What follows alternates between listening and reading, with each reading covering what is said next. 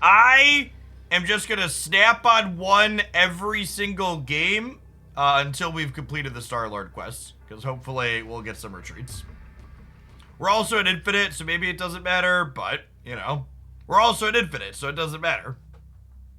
It's a strat, yep. Cubes don't matter. It's gonna push the button. Please leave. Rats.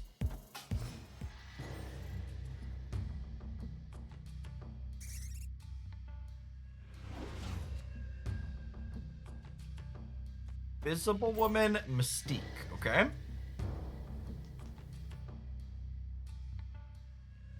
This game doesn't match players from different regions. It doesn't currently. So global matchmaking is on their timeline to-do list, but they got us, chat. No!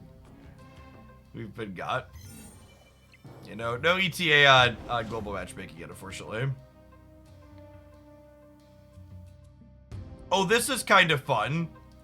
So I can put Mystique under Invisible Woman, and then I can end on Iron Man somewhere to let us copy it.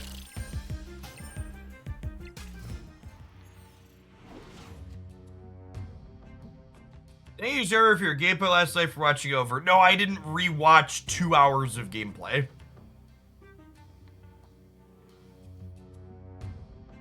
Yeah, I think I'm going like soak into Iron Man She-Hulk is my plan.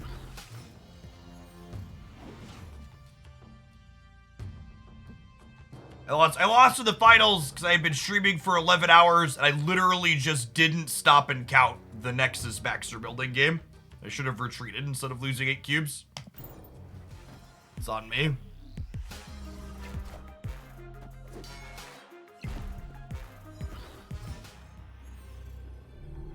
Alright, so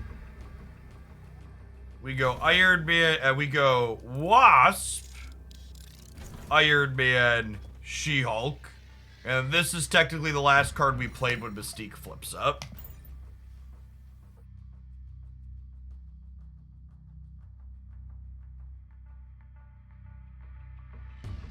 Why are people saying order? This is the right order.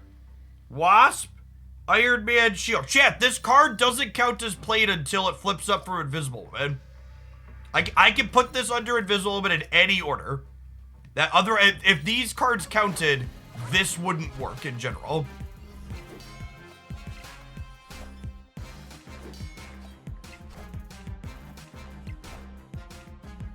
I am Iron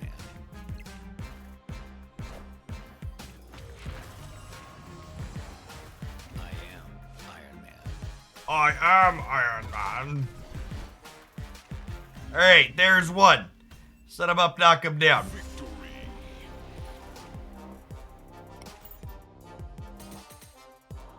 Numero uno. Three more Starlord wins to go.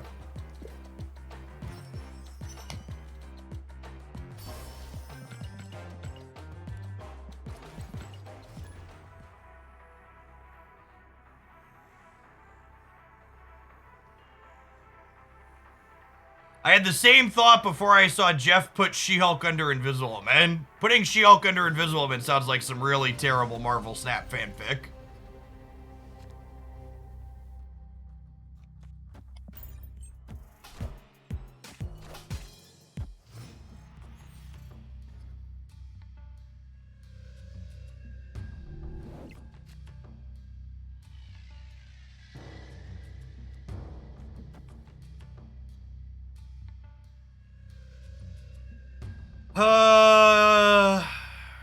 Nova coming into play is like Danger Will Robinson for Kitty Pride.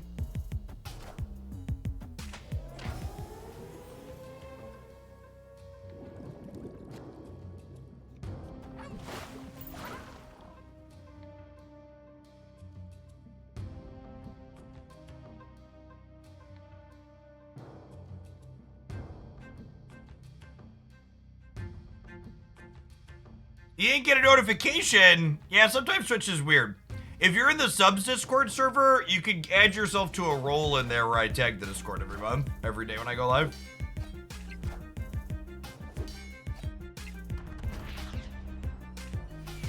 Hey, won that coin flip. Jeff gets to get bigger on the left.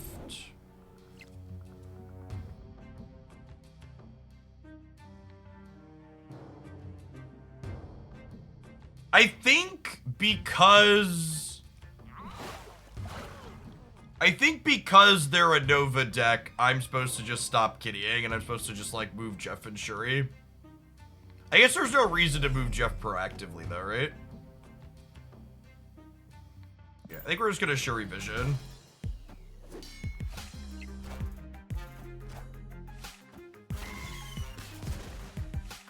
Hey, Chaos! Thank you for the over half a year. Welcome back.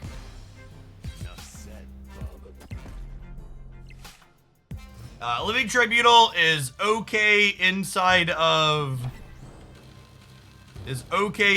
Lockjaw and not really okay anywhere else. Hoping to draw Taskmaster here. 1 and 4 to do that.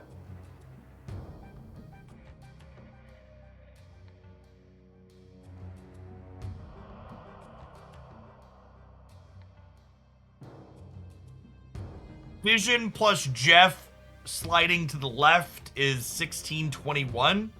To the left, gonna put 21 points to the left. And then Starlord plus Enchantress is 14 in the middle. Up from 8, up from 10, 24. Could be fine. Hedon! Thanks for the 3 years, welcome back.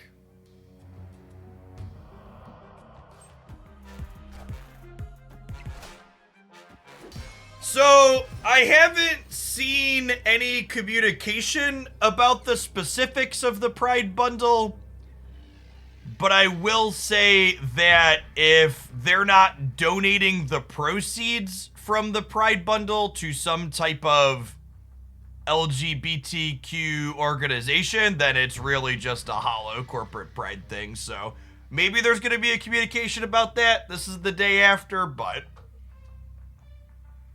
things that would be nice to see. Second dinner, they're not. Yeah, second dinner. If you're watching, that's what you should be doing. Are they gonna Galactus me on the right? No way, right?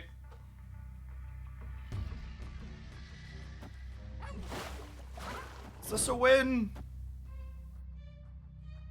This is 10, 14.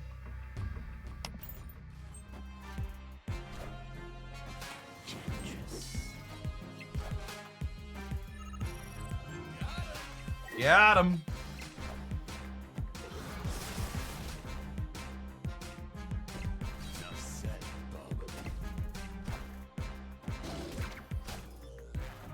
Hey, look, Chad, it's the Killmonger we played around.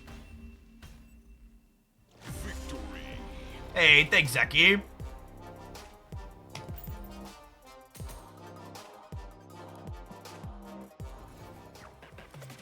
And I'm curious to see, as of right now, I don't know that I'm going to make tournaments a priority. The tournament recap on YouTube is currently taking a bath in terms of performance, and viewer count yesterday was kind of only okay through the tournament. I know like it ran later than usual, but like when I'd done like rival stuff in the past with Magic, the viewer count was always a bit stronger. I don't know. And in general, I think competitive stuff just far outweighs, or casual stuff just far outweighs the competitive.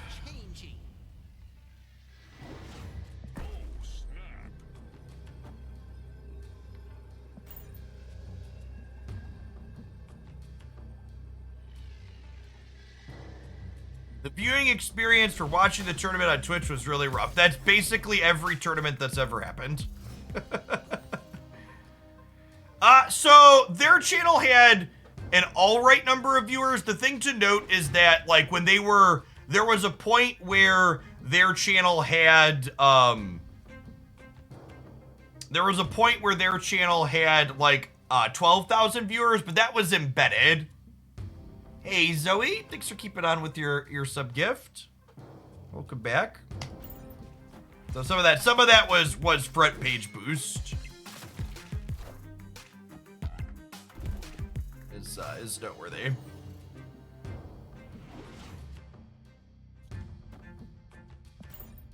I had fun. Thank you for the 4 years, Decker. Welcome back. I don't regret playing in the tournament. I'm just pointing out what the data looks like so far.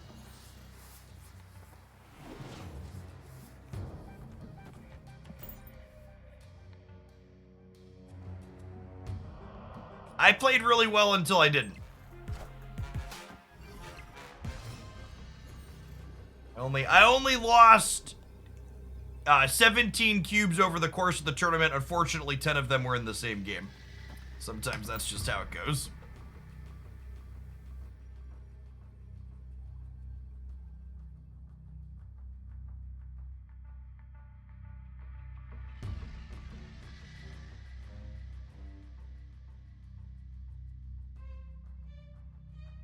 Spellslinger, thank you for the 52 months. Welcome back. Yeah, I will say the fact that most of, and I don't really blame the streamers for this. I think Twitch rivals should have done more.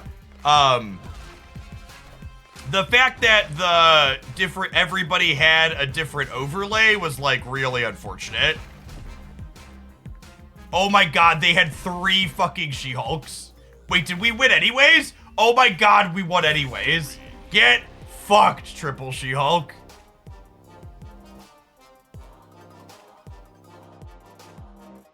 Yeah, and I don't know how to say it without sounding salty, because like I don't like the finals, like it wasn't that big of a deal. Like I was tired and I fucked up. But I will say the fact that if you lose 8 cubes in the first game of a challenge mode, you might as well just concede the match feels like a not great system. And I don't know what you change or do to fix that. Like maybe you want it to be like players start with 12 cubes instead of 10, because if you like have 4 left, you only have to win 3 4-cube games. But the fact that anytime, yeah, I don't know if they want to cap the cubes for the first few games, just because that has the potential to make it take a lot longer. Well, it was technically 2 out of 3 matches in the finals. It's just that one of those matches was Jim versus Dexter. So, like, once I fucked up against Crip, it was over.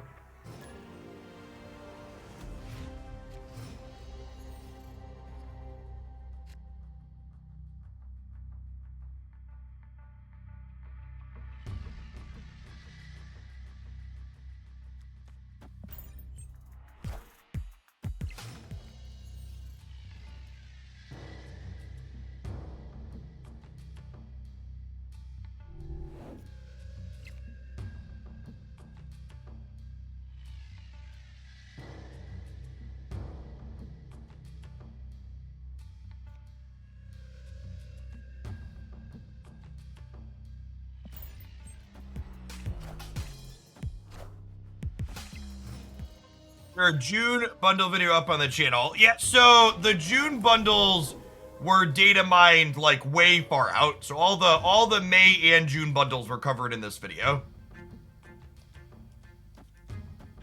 To my knowledge, we still don't have July bundles farmed, but this, you can always come into chat and type !bundle. Exclamation point best gets your most recent best X review. Exclamation point bundle gets your most recent bundle review.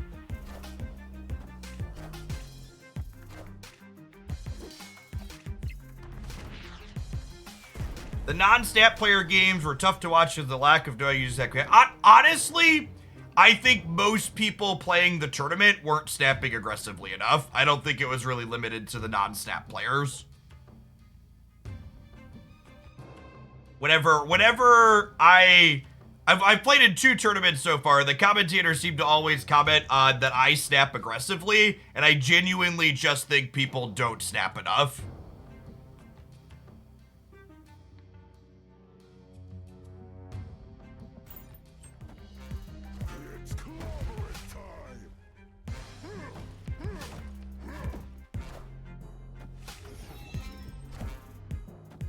That's what someone who snaps aggressively would say. Yeah. Yeah. For people that aren't familiar with my background, while for people who aren't familiar with my background, I put myself through undergrad in part by playing cash poker.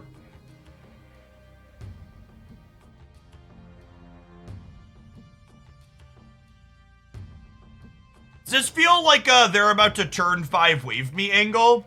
What if I do this to just tell their wave to get fucked?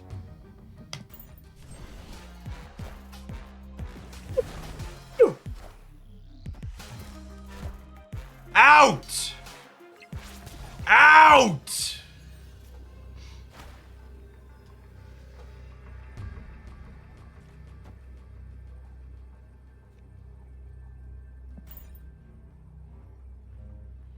This is one of the things Invisible Woman does in this deck. Not only does she hide Taskmaster, but you can put Kitty under Invisible Woman so she doesn't bounce back to your hand on the wave turn.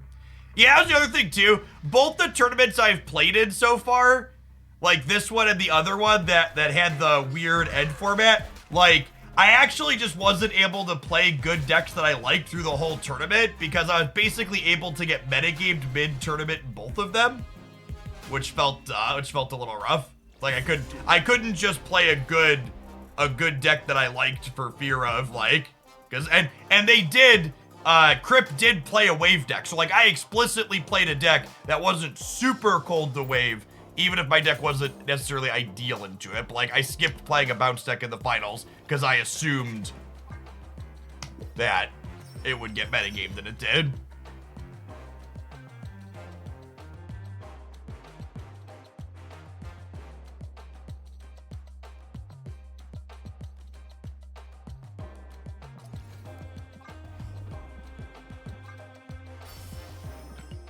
I think even if you're of the opinion that 8-cube games in the first game of battle mode aren't a rare occurrence, I still think it's worth changing it. I still think it's worth addressing the fact that like sometimes your thing that's supposed to be like a 15 to 20 minute game is done in whatever. Why do they have wave though? Wave's just a generic tech card now. A bunch of these decks are playing wave because they're bad into Kitty Pride otherwise. So as the Kitty Pride player, you gotta sniff it out occasionally.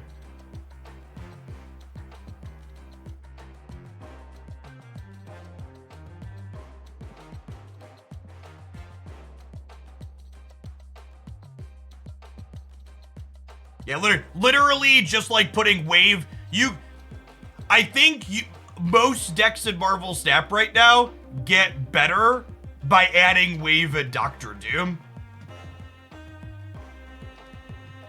Because in the matchups where Wave is a good tech card, you play Wave on 5 as a tech card to beat them up. And then in the matchups where Wave's not a good tech card, you play Wave on 3 and play Dr. Doom on 4.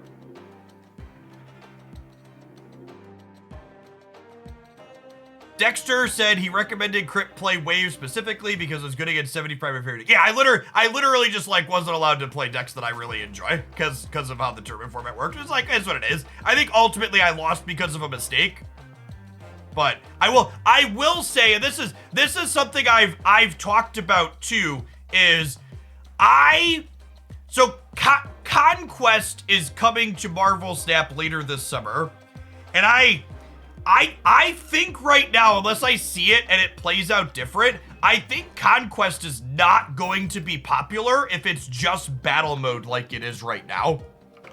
Because I think inside of the current battle mode, format, there are a bunch of decks that are just completely unfucking playable. You just basically can't play any deck that just loses to a single tech card. Yeah, Jim had played a bunch of Galactus before yesterday. It's just like Jim only plays Snap casually. And then Dexter ended up bringing a deck that like had a hard counter for it.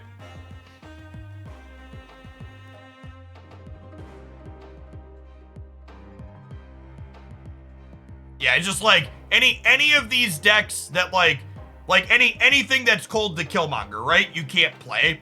If you lose to an Enchantress, or if you have to be able to beat Enchantress and Shang-Chi. You have to be able to beat Wave on 5, etc. Like any of your decks where you're like, if they're playing a tech card, you're suddenly like 20% to win the match. You're like, oh well, now I can't play this deck anymore. So I think in general, the battle mode is going to be a much more narrow format, which I think will lead to people being a lot less interested in it. But we'll see. We'll see. Maybe I'm wrong. Maybe it'll play out differently than that.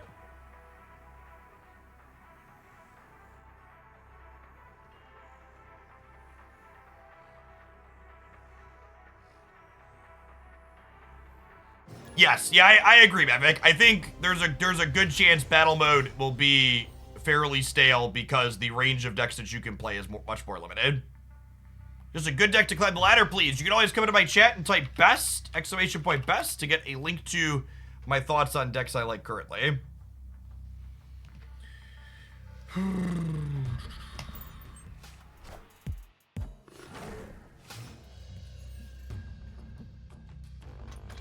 One of the ways you mitigate bad matchup variance in Marvel Snap is by retreating, and you can't do that in there.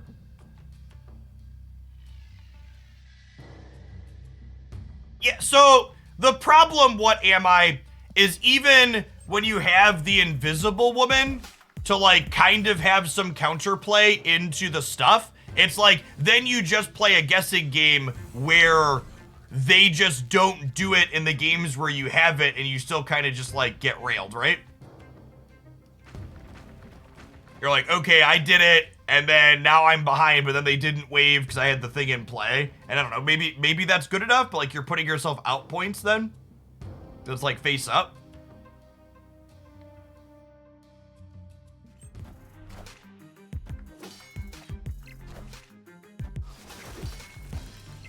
No target. Wait, 2 6-drops in hand.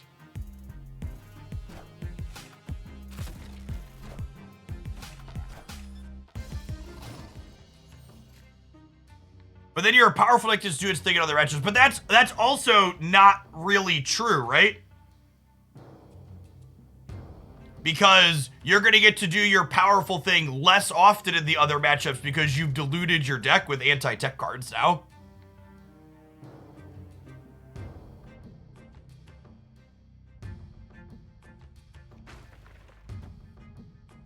Do I want to copy all of these? I think I do. Am I okay skipping my draw? I think I'm okay skipping my draw. I could play Iceman if I want to draw next turn. Maybe I want to draw. Stuff.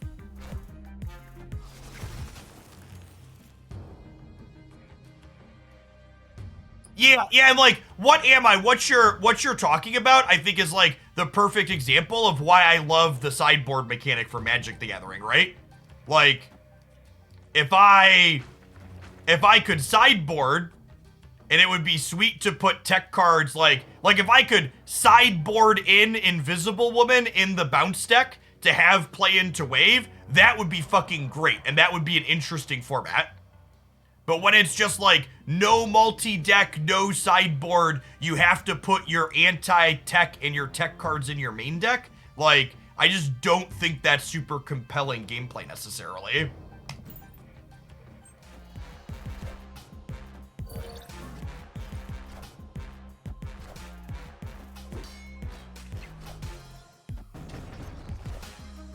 The Pride bundles invite anybody to their secondary. I actually don't know the answer to that. I assume it's no. I'm gonna tweet. I'm gonna tweet them and suggest that I hope that that's the case.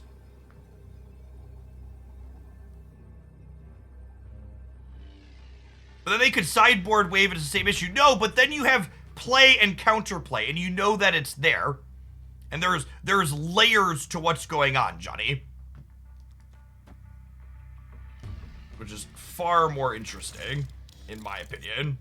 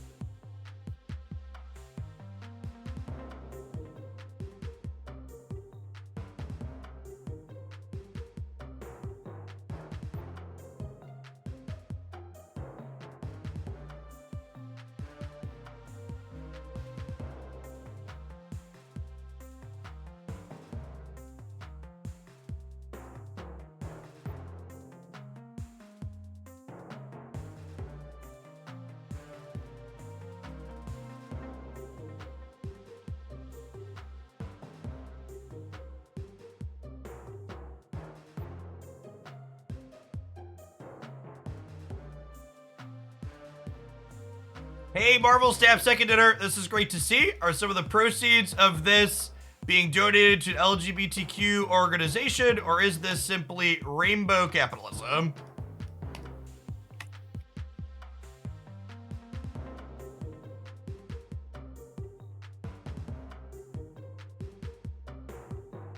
This could be great to see. Are some of the let's say this could be great to see. Are some of the proceeds of this being donated to LGBTQ organization, or is this simply rainbow capitalism? Is this the right? Is it our what are our letters here? Is it IA plus? Yes. Look at that. Caught it before we hit send tweet.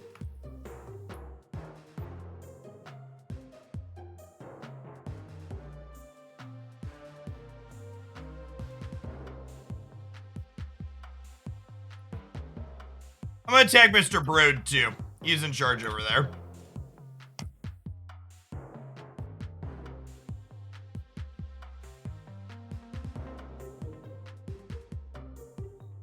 It's fine. Well, it's fine without the space.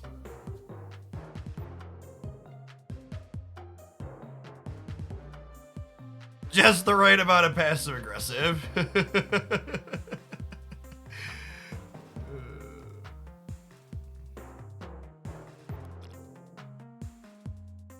Dear Second Dinner, I will buy this if you're donating some amount of the proceeds to it. Thanks.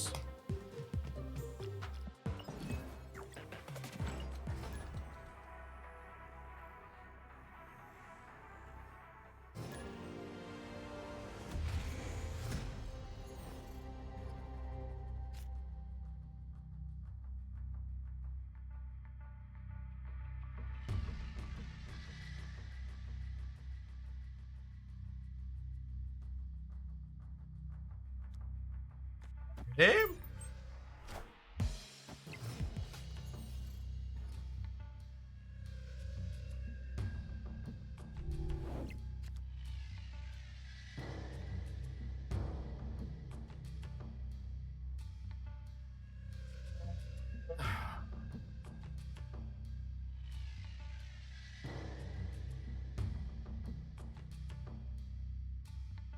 Like, am I just getting Kitty going? Are we just like, are we skipping the Angela?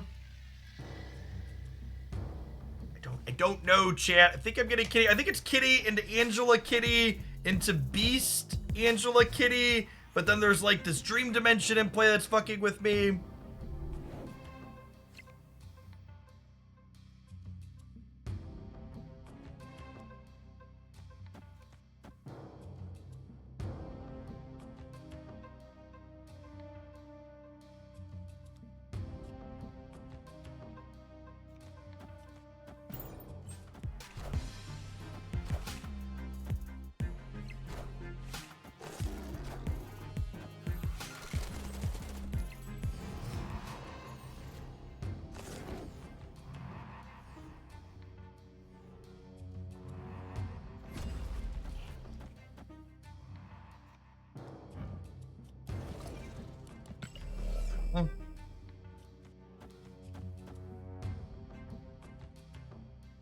I'm playing Chakra this turn too. I think I'm playing Chakra this turn too.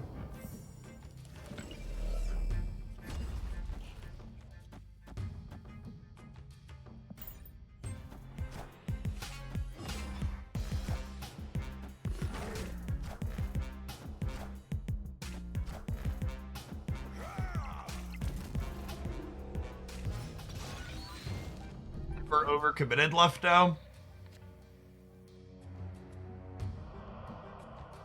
There's a good chance they're Shauna gamers, huh?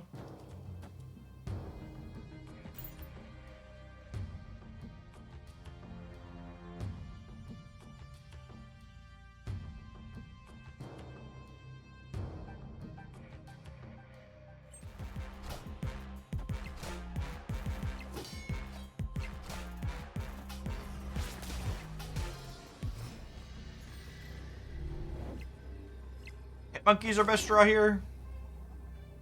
Pre-recorded, etc., etc. Opponent snapped.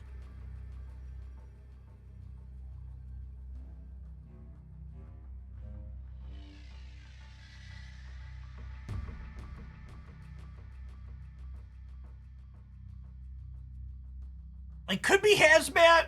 There's no way I get killmongered by the Rocket Raccoon deck, right? The Khazar deck. Famous last words, baby.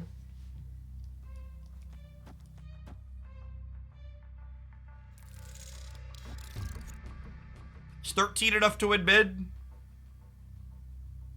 Think they're just gonna Hulk? They could just Hulk us, yeah, I guess.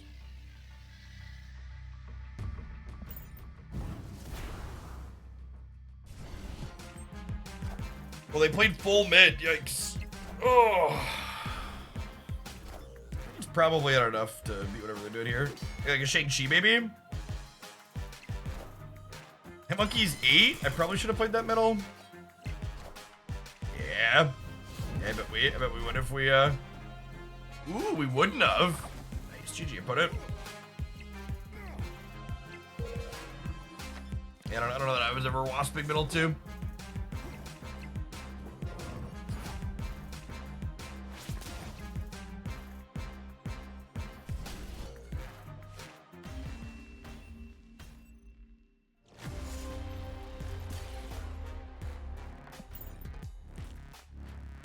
Oh, would we have won the breaker? No, I would have had to put Wasp in the middle too, right? We were down by 10.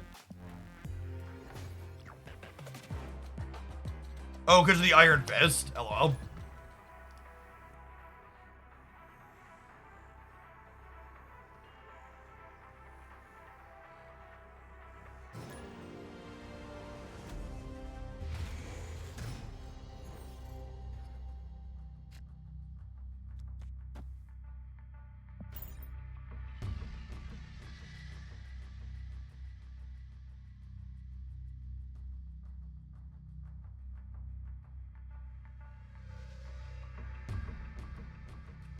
I did not play the beta for Diablo 4. We're going in cold tomorrow.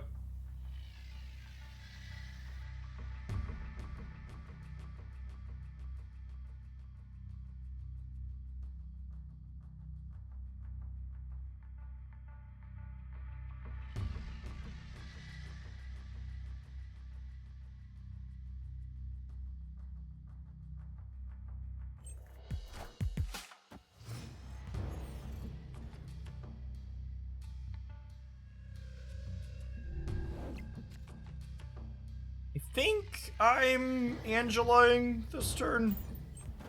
Do I have my hand set up? Yeah, I'm aware the servers go live tonight. I'm not playing till tomorrow, though.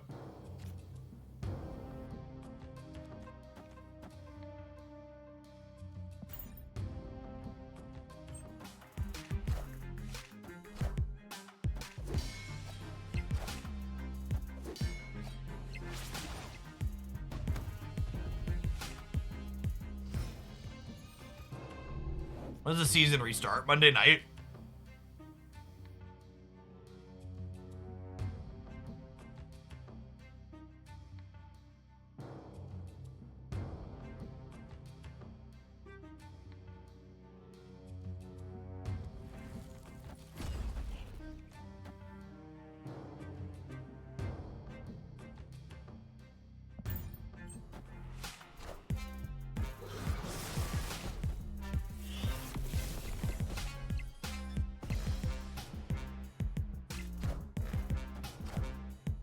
Yeah, I'm mostly expecting the servers to be a mess tomorrow, or tonight, which is why I'm not planning to stream till tomorrow.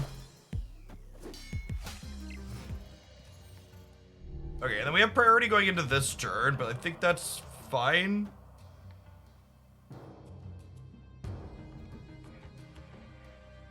Ah, it's a shame we don't have one more energy.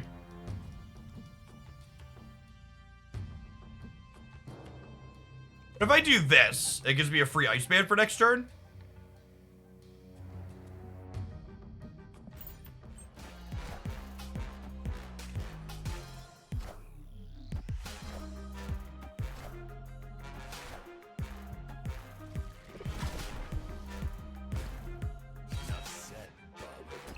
And they have priority here, right? So I don't have to worry about Killmonger.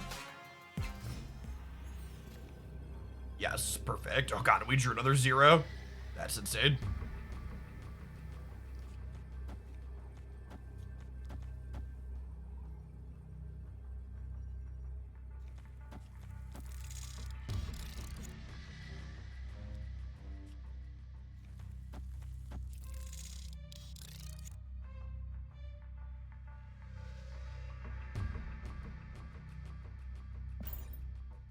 Alright, into deep space, kitty. Who needs Mysterio, right?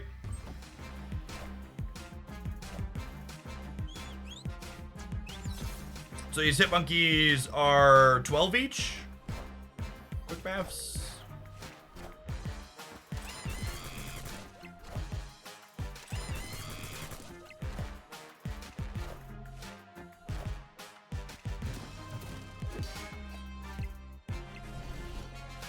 Yeah, so even if they had put the death middle, we still would have got him.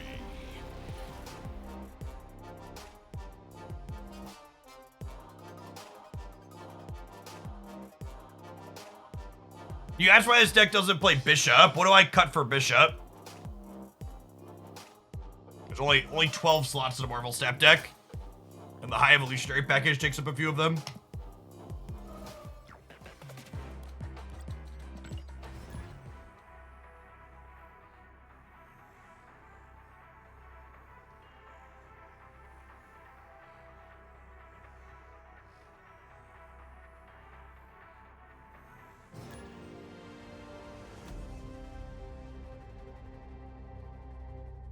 Is the high Evo version than the better standard bounce version, or is it a side grade? I don't know. I don't really have a good measuring stick for that. This build's also playing like a Moon Girl variation. Oh, Spyro, thanks for the raid. We were counting a bunch of stuff. Hope you had a good stream today.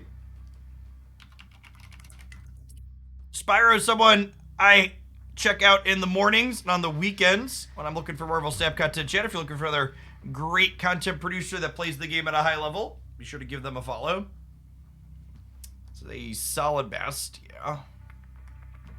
None of my cards are ongoing, so I can play Angela safely into the Isles Island, so we'll bast middle, because I want a path that's safe to play Angela and friends into. How do you get cards the fastest? With the most powerful card in mobile gaming, your credit card. No cards are inaccessible to you. I think with the kitty draw here, we'll just go ahead and kitty this turn, and then we'll Angela kitty on 3.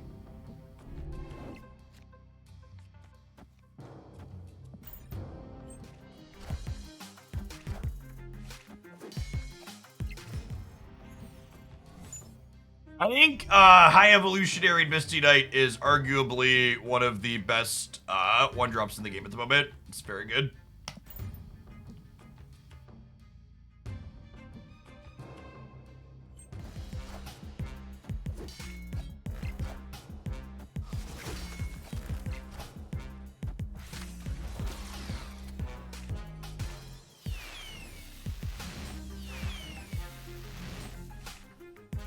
Did everyone get a Samsung Galaxy Ultra to play out in the tournament? People that didn't have Samsung devices in their personal stuff were given or were lent a Samsung to play the tournament from for the day, but they don't get to keep them. So I played from my Z Fold 4. The stipulation was just everybody had to play from a Samsung device since they sponsored the tournament. The people that got phones will have to send them back. Alright, so what have they discarded here? They've discarded Infinite and Doctor Doom. Well, that's terrifying. You're surprised how slept on Shocker is. Well, if you go and watch my initial review of these cards, you'll hear me say I think Shocker's probably the best of the bunch. I agree that it's very, very good. Opponent snapped. That's a hell snap. I'm gonna gain 4 here up to 17. I'm gonna get another 4 up to 21.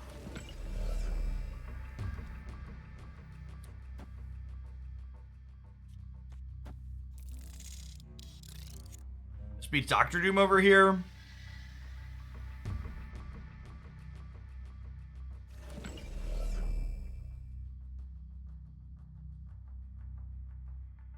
Spins +1. Yeah, I don't think we can win though, right? I just can't beat the Infinite left. I need to be able to beat the Infinite left while also beating Hella Doom here to be statistically favored to win this, and I don't think there's a permutation that does that, so we leave. Escaped.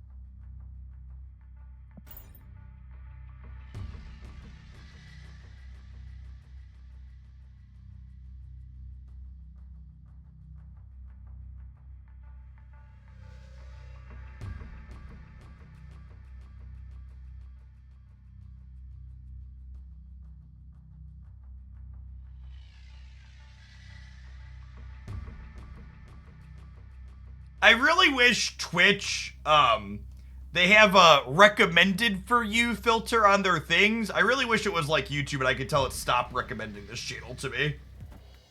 Just like, please, I will never click on this particular one. Stop putting it in my feed.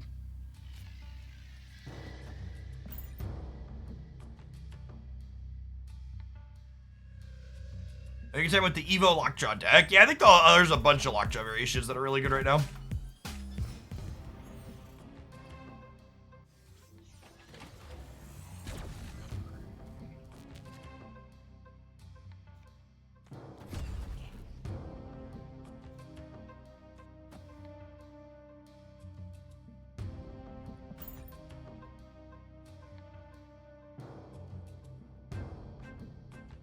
Level! Thank you for the third of a year. Appreciate the prime.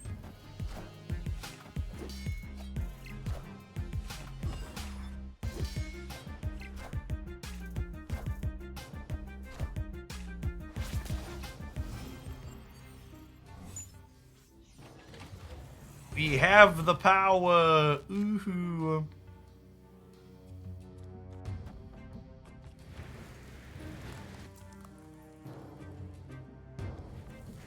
Probably drawing 2 more cards here, so I guess we'll just do this for now.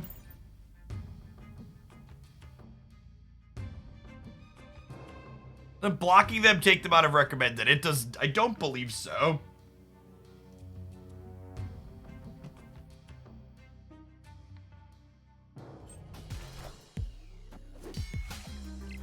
Let's see if that works. No, blocking them does not take them out of recommended.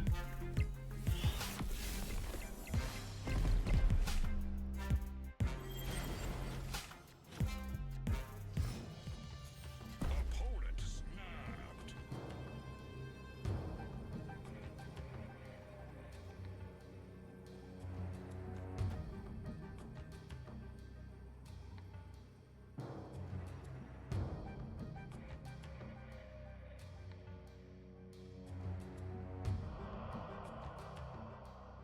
Main panel, there's a not interested option.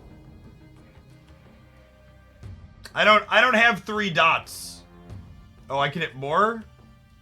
I have a report channel, not a not interested option. My interface might be different than yours. I got rolled out the next interface change that Twitch is doing.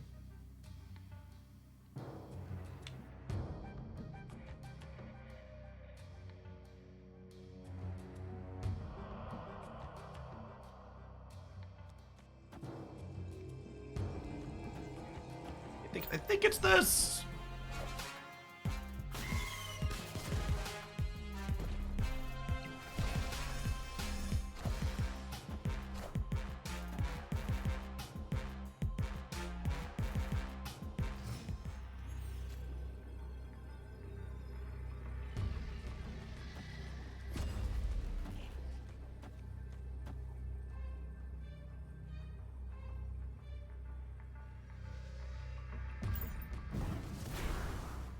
You ever made a Gambit nuke deck? No, in general, I don't really like to recommend things unless I think they're somewhat competitive, and, a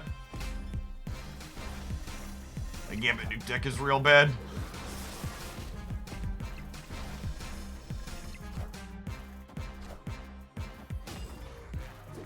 Are we good? I think we're good, right? It's just like a tale as old as time. Just like the fucking Destroy deck got to do everything and Nimrod just didn't matter.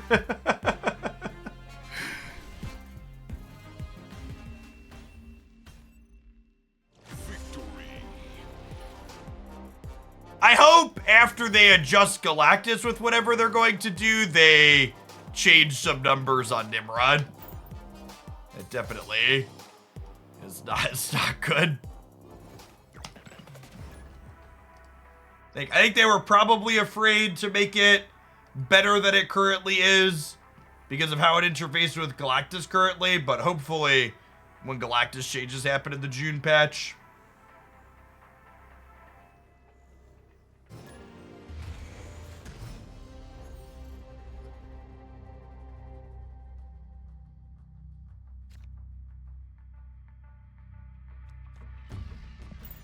to Shocker my Hitmonkey. A better idea on the state of a high Evo deck. I'm not sure I understand what you mean. Like an ideal high Evo deck? I think there's a bunch of decks playing high Evo that are reasonable. If you're interested in my thoughts on some of the better high Evo decks, I covered those in my best decks video at the start of the week.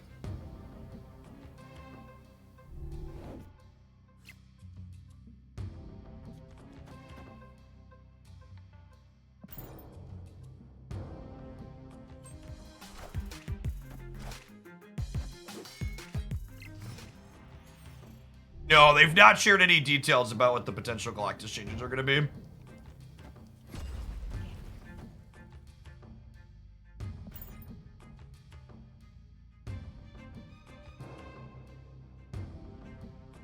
Like to draw Moon Girl next turn. Which of the high evolutionary cards do you think is the worst? Abomination, I think. Marvel Snap Marvel to original characters, or will it only be what exists? I mean, there's like 8,000 Marvel characters, so I doubt they will ever need to create new Marvel characters from scratch.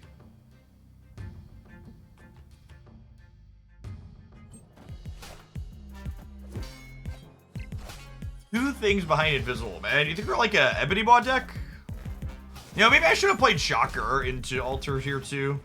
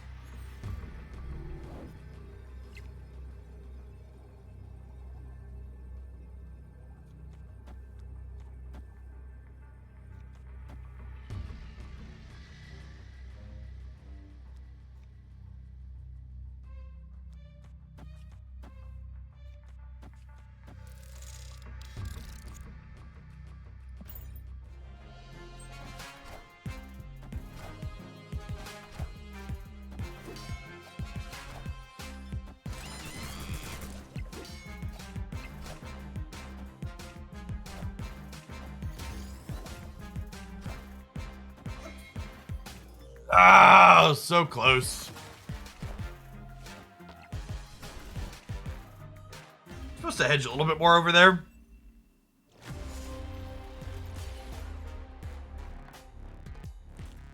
I don't think that the style of deck that I picked was bad, Hiroshin. I think I just shouldn't have played, honestly, I probably should have played fucking Galactus. The deck that Crypt brought was actually pretty much cold to it. That's what I should have done. I shouldn't have told Jim to play Galactus. I should have played Galactus. I will say I enjoyed the Swiss rounds of the tournament, but it also has been a little bit of a sour experience that both of the tournaments I've played in so far, I basically had to metagame a single match in the finals. And I will say that that's removed some of the joy from tournament gameplay from me. Overall, the tournament was good yesterday, but it feels bad to, like, not be allowed to play decks that I enjoy playing in the most important match. Because if I play the decks I enjoy playing, it's predictable, and then people get to metagame me and have an advantage. So it basically, like, has to be optimal to play something that I don't like or that I don't typically play. Which is, like, the exact opposite of how I usually play card games. Like, typically I just, like, pick a deck that I like to play and just, like, try and play it well. But Snap has such polarizing tech cards that in any type of tournament structure where your opponent knows they're going to be playing you, they get to metagame you really hard. Which doesn't feel great.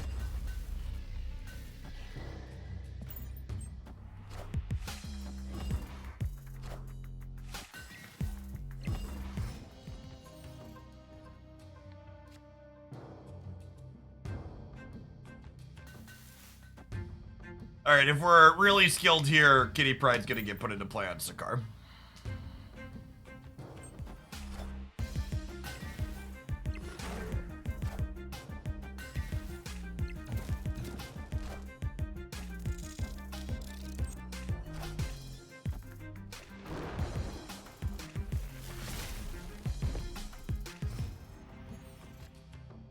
We are in fact confirmed unskilled. We even lost the Sakaar priority flip, so Wasp didn't hit their Thor. Which all does Iron Lad best fit into? I don't know. Probably just like the wave good stuff shell. I don't know. I'm not particularly high on Iron Lad. I think a lot of the people that were selling that card to be something crazy were kind of silly. I don't think it's that good.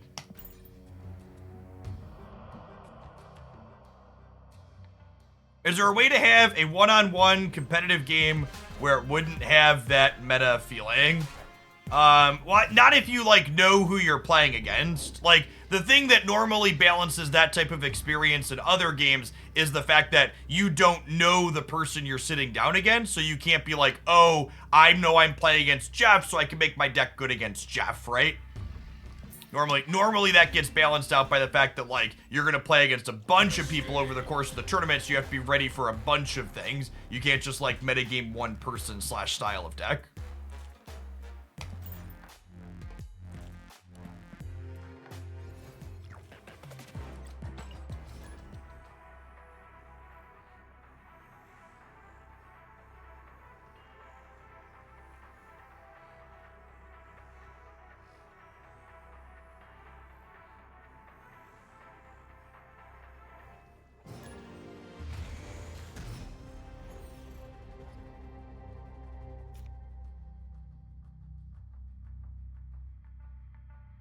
Just metagame back next time. So yeah, so like, again, I'm not, for people are missing, you're missing the point. If you say metagame back next time, you're missing the fucking point. Because the point is, the optimal metagame back is play fucking Galactus in that instance, which again, I don't really enjoy playing just the best decks in that type of way, right? Like, I despise playing fucking Galactus.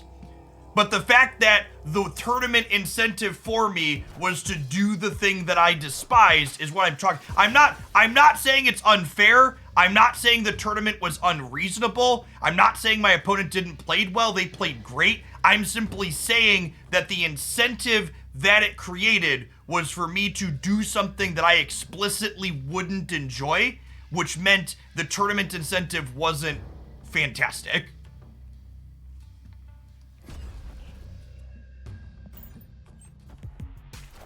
Like, there's so much variance in it that even doing the statistically optimal thing doesn't nearly get you anywhere, right?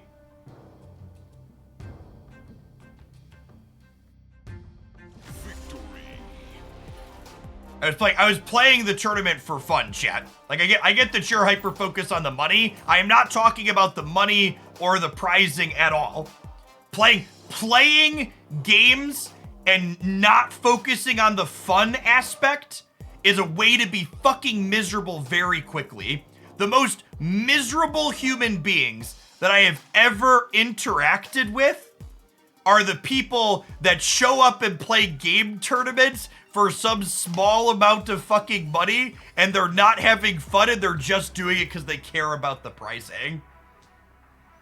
Like, learning to let go and not give a shit about the result and focus on playing the game for fun is the way you will enjoy it more. And I tried to do that. I am simply commenting on the fact that focusing on the enjoyment was something that was stripped from being optimal via the structure.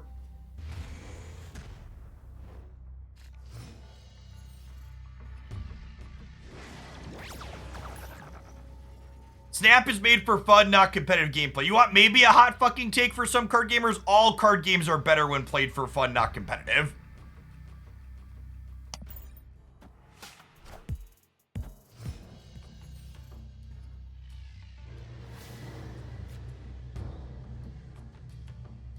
It wasn't $10,000 for the finals.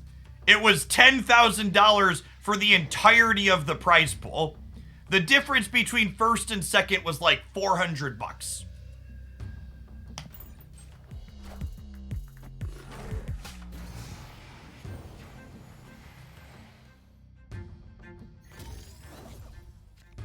Which is not nothing, but it's also not $10,000.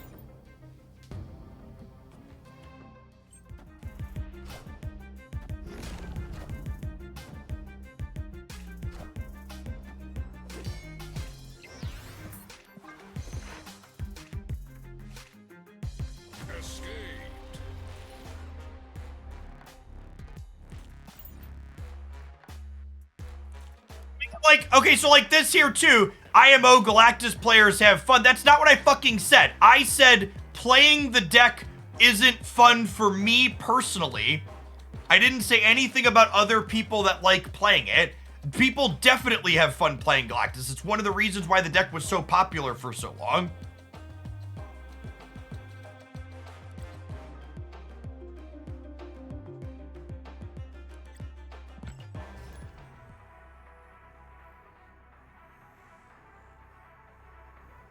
Only something, it has to be like something like Rivals at a minimum, Jaeger shot. Like a big part of why I played the Rivals tournament is that if I showed up and I lost every single game, we still got like $500 or $600. And that type of flatter prize structure meant that I was allowed to play the tournament in a way generally that I could just like focus and play the decks and have fun. That's always my goal. It's part of the reason why I don't play the smaller community things. Yeah, that's like the way Rivals is structured, where you have like the mixture of established players and players that are newer to the game. That's the goal of it, is people should be playing to have fun. Yeah, I didn't have to travel. Like it really cracked me up when people were like, Jeff, why didn't you fly to the creator tournament in New York that they put on? And it's just like, they did a good job with the tournament. It was run really well. The players that played in it played really well, but it was also like $1,000 total prize pool tournament that I would have had to fly across the country to play it. It's just like, no. I have 3 kids and a wife.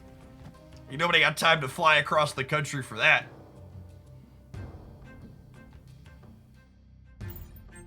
When I was a part of the commentary team for Pokemon Unite for their World Championships last year, and I forget what exactly they paid me. I think it was like a little over $2,000 for 3 days of commentary, but it required flying to London with jet lag days on both sides plus the 3 days of work. And like when push comes to shove, when you write down all the numbers, like the $2,000 for the 3 days minus work loss and other things, it was just like, it was basically a wash, especially once we spent, like, there was like $800 for Christy's plane ticket round trip because she came with me. Like just a complete and total wash at that point. It wasn't about the money, it was about the experience. Poro King, thank you for the 10 months. Welcome back.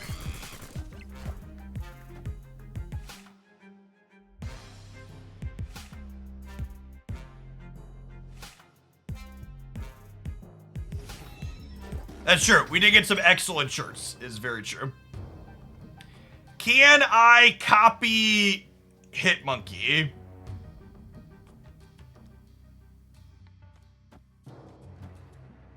This ends up with a copied Hitmonkey? Yeah. It shrinks Hitmonkey by 1, but I think that's fine.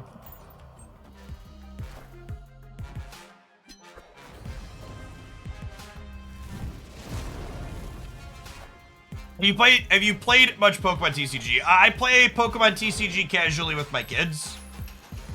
I take them up to the local game store occasionally.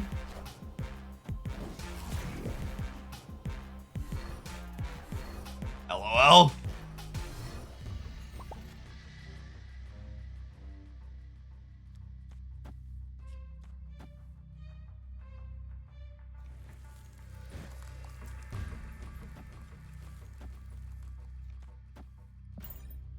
Oh wait, this isn't the last turn. I just fucking talking and clicking in chat here.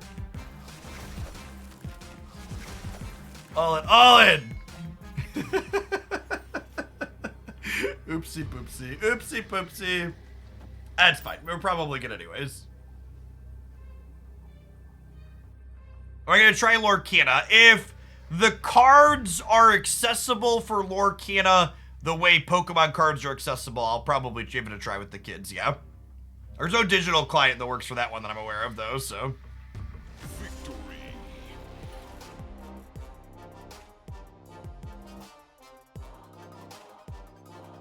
The Disney card game feels like it could go either way, though. Like, I wouldn't be surprised if the Disney card game has, like, accessibility issues for the first couple months as collectors buy up a lot of the product. I mean, I'll be interested to see if Lorcana ends up being a card game first, or if it ends up being a high-ticket collectible item first. Because, like, I have no interest in spending $500 on a deck full of Mickey Mouse cards, right?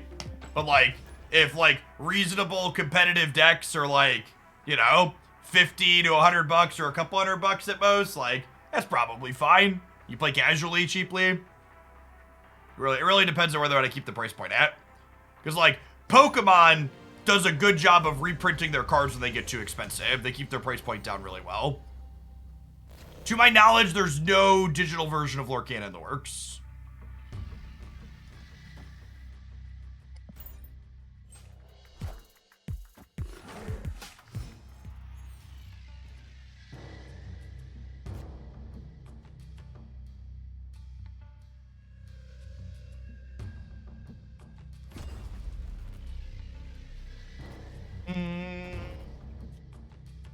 I've been on the Shocker for now. Or just Misty Knight out here and let her get extra power on the board. It's okay in the third room.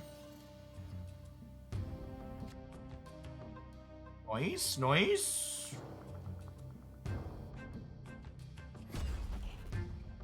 About Shocker. I'm gonna Shocker middle. So I'm gonna Shocker left, actually, because I don't care if he blows up. And then we can play all of these into here next turn with a Beast too, potentially.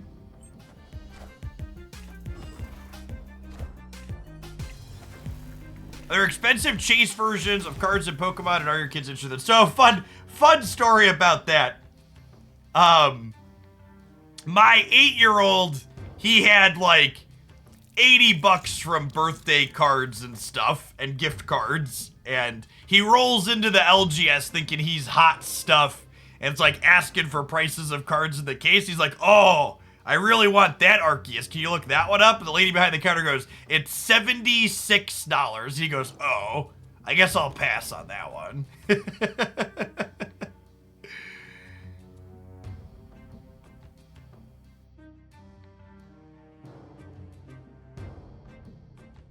I think we just full ship on the Asgard here.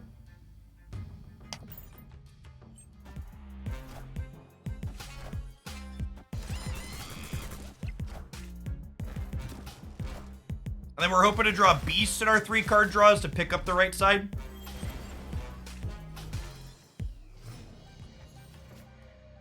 Sometimes lucky, rubber ducky.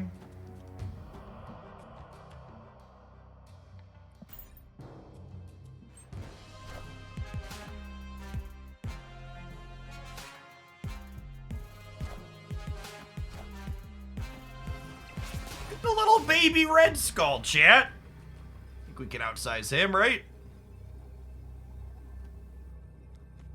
1, 2, 3, 4, and then Red Skull makes this 13. That's great. They have priority, though, so they are going to get to Taskmaster this Red Skull somewhere.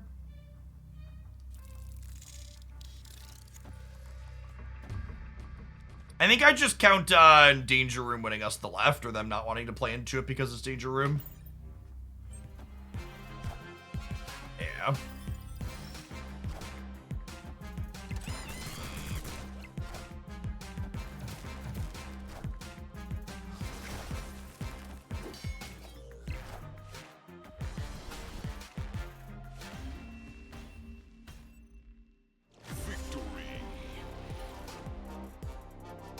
I assume you help your boys with deck building decisions and when it comes to buying cards. Yeah, definitely. Usually how it works is I let them pick out the actual Pokemon they want to play in their deck. I like, okay, you pick out 15 to 20 Pokemon is usually what's in a 60-card Pokemon deck, and then I do the trainers and the energies that go with them.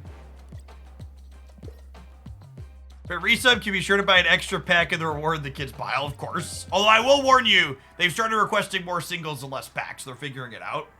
This is my favorite deck. I like playing beast decks in general. I think they're fun.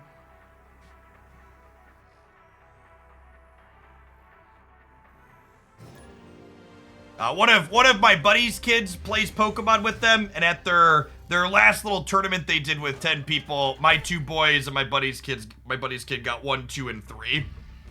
We tuned him up real good. Hey, Thursday, thank you for the quarter of a year. Welcome back.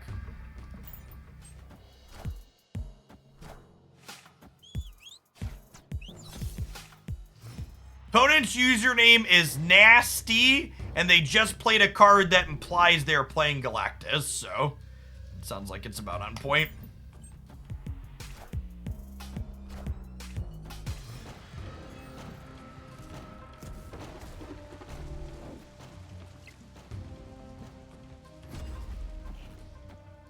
Make Beast cheaper for next turn.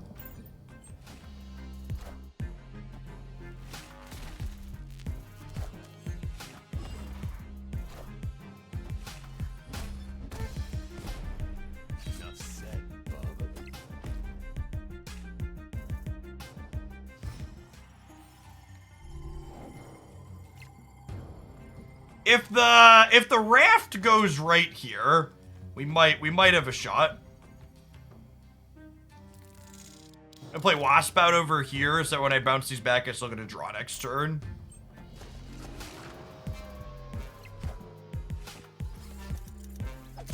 Ah, rip.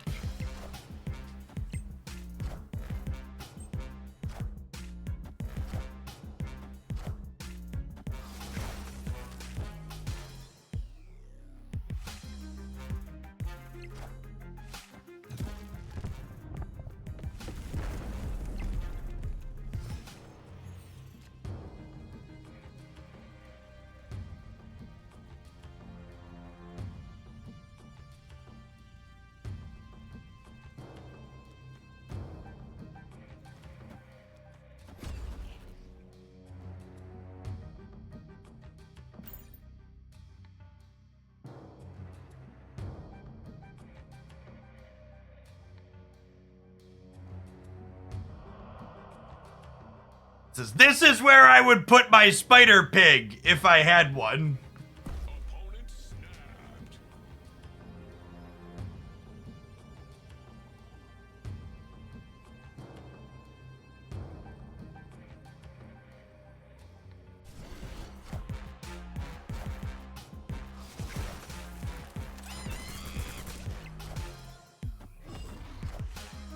Kneel before Galactus. Enough said, bub.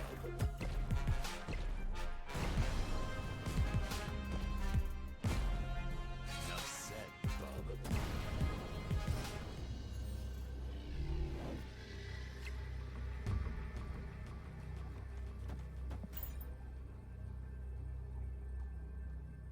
Snap. We're gonna take my MMR here. I don't want to be in. We're at like 118 to 120. I want to make sure we're not in bot MMR when the season resets.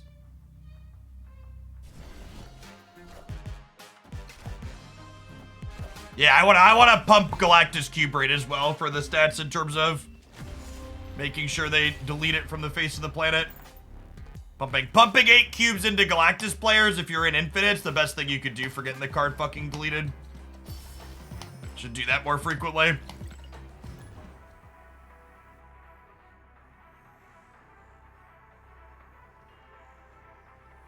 Community service, exactly.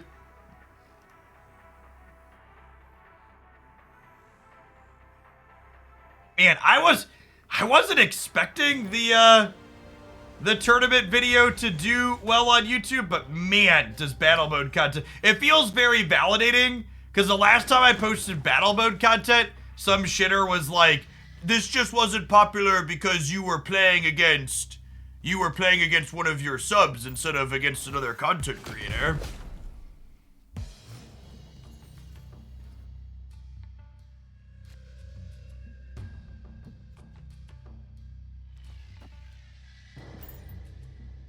You get heavy Galactus once you cross 70. Yeah, rank 70 to 99.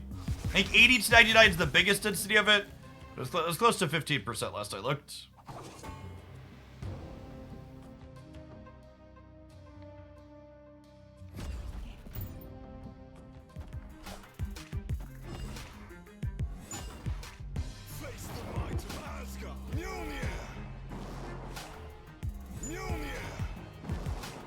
think second dinner is going to wait to see how Spider Pig curbs Galactus, or do you think they plan on intervening regardless? I hope they plan on intervening regardless. I think they've already waited too long, and they're assuredly losing players too. How much it sucks.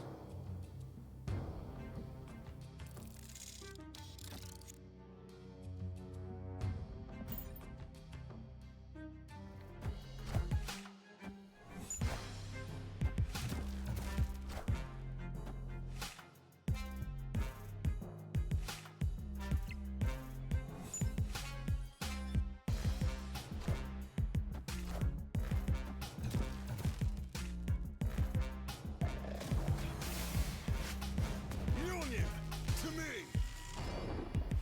Mjolnir to me.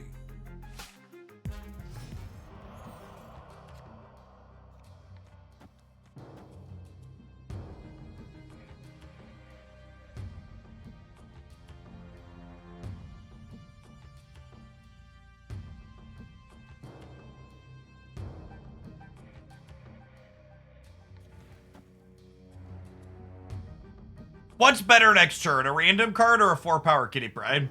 I think we're probably dead either way, right? I just don't think I put big enough numbers into play here. Maybe a Hitmonkey gets us across the finish line. Maybe I just don't do that. We wait for Hitmonkey.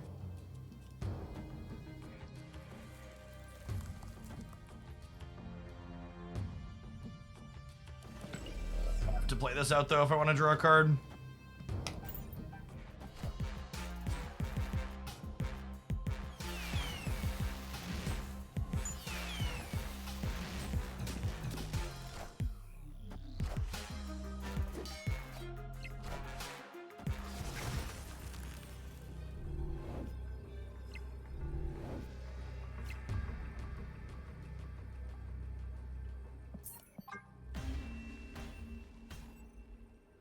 Escaped.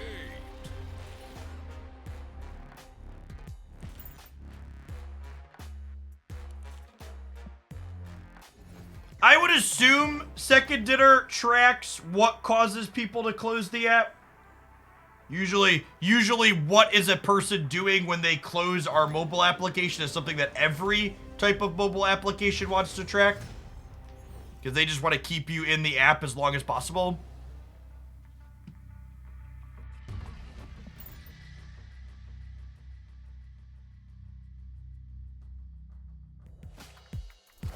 Yeah, there's a lot less high evolutionary overall, Abide. Still there, but it's not 50% of my games like it was last week. Which is expected.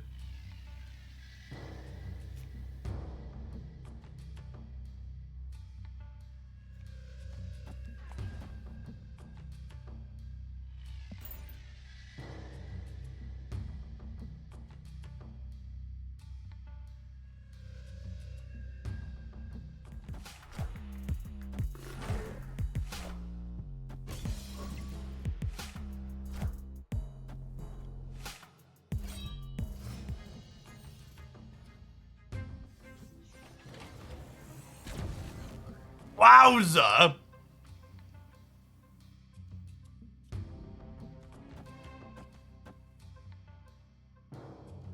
Yeah? Yeah?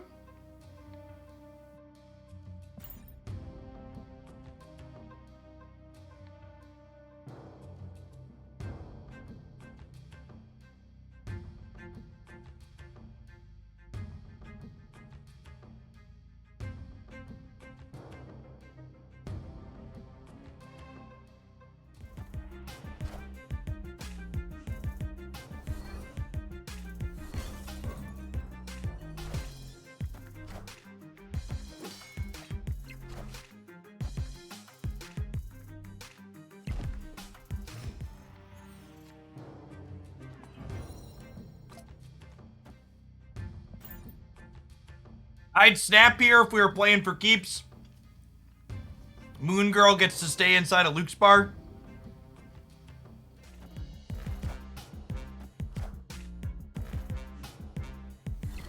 Not my kitty. Not my kitty. Not my kitty. Alright, Moon Girl does not get to stay at Luke's bar. That's fine. The rest of these are still pretty good.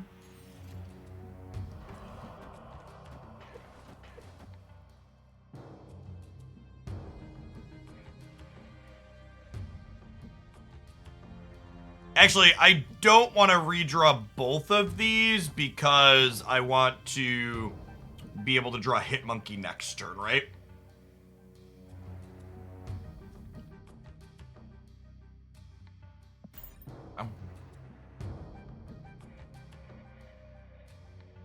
So things are looking pretty good for us as local man about to be waived.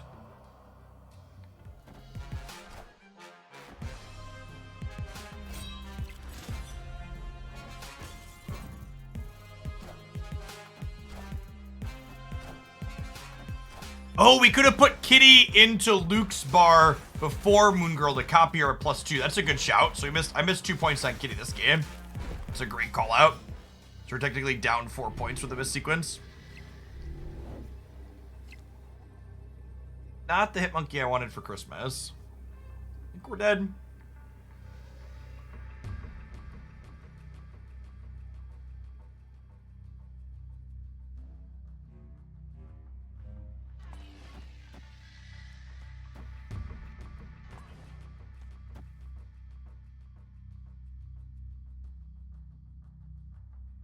I think even without the 2 extra power, we'd probably be dead here. I guess we could maybe Moon Girl the bar. Does that get us across the finish line?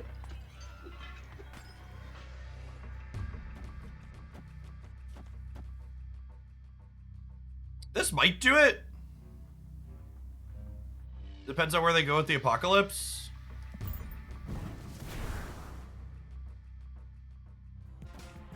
Just a coin flip.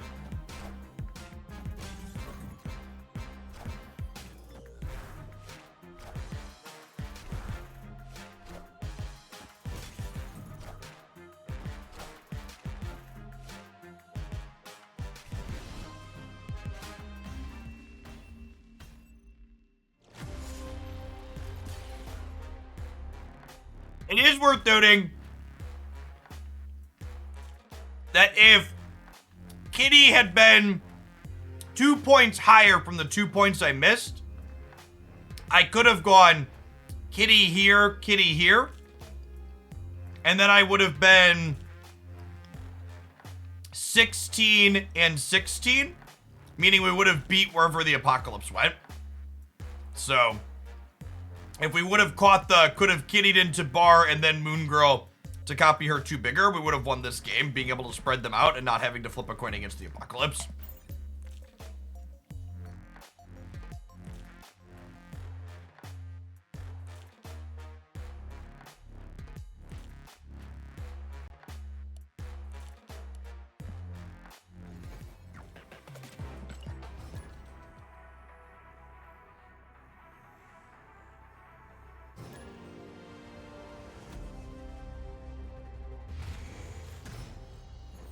You wouldn't copy Kitty if you did that. We would.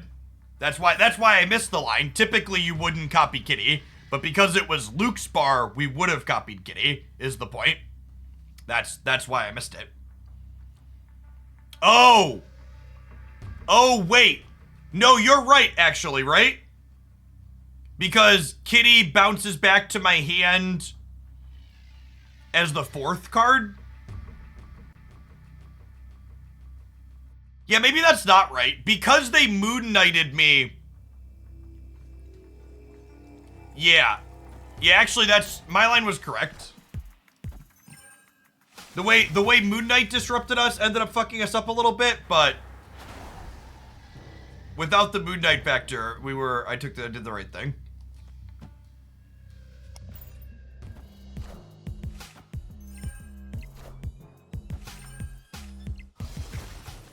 Okay, Moon Girl getting tagged here actually isn't really a big deal because I want to Monkey Beast on 4 anyways.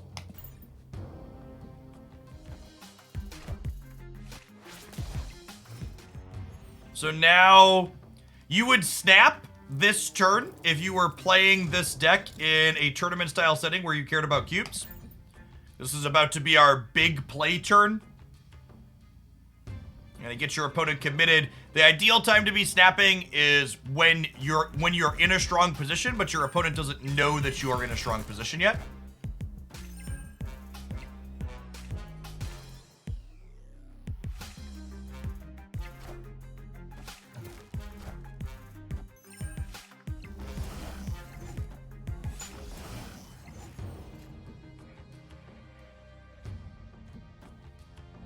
I want to copy Hitmonkey, but there's some question of which 0 I want to play here. I need to play one of these so Hitmonkey gets copied. This is disruptive to their hand for next turn. However, this has more stats than Misty does, so it'd give me 2 4s versus a 2. So, like, is disrupting them by 1 cost worth having 2 less stats next turn? Probably not.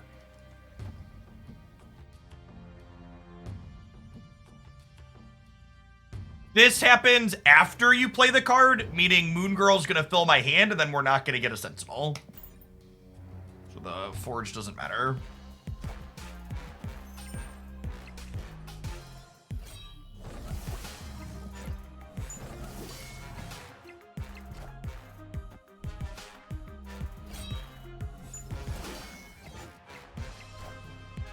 Opponent is cooking. So we're gonna discard 1-drop deck. So we get to go Hitmonkey, Hitmonkey, this.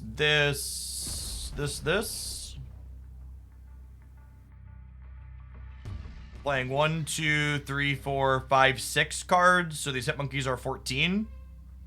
So I'm gonna go up to plus 15, plus 20 on the left. So I'm going to 23 here. So they'll need a 13 power thing to beat me there.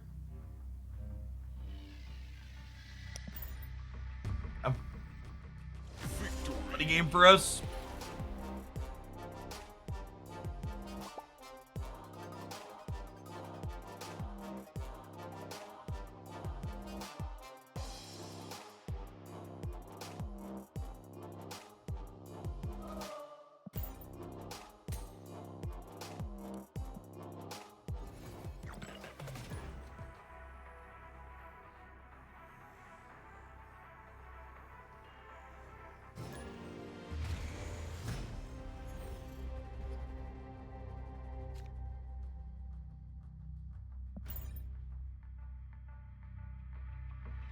Are you get a physical card collection of this game? Never. There's a bunch of cards that are digital only designs, like this, or High Evolutionary, for example. Someone said the beta signups are open for DC Dual Force. Ooh, is that game gonna actually release? That's exciting. They said they were gonna have a playable product last month. We missed on that one.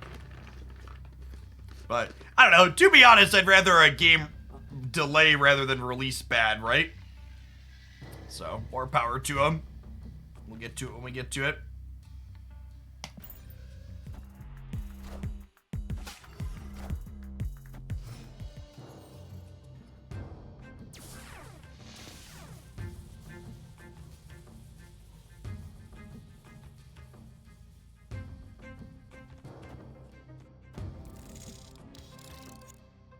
Yep. Yep.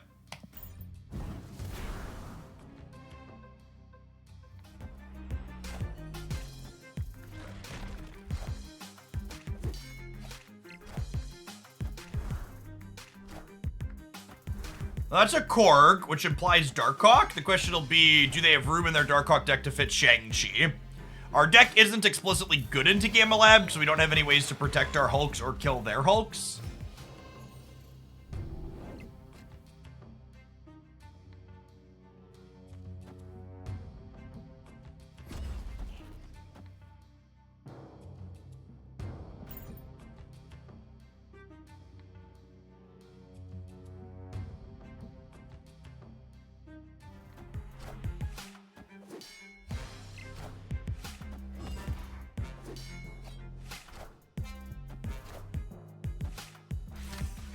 Iron Lad makes Shang-Chi less likely.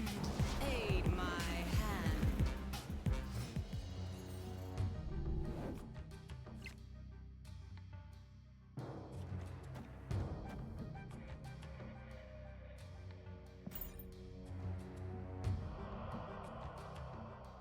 hand. The glowing on here still is a bug.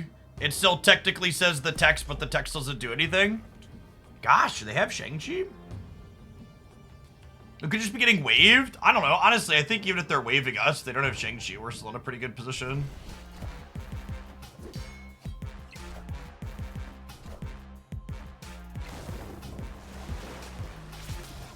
Man, I'm scared of Shang. That's the snap feels like Shang, but Shang is just typically not very good into with Iron Lad. Maybe they'll surprise us. Can we get my cubes? There, yours. Beat me with the greed. Got it. Enjoy.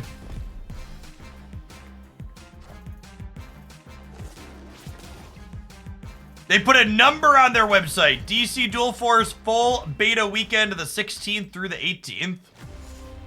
Papi. I'll have to have my my manager reach out.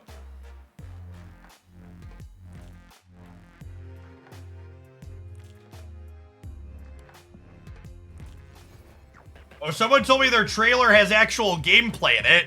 Okay, hold on. We're gonna watch this real quick.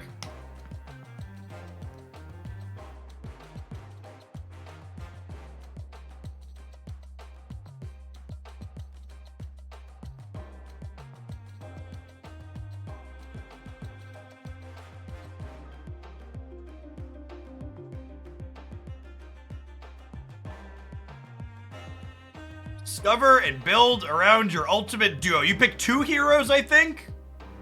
It looks like. Oh, is that... There's a lot of stuff going on this screen. There's So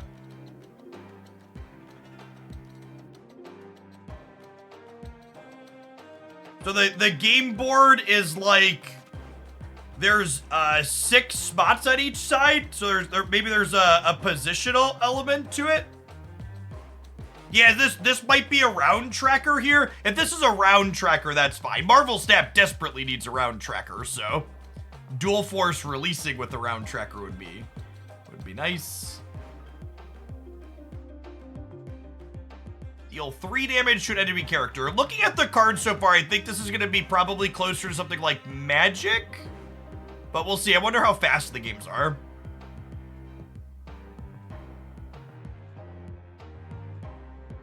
Solo play classic comics. They are releasing with the single player component. That's an interesting tie-in here.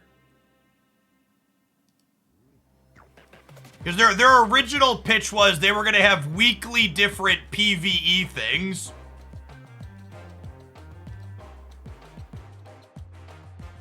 Based on comics.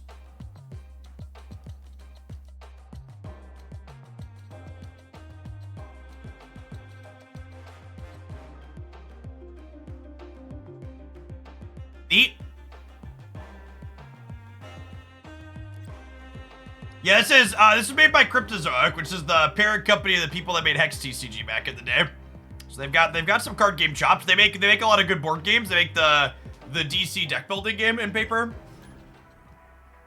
Dual Force 2 heroes makes sense. Ah, look at that. Oh, I forgot they made the Warcraft TCG. Good shout. Rested pepperonis.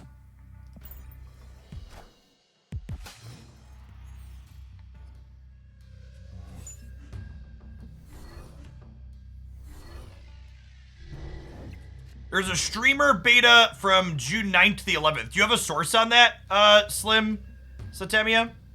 Also, shout out to Slim, 3-month subscriber, first-time chatter. Lurkers rise up, the real MVPs. Thanks for keeping me around.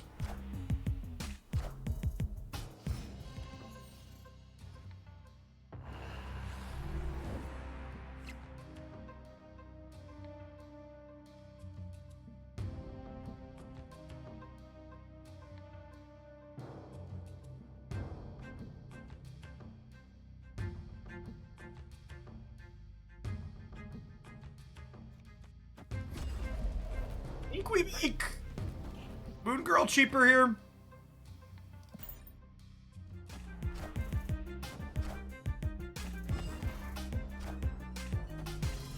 Brickhouse Hamilton, thank you for the 3rd of a year. Welcome back.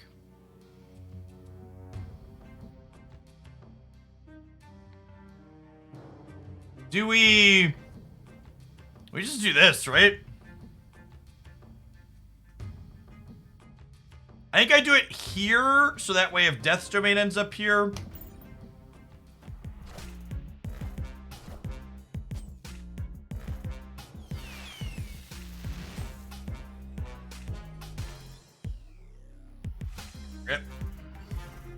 So we gotta win the other two. Gotta win the other two.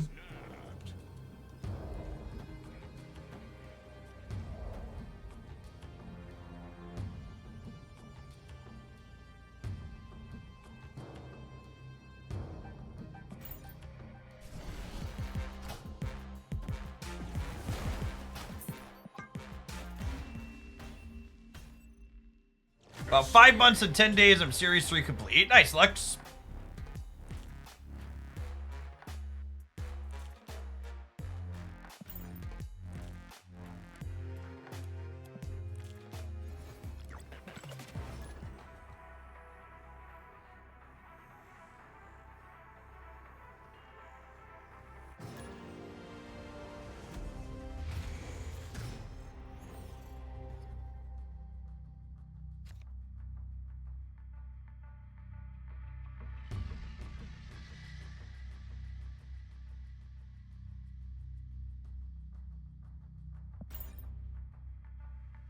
It's kind of unfortunate that the Dual Force streamer beta is when I'm supposed to be on vacation.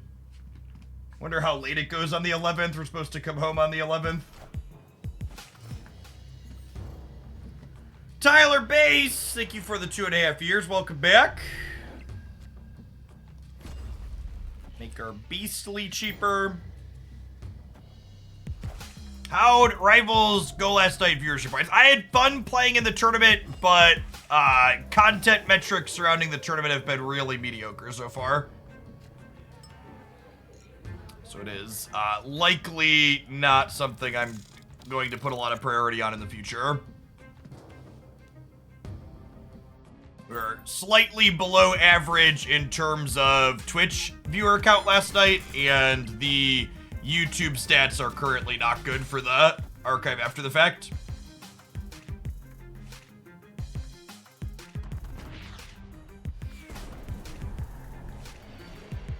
It was fun to watch, but it was slow. Yeah, all tournaments are slow.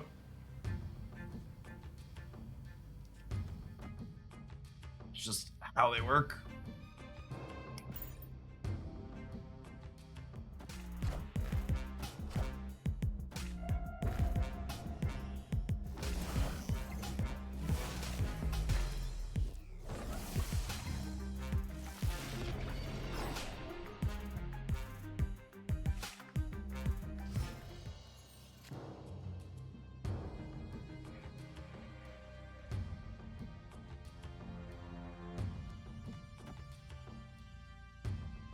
We give up 1 on the Hit Monkey to gain a bunch everywhere else, right? Then I have 1, 2, 3, 4, 5. Then we want to draw Kitty or Iceman next turn.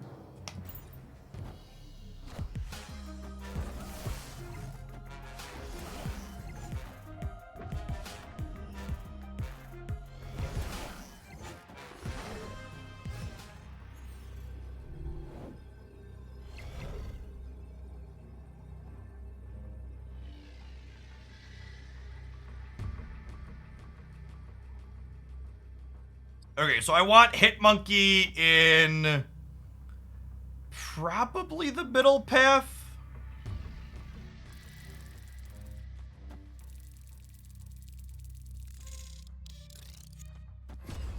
The Mysterio ends up here, and I'm hoping that going +9 over here is enough to win it.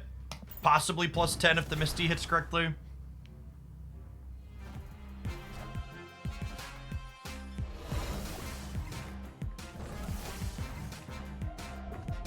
Yeah, crunched. Their Kitty Pride deck was very fair in comparison to ours.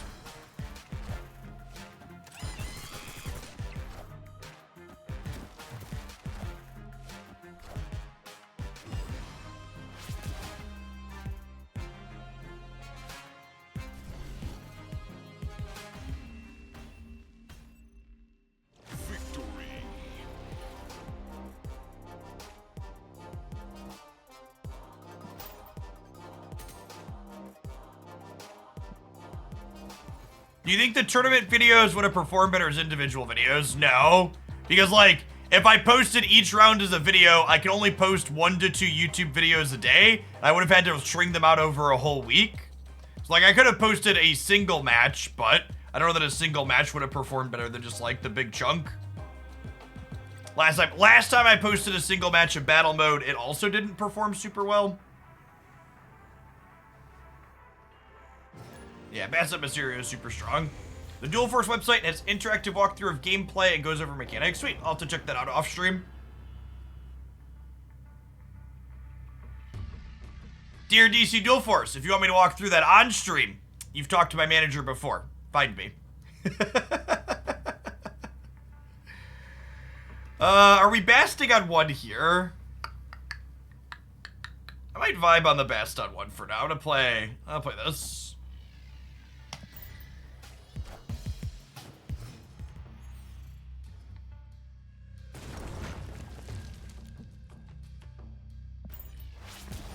Jeff knows his value. Chat, if you are good at something, never do it for free. That was a DC character said that, right? I'm just like fitting their brand perfectly now. Here we go.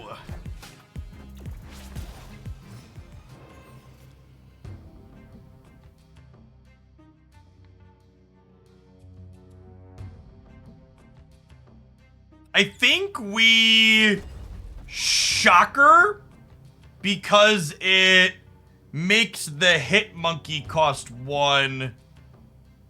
And then we'll Wasp as well for the sake of it.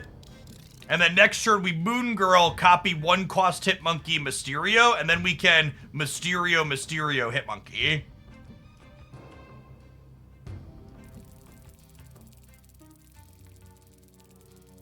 Right? Yeah, that seems good. I don't know where I want to play the Wasp though. Do I want to play the Wasp here or do I want to play it over here? I think I can play on the left.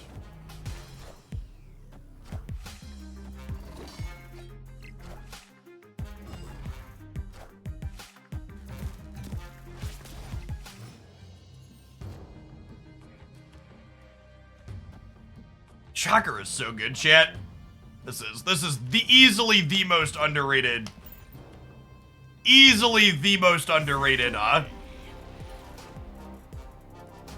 Underrated high evo card. People always undervalue cost structure for some reason, which is silly because they're always broken.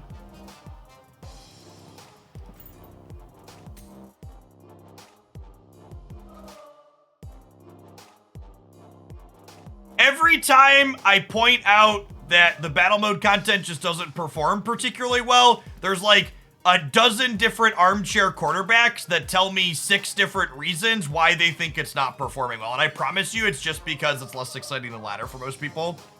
Mech Z, thanks for the half a year. Welcome back.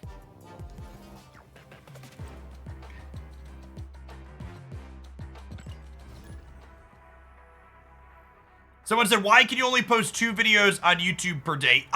Even posting 2 YouTube videos in a day is technically bad because YouTube only pushes your alerts out to so many people. And the way YouTube works, if the people that are getting your alerts don't click on every single alert they get to the channel, it makes the videos perform worse. So if you post too much, everything performs worse. If you have YouTube on your phone and you ever get like a video popped up on my channel that says, hey, this is Jeff's video, if you don't click into that alert, if you just swipe it away without saying watch later, it technically helps bury the video. The way YouTube works is when a video gets published, YouTube takes a small sample of the people that are subscribed to that channel and sends them a notification. And then based on the percentage of people that click on that initial notification, YouTube makes a distinction of, did people want to watch this, yes or no? And then it sends it out to a wider group. So even if your video is good, if the initial click-through rate is bad, the amount of people that actually get a notification for it and get pulled into it is really small. Which is why people have to constantly clickbait on YouTube, because you need that click-through rate or your videos just don't perform. Which is one of the many reasons why Twitch is my primary platform and YouTube fucking sucks. And I am glad that this channel supports my living, because I would go insane trying to do YouTube. It's just fucking atrocious. Alright, Project Pegasus is lovely here. to go ahead and do this. I'm doing it here because I want to make Angela bigger. I could have made their hood one smaller, but I'd rather pump Angela up.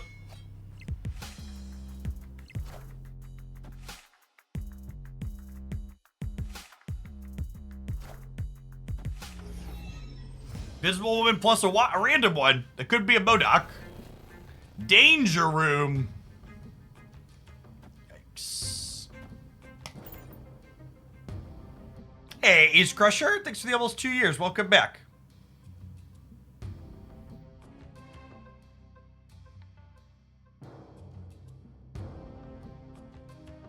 Hey, Jim. Thanks for the raid. Thanks for the games yesterday. How's my back feel? We're doing all right. Invisible Woman Bast. Are they? There's no way they're Cerebro 3, right? Is that possible? They're cooking something. So one of these must be a demon then, right? If they basted.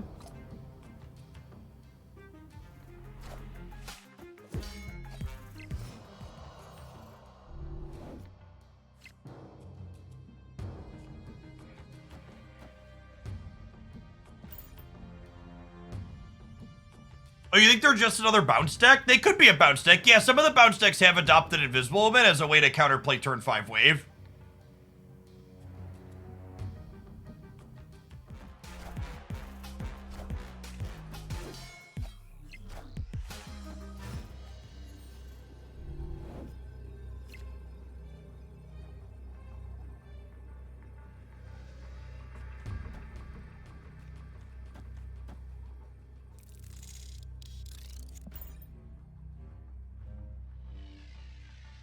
If they have, like, Jeff to get into the Sanctum, we could be in trouble here, but otherwise we're just, like, playing for total power, which we should win. Victory.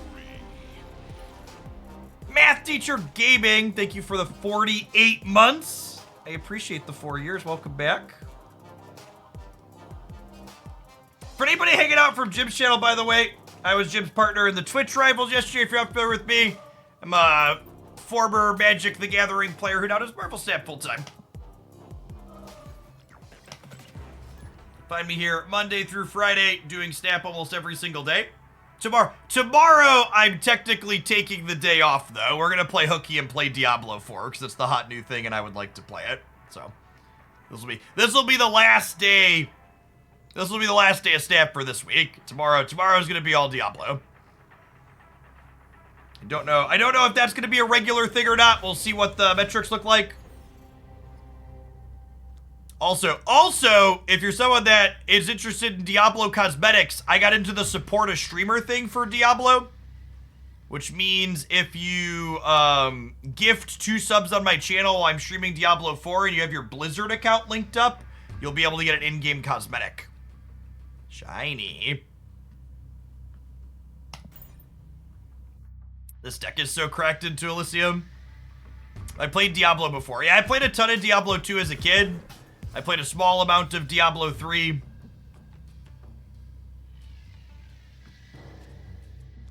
Big Zwine, thank you for the 66 months. Appreciate it.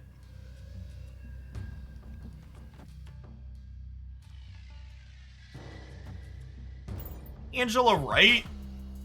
Face the might of Asgard. Mjolnir. What? What type of insanity ensues if we Moon Girl first and then we can Beast the Beast?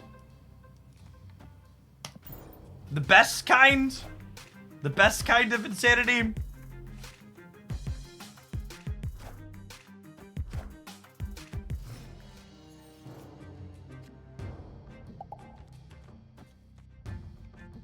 It's a real shame this is Sacred Timeline. Because I actually can't afford to get a copy of my hand tier.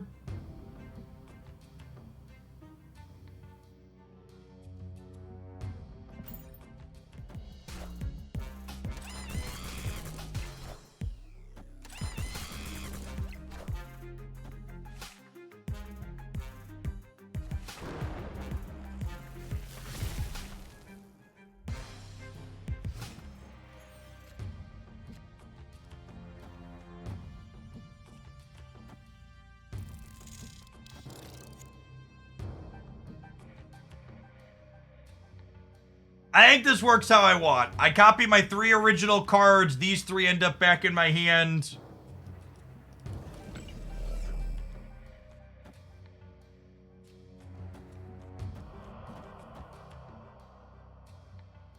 Yeah.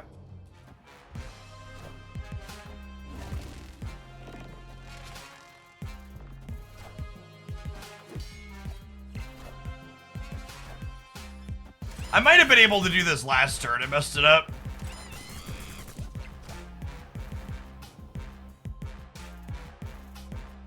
It's free real estate, chat.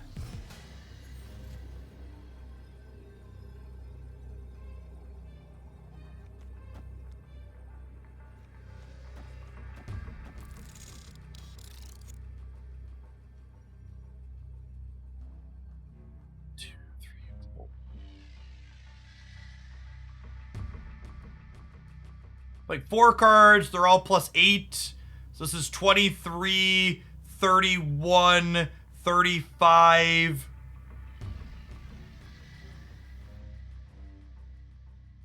Uh, 39. So if they're at 18, they could go 12, they could discard. I think I'm supposed to do this. This gives me +12 here, putting us up to 15. And I think we need to Giga Stack mid. I think is a good shout. They're leaving. Retreat later, gamers.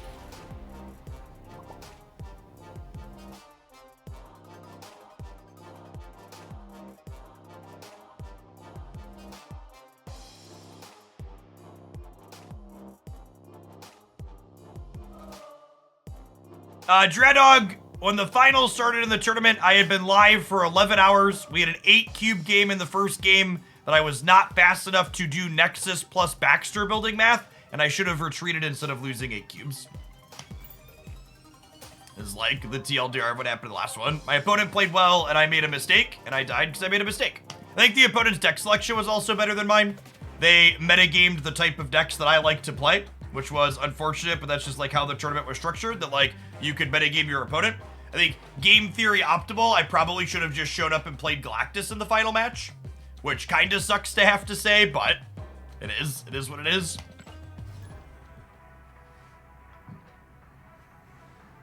It feels bad that the optimal thing to do was play a deck that I really fucking hate.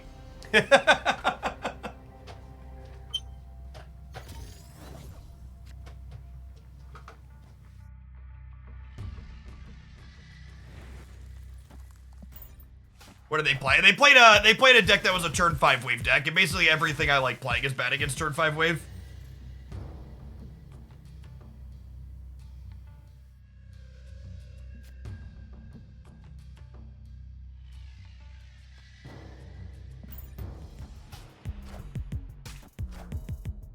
It's a gorgeous split.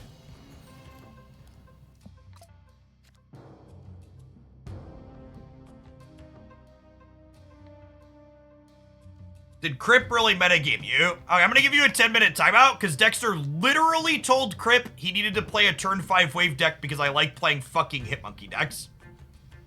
So yes, my factual statement is fucking factual.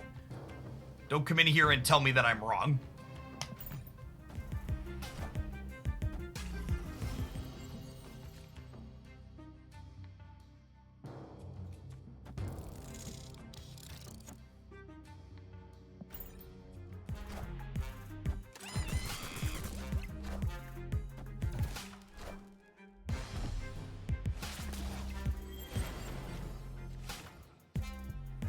Did you have to submit your... No, we actually didn't, Poro King. I think that actually would have been ideal. I asked if we could have deck submission before the tournament, and they told us no, we were allowed to pick in the moment. But I agree. That would have removed the huge feel bads of, like, getting individually metagamed.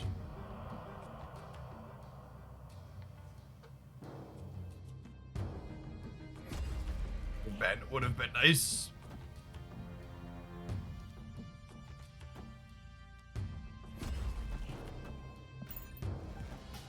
Which is also kind of weird. I've never played a a tournament before where you don't even have like one deck. Like I understand the no deck building challenges, but yeah.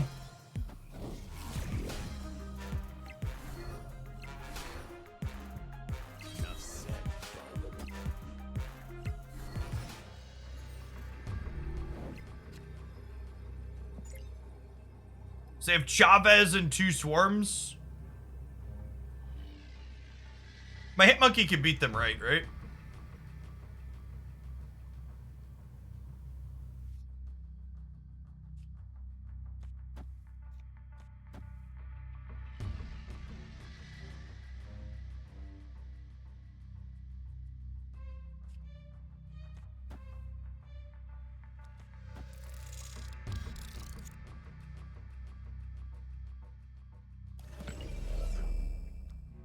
Do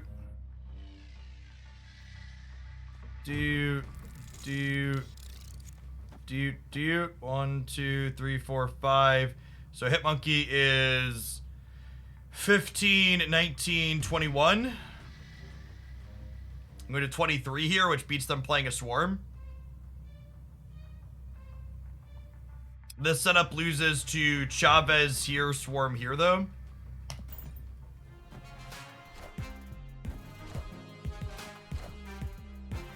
Alright, sweet.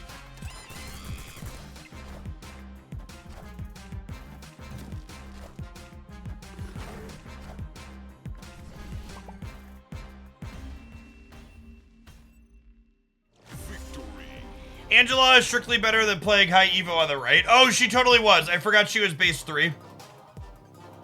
Yeah, should have been plus. My counting, I had her as 4 in my head. Good shout. I would have gotten a Misty Knight trigger that way too, right? Even if she was 4, getting the Misty Knight trigger would be better. All right.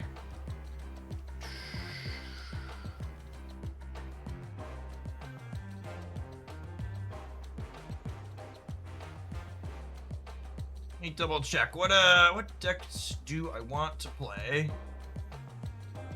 Well, list of things I wanted to check out here. What have I done already?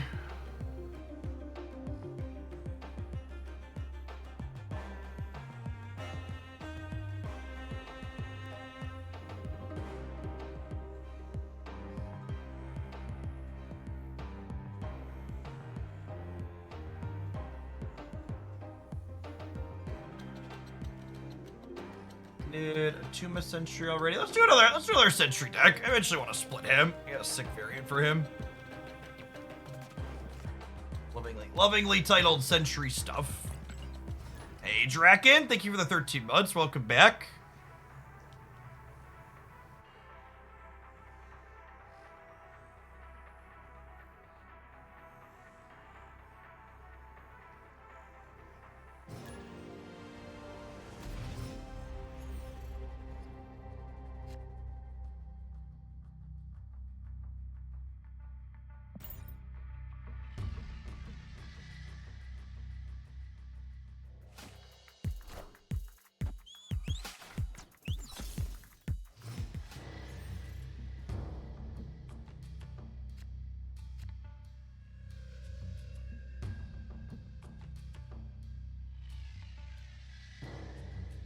Well?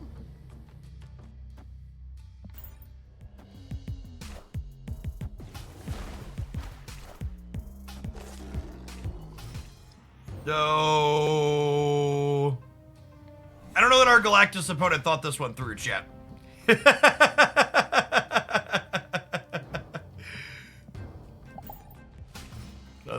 I don't think they realized what they were doing there.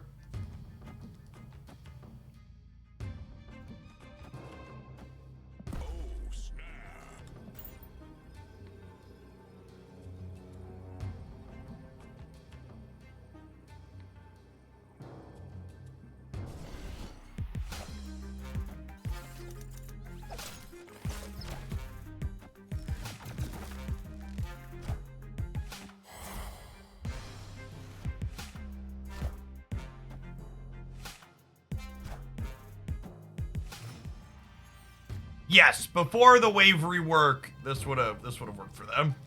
Is accurate.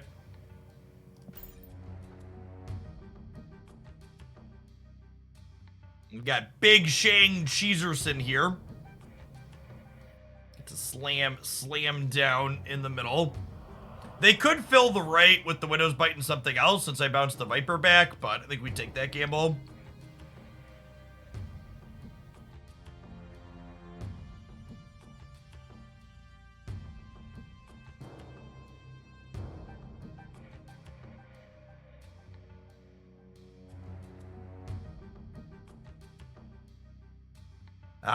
Galactus players and fully running out the rope. Name a more iconic duo.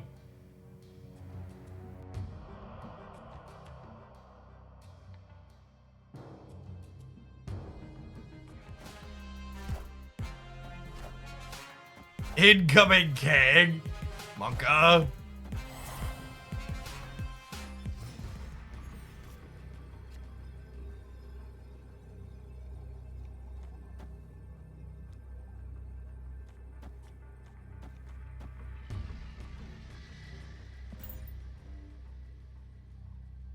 Yeah, Viper got close enough.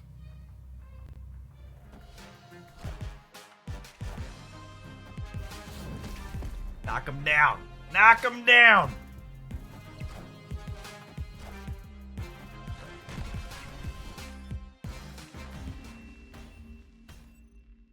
Victory.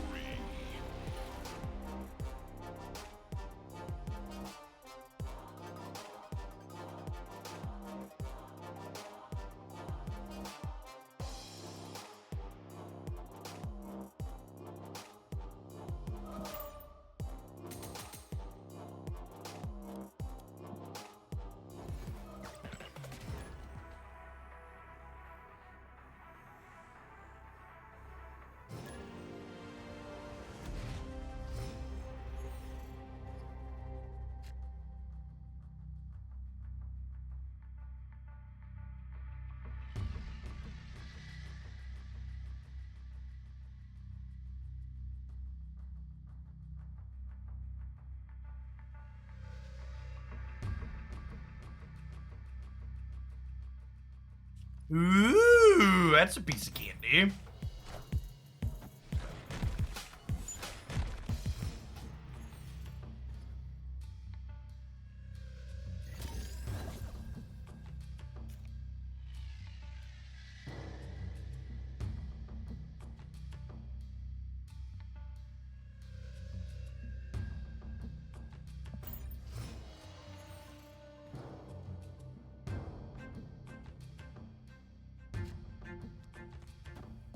So let's kick up some rocks, huh?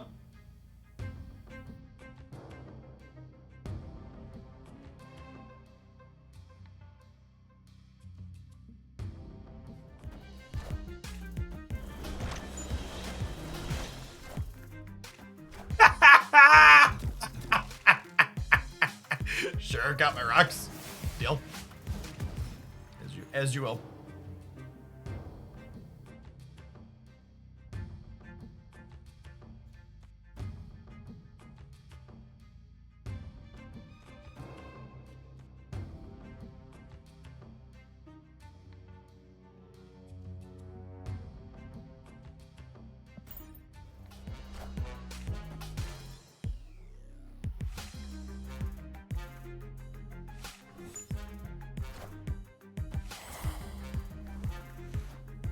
You don't miss, chat. She don't miss. Gal's a professional. Pure professionalism.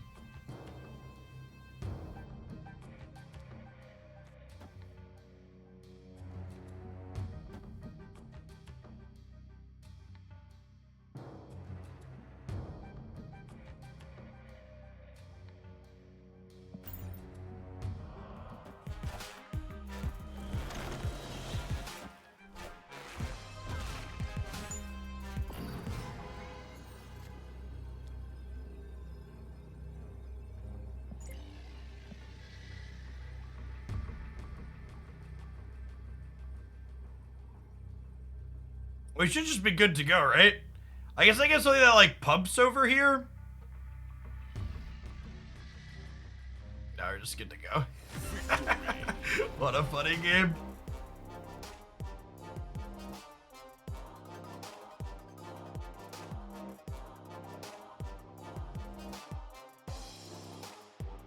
Yeah, I like the format of the Swiss rounds a lot, Dice Moon. I wonder if you could come up with enough interesting deck building restrictions to like have that be something you do somewhat consistently. But at a core, it's interesting.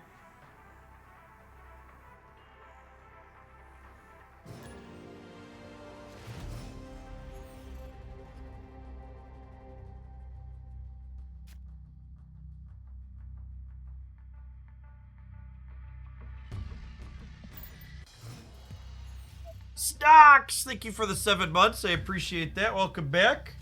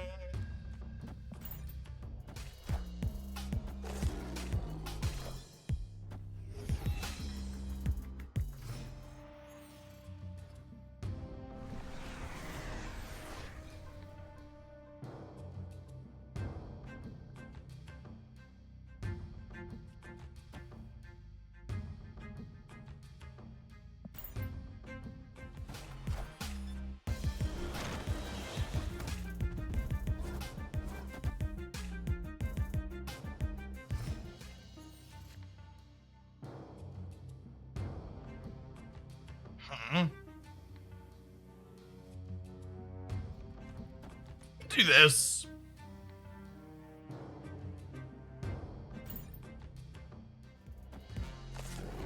Oh, fuck. I forgot I was gonna fill. Oh, Sacred Timeline. Rip. Well, shit.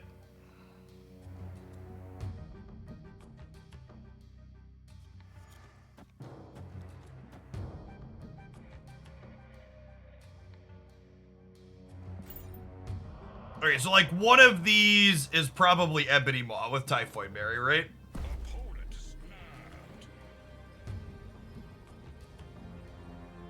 Tomorrow's stream is going to be all Diablo 4 all day.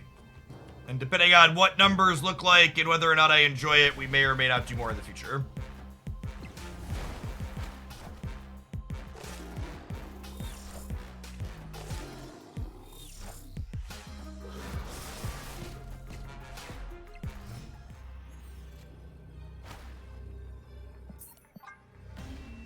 Turn 5 wave is just so fucking good.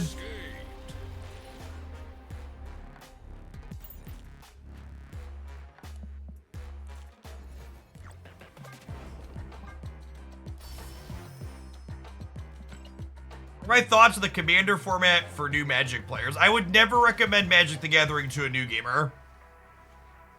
I would every time I would tell you to just buy a board game.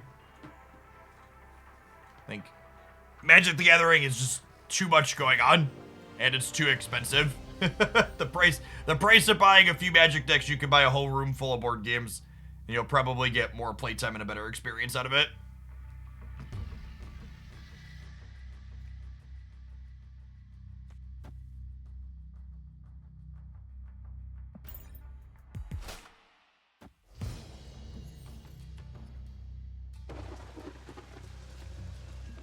Well, that's awkward. Are you just filling the center now? I could just play to fill the center now since I drew Sentry and I can Viper the Sentry across. I think that's the line.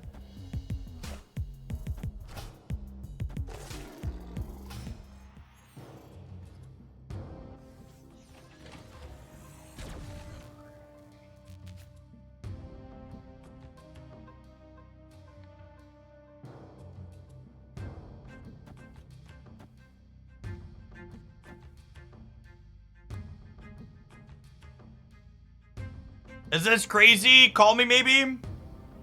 I guess this means I can't Viper the thing across next turn. It's just like this. This is probably the line, right?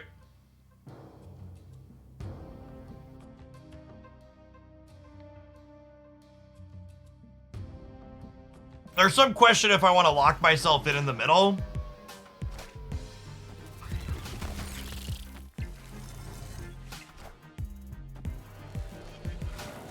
Okay, so we're playing against Silver Surfer. We're playing against Silver Surfer, and they copied a demon in their Killmonger deck, which is pretty not bad for us. All right, Carnage gets to eat Black Widow and Viper here. Talk about a trashy Marvel fanfic.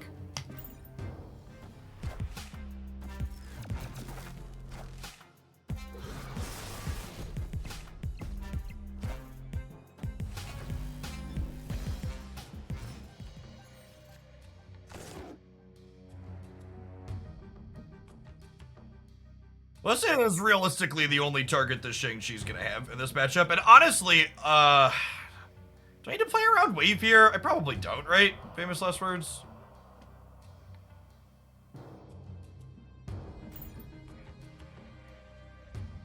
You know, I don't have a way to throw priority, so the Killmonger is gonna get us whatever. Honestly, Shang-Chi might be wrong just because of that. Let's see, I think we're probably fine. We're up 18 on the right, and we're up 8 in the middle. They have like Surfer plus thing, yeah. Victory. Extra energy was so much better for us than it was for them.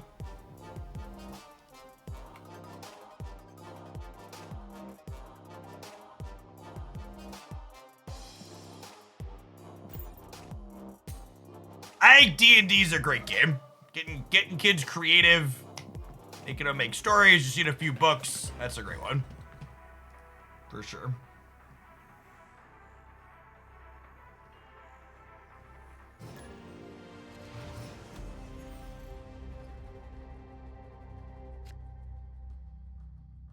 An esports org that I've never heard of, but they have 250,000 followers on Twitter, has announced they're putting together a Marvel Snap team, which is interesting. Like, what are they gonna play in? I guess would be my question. They're called Alliance. Like, there aren't, like I could see if there was, like, an esports scene around it, but, like, there's mostly just, like, grassroots stuff, right? I guess I don't follow esports super closely. Is it common for esports org to get involved in things that are just mostly grassroots? Is that typical?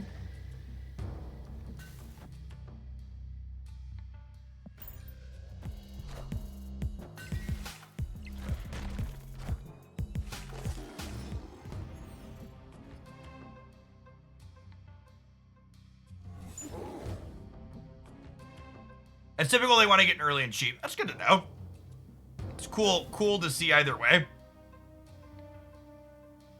If we were playing for keeps, we would snap here because we have Shang-Chi into the Monster Island. Our hand's just like pretty generically good, but we also have Shang-Chi into the Monster Island, which is pretty absurd.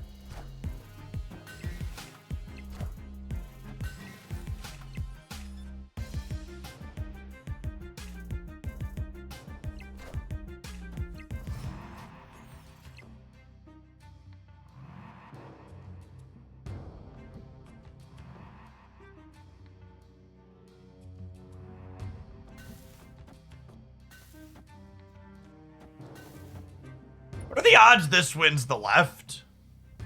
Feels non-zero. Might be wrong to play for it though with the Dark Hawk here. Sweet. Are they Mr. Negative?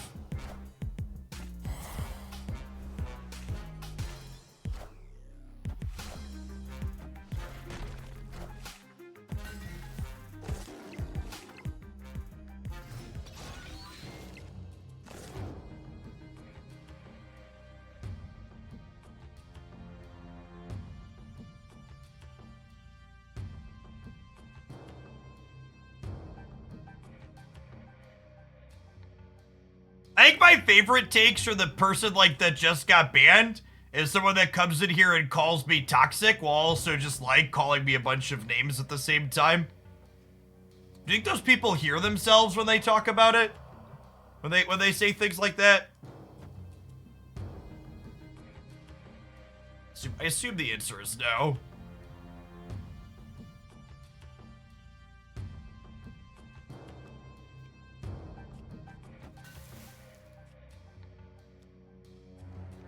I don't want to Shang-Chi till the last turn.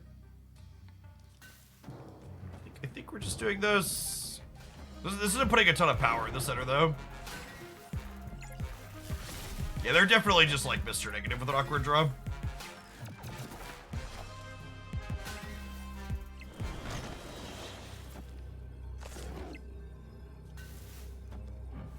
I guess if they have like a rock slide or something, they could maybe get us. Sometimes these decks play Korg. We can definitely lose middle and lose left.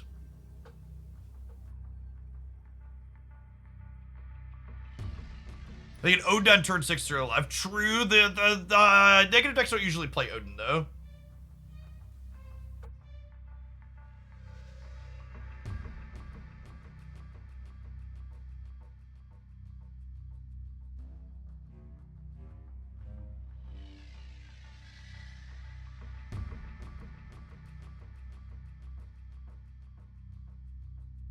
Opponent snapped.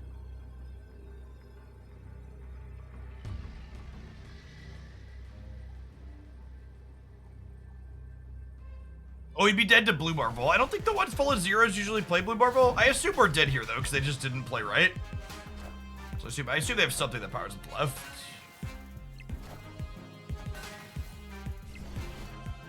They're on a heater.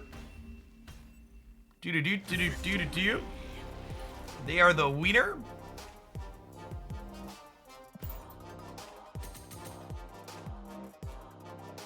The leader braid lives on, yeah.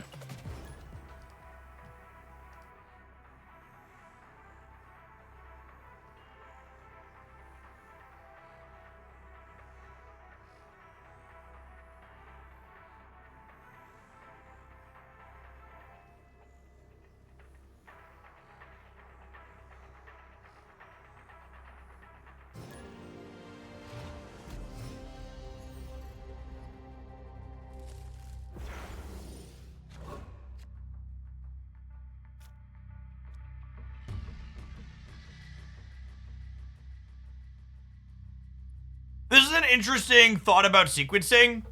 Do I hood to the right so I can like fill this up with like Sentry's thing as well to draw a Carnage? Or do I like hood middle so I can have this clear potentially to Viper? I think because I have the debris, I just play for filling the right, because I'm gonna probably want a debris early anyways. See how it goes. Yeah, there's a Carnage, so I'll just fill here and then eat it. Just eat it, eat it. Do do do do do do. They've mentioned that they want to do more cosmetic split variations at some point, but I don't know that they've said it's in the short term at all.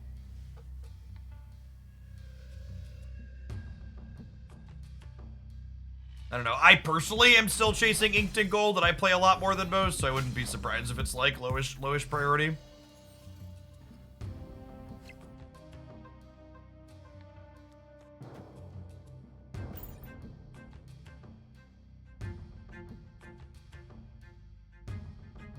They've kind of gone back and forth on the border effects. There was like one patch where they were like really visible, and now they've kind of dialed them back. It feels like they need to find something kind of in the middle.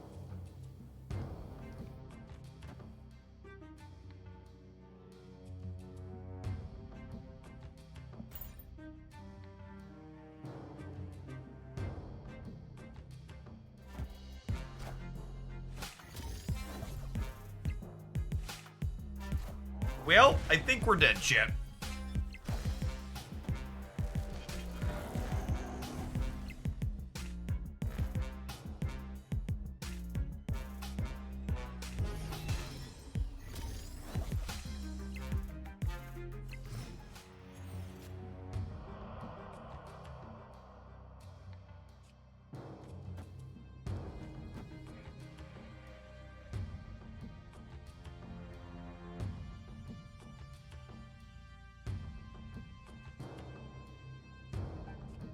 Um...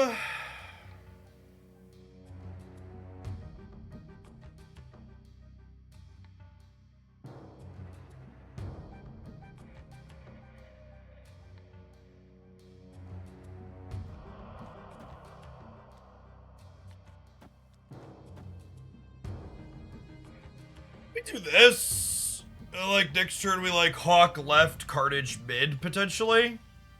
Or like Shang left, Hawk mid.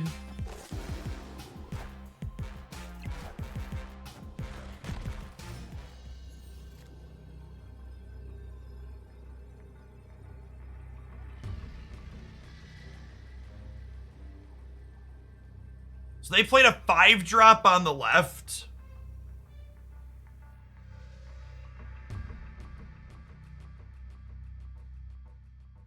Yes, Beast is a little bit late.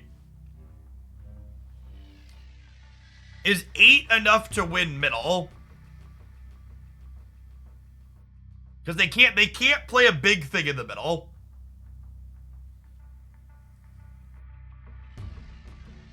Is there a world where like Carnage here, Hawk here wins? Yeah, I think we're living in it. Oh, this is only 6 actually. Rip.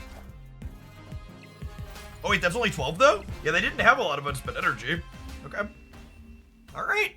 Forgot about Novaruma, shrinking our Hawk. Thought we had at least 8 here. Nice. This worked out.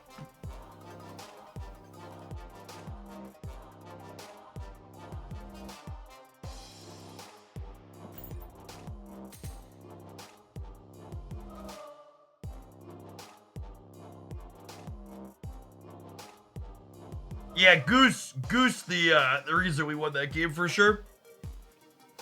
Solid disruptive card, our Golden Goose.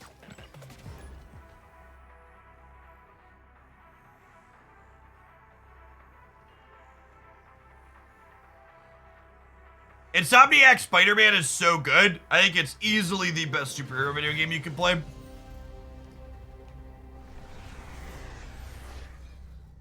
Alright, I get super solid into Quantum Realm. Hawk loves that location.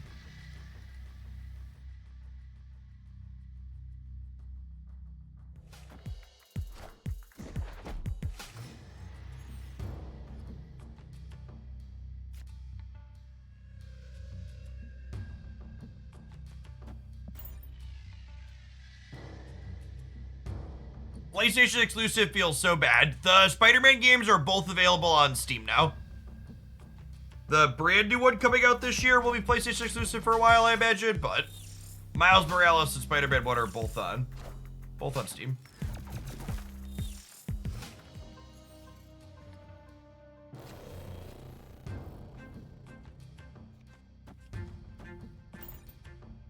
Smells like Killmonger, unfortunately.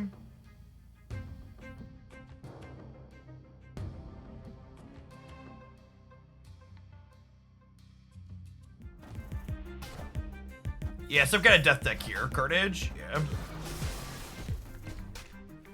Maybe we don't have to worry about getting Killmongered. Hey, Poseidon, thanks for the half a year. Yeah, we do definitely have to worry about death getting under Goose here.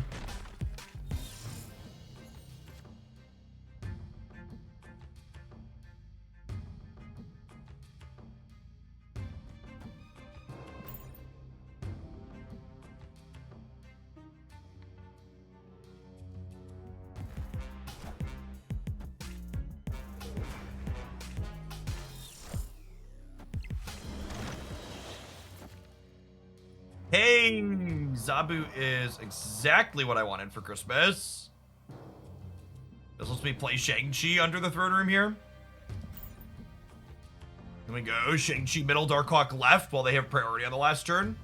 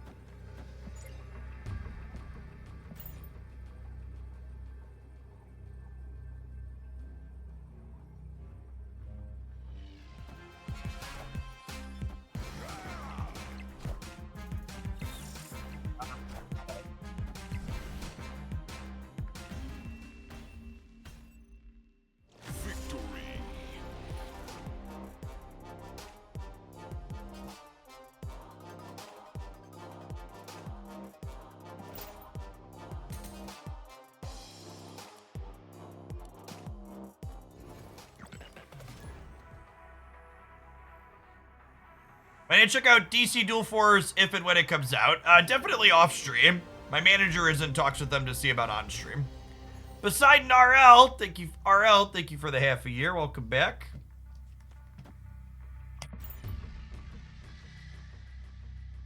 Solid start here for us. Hood into Widow into Beast.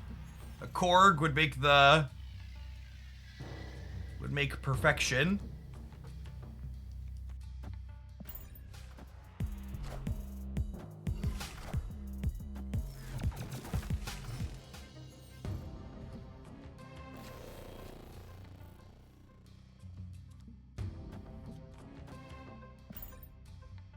Jeff the Shark still an optimal Series 5 purchase. I think Jeff the Shark is the best Series 5 card you could buy that isn't Thanos or High Evolutionary.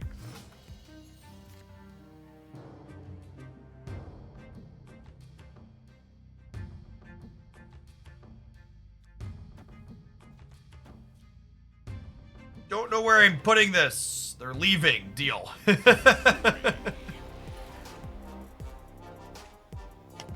Speaking of optimal Series 5 purchases, I will have an updated Series 4-5 tier list covering all of the cards that released in May and my opinions on other ones, as well as what may or may not be downgrading, up tomorrow on the YouTube channel. Today, I have a June card review posting for all the Spider-Verse cards this afternoon. And then tomorrow, we'll have a deck highlight and Series 4-5 tier list.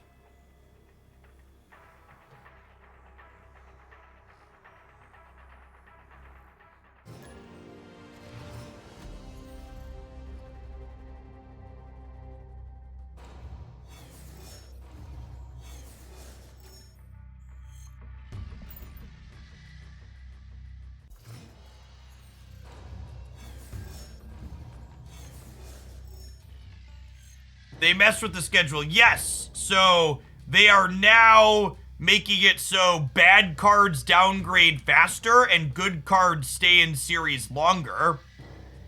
So hearing people talk about which cards they think are good or bad can give you insight into which ones may or may not be downgrading.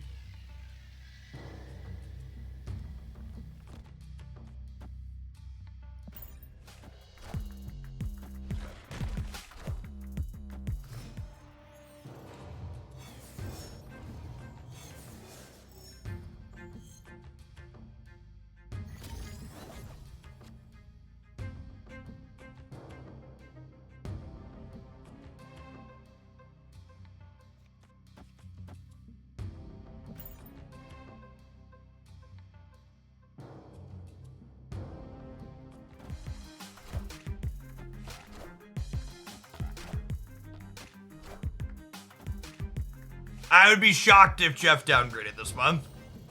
Card's too good.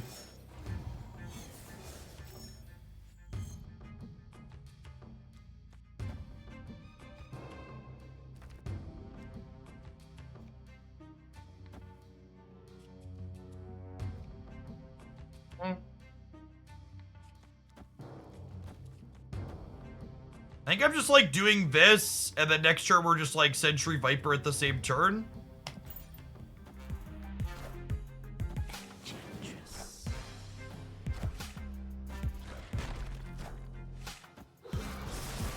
When does the downgrade happen? If there are cards downgrading, they will happen in the patch on the 13th. But it's also worth noting, when they talked about their flexible downgrades, they mentioned there could be some months where no downgrades happen, which is also not great. June is a 4-week season, so there'll be 4 cards. A season pass card plus three cards that release directly to Series 4 or 5. Two of the cards releasing in June will be direct to Series 4. Ooh, well, this seems great for us, right? Dr. Doom in the Sauron deck. This card's literally just in everything, huh?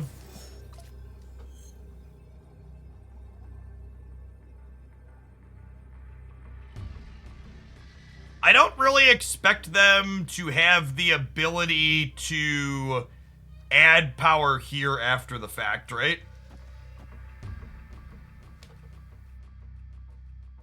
What's a card they could realistically be playing that gets them above 8? Like nothing with Sauron, right? Like an Ironheart?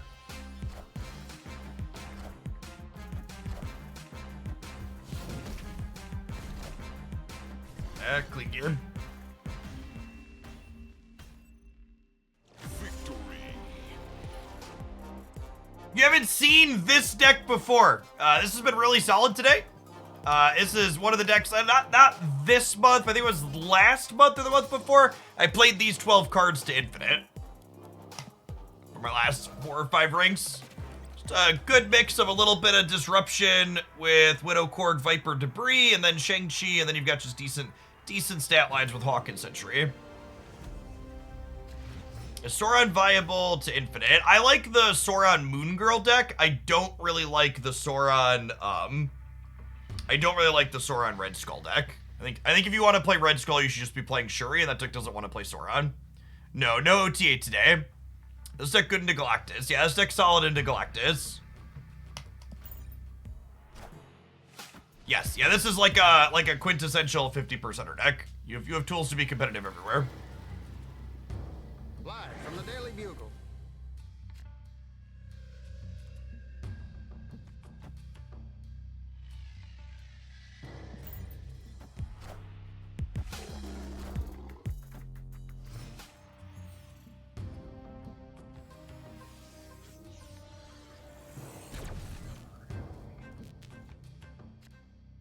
A video on the Sauron Moon Girl list. I do, yeah. That was a highlight last week, I think, or the week before.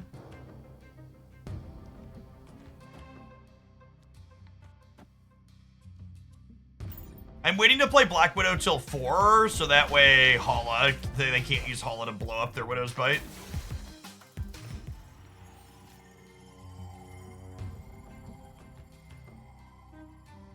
Oh. Well, now we do this, right? I was gonna let my stuff just die in Hala, but this is better.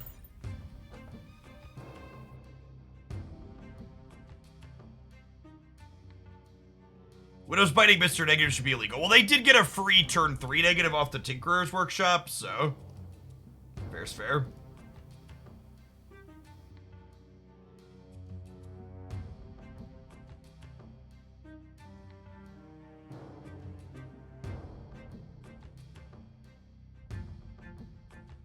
Is there a way to earn specific boosters each game? Yeah, 2 methods to get specific boosters each game. 1, be lucky. 2, don't be unlucky.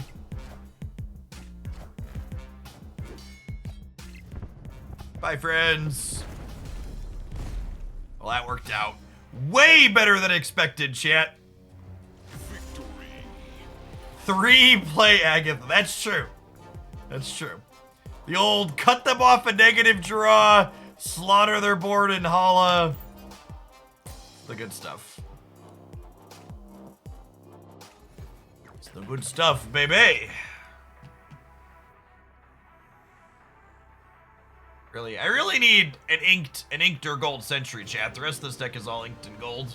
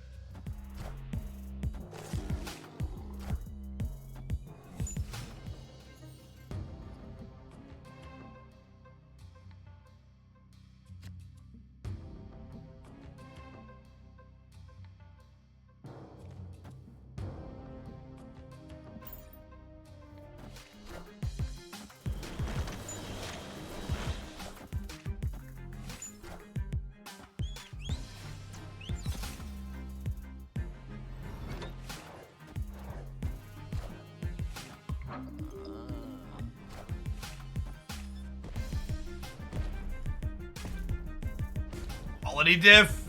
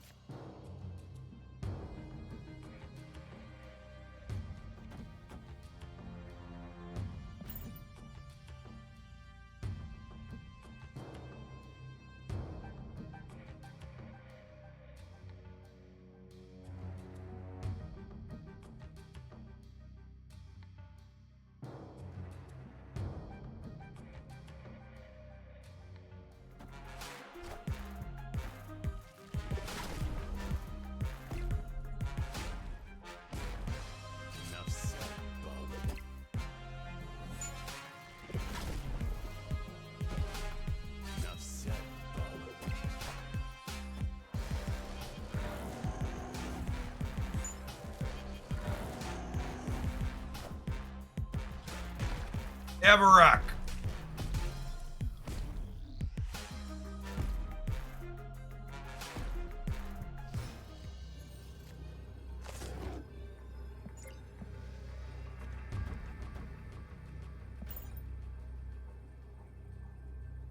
This Wolverine's kind of a wild card here.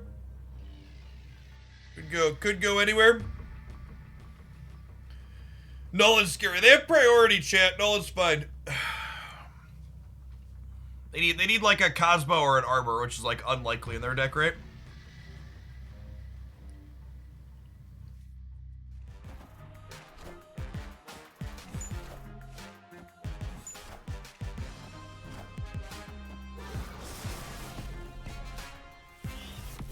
Oh, Nova.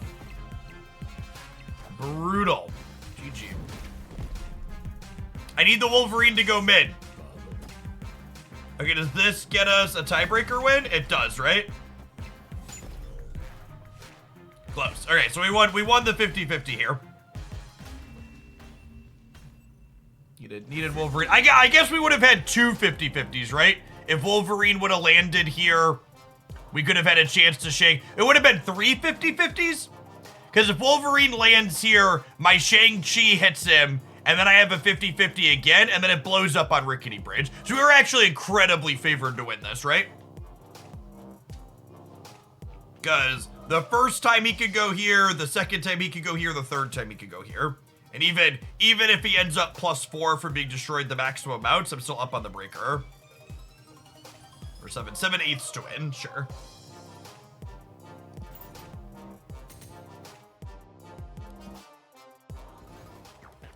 Clubbing intensifies.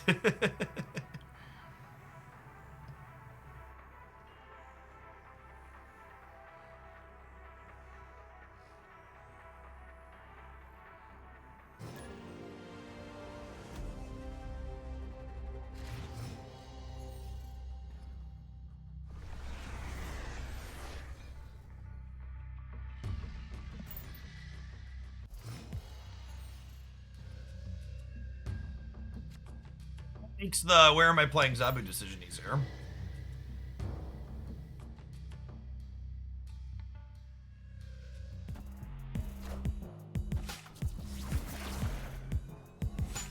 Wanda!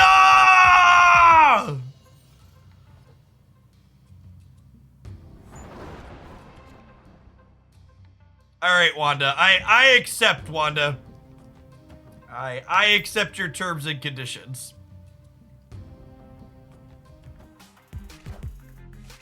Wind, aid my hand.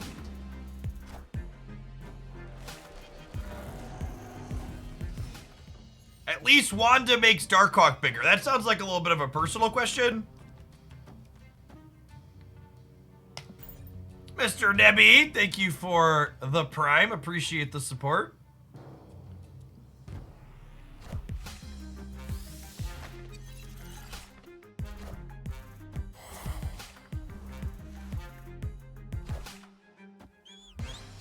Oh shit, wait. I shouldn't have played the Yondu. Yondu makes my Hawk smaller.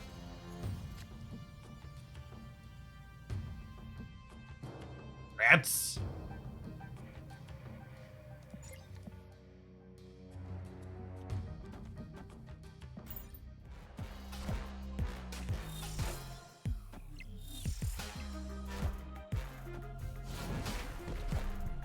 Dang, jeez.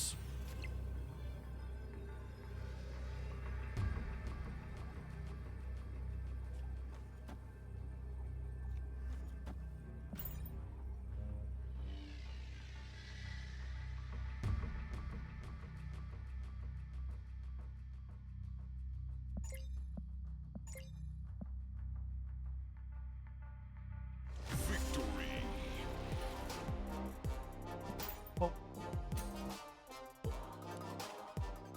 We need so many more boosters to split my sentry, chat.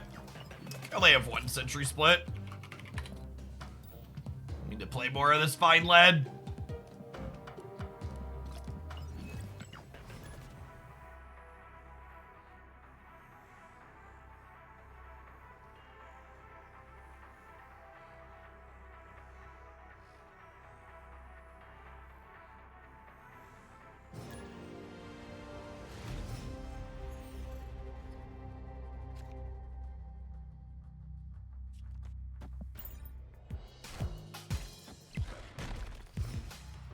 And the variant does look nice in the meantime. I'm gonna leave him at that artwork for the time being for sure. Now, something to be conscientious of is they could have a Viper or a Beast here. They're likely to.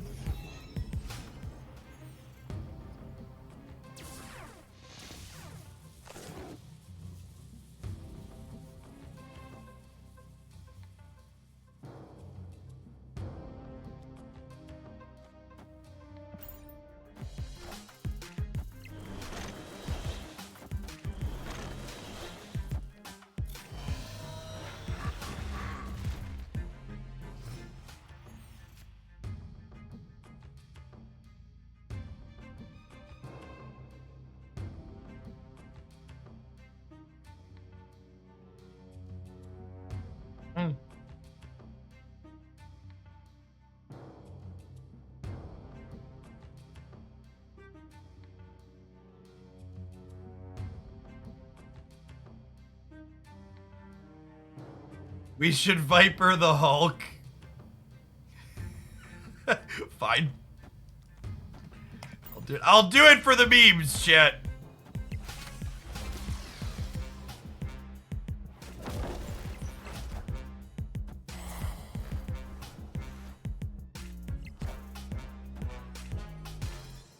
Don't say I never did nothing for you.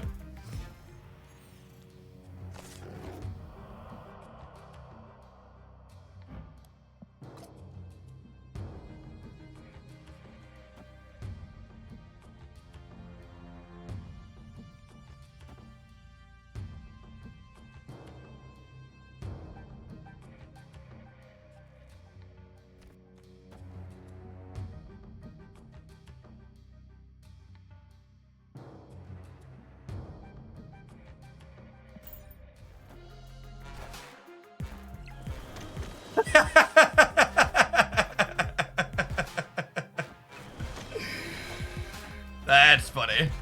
That's funny.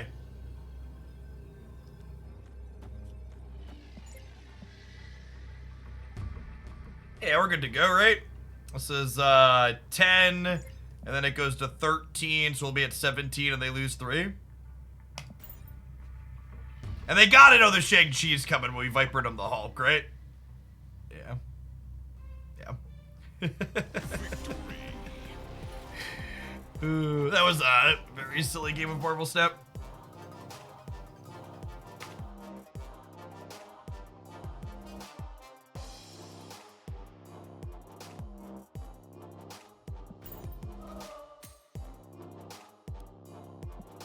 It wasn't a meme, it was strategy.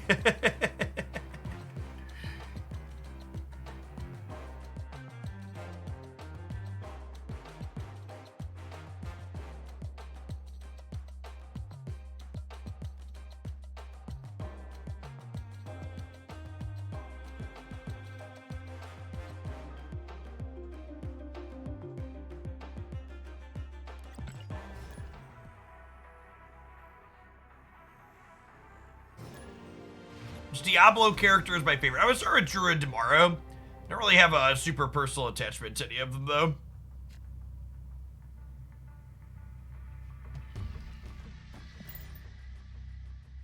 Yes, that game will definitely make the deck highlight, for sure.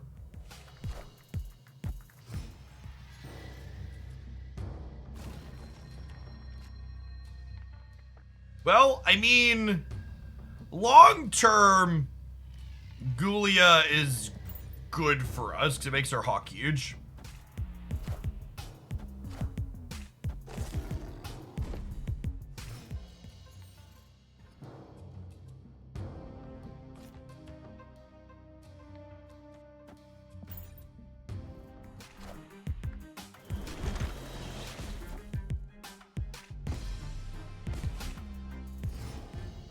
Am I playing on PC or console support? I'm gonna play on PC for the stream, but my off-stream time will probably mostly be on the PlayStation. Listen, I didn't feel like dragging one of my PlayStation 5s down to my office.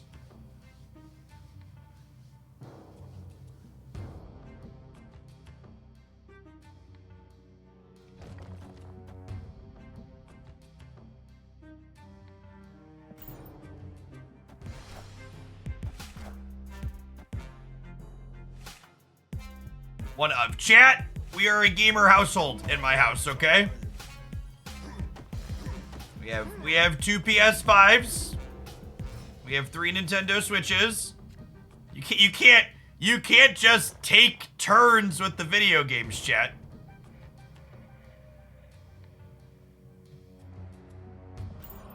They're my video games and I want to play them now.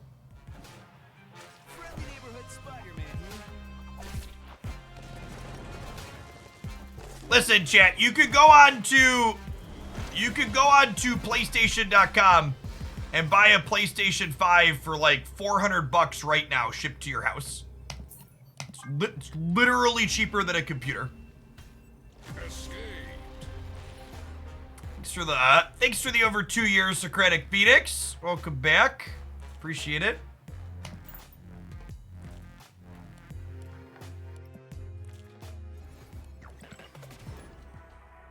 Not with the Canadian dollar, I'm cat. Listen, nobody wants your Monopoly money, and that's not my fault.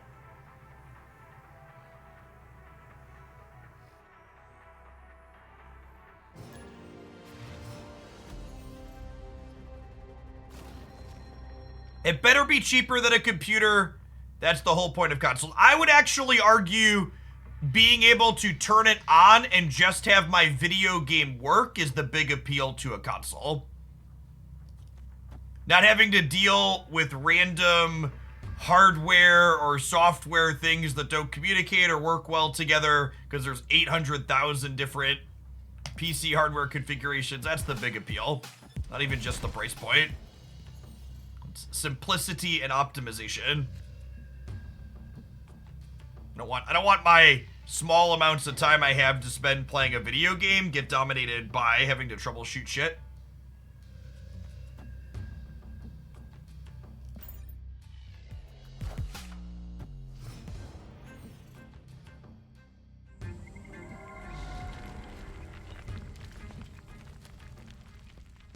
Yeah, not dealing with Windows.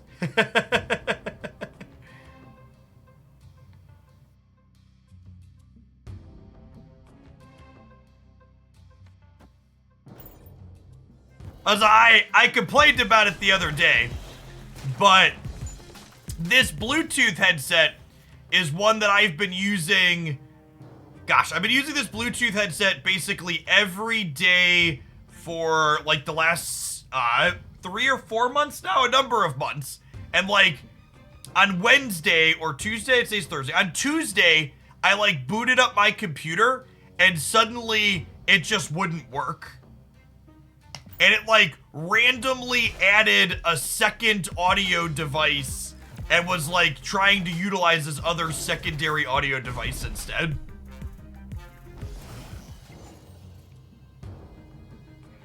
It was just like, good golly. Feels Windows, man. Yeah.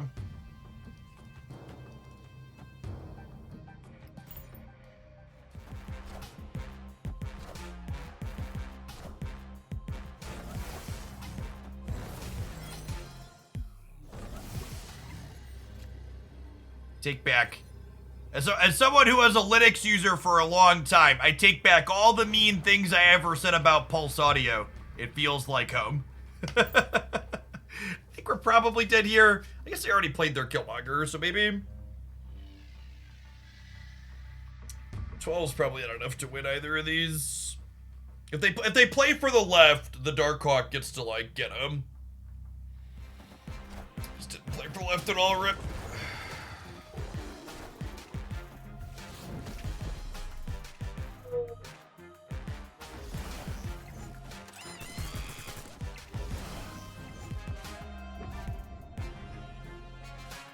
Pulse Audio is the subsystem that most, the audio subsystem that most Linux operating systems use.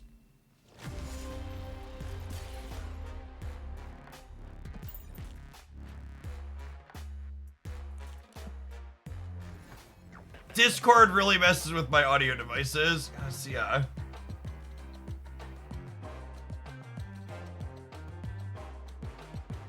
don't have a good way to show it. It's extra funny on stream. Can I have it on voice channel and it'll show it?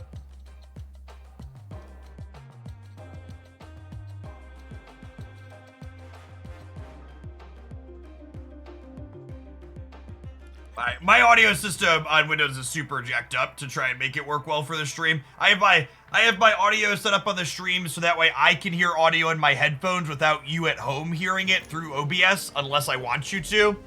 And you have to like jump through a whole bunch of hoops and like sacrifice a small animal to make it happen.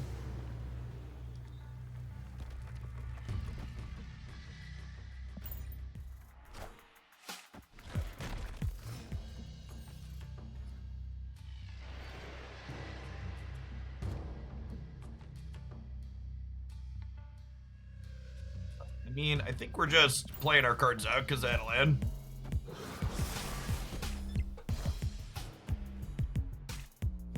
They discarded Jeff to Colleen! You fucking monster!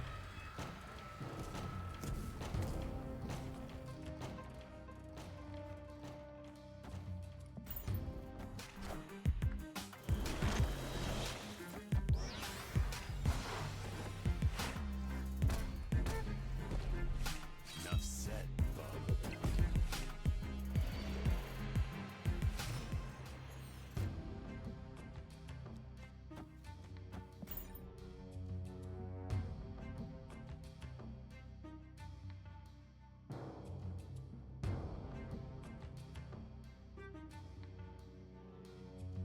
Thoughts on the Steam Deck? Don't really have any personal use for it.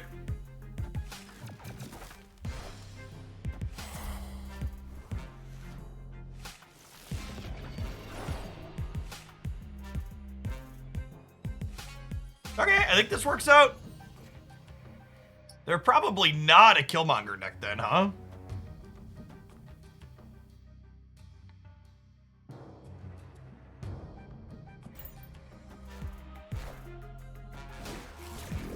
Oh, weird amalgamation of cards. I guess they're just like discard with Jeff in it.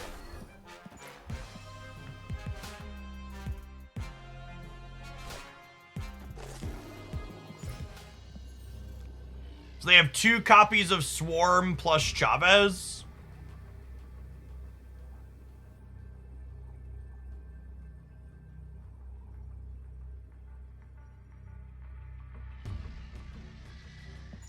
That gets 5 cards in it.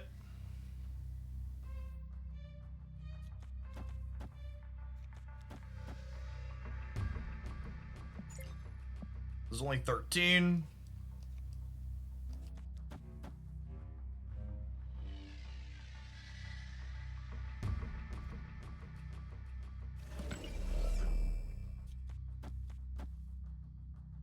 This wind's here.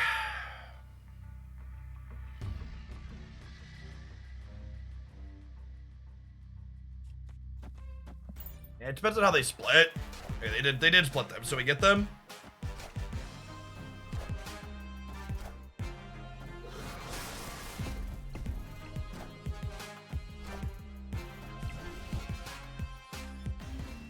Small margin of victory here.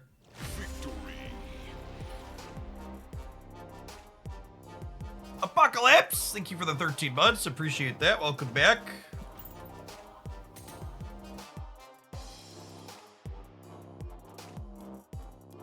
Get Jeff Dab after his win.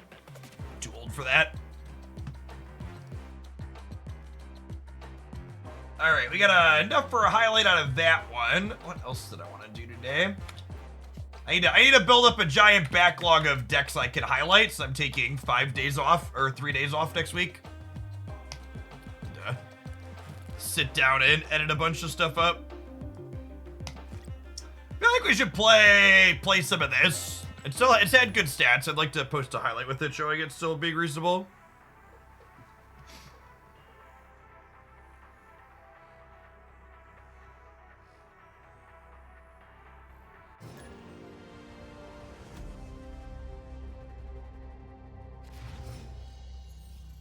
Did I use Starlord off stream? No, we did the Starlord mission first thing this morning so people could stop asking me about it.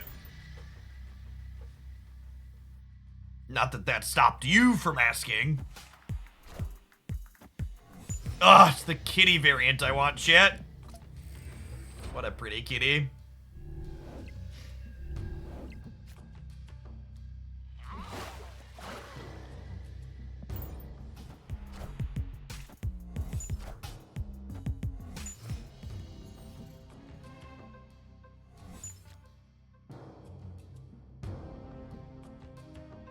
Well, I mean, that technically makes our Darkhawk bigger, right?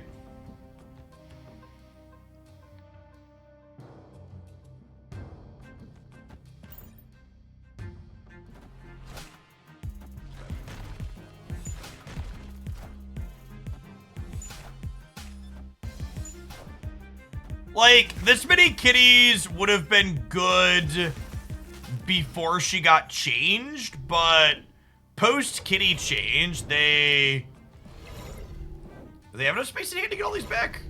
Well, they do, actually. Wow. Okay.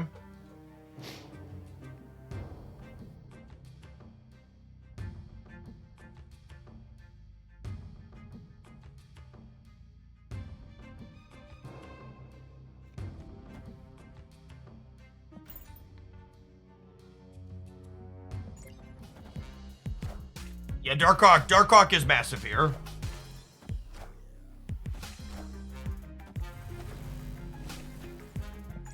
Doesn't matter. Oh, that one could matter.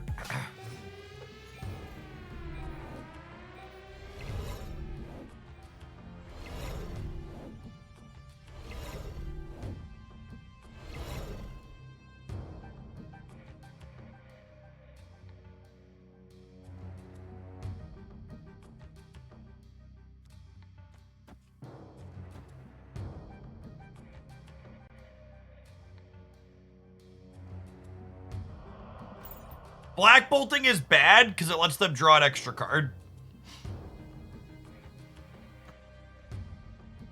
Which will make my Hawk smaller.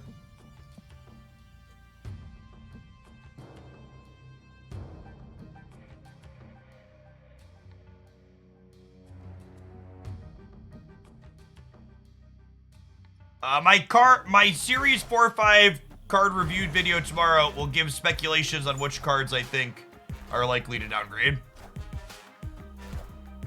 Okay, so they're gonna have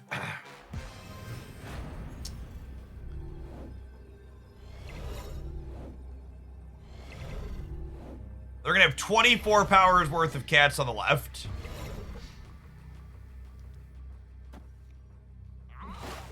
So this Hawk is 22 and 7 is 29, so we're bigger than that. They could play something bigger than 8, I suppose, but I'd be surprised they had something bigger than 8, right?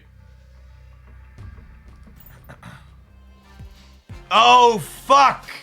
Oh, chat! Oh, I forgot Dagger is symmetrical.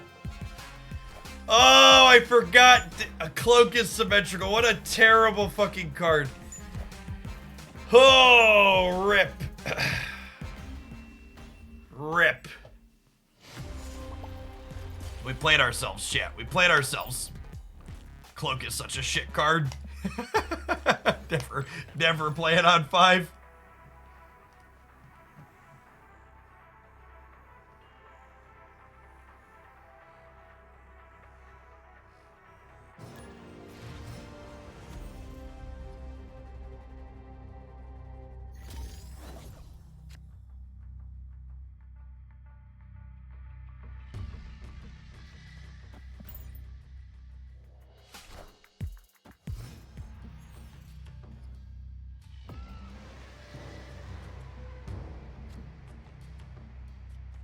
Ooh, Polaris with Warrior Falls can be fun.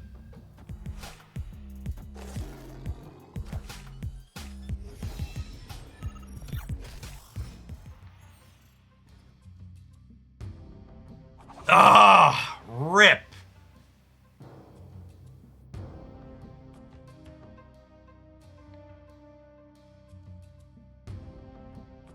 Do you guys still see me? You see Shadowlands bugging? Is the game hung? Weird. Weird. That's fine. Polaris hits this every time.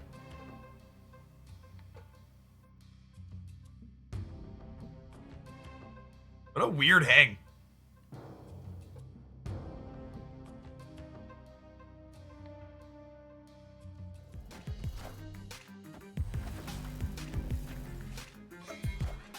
She's tops, chat. She's tops.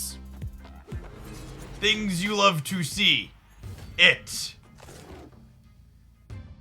Beauteous. Beauteous.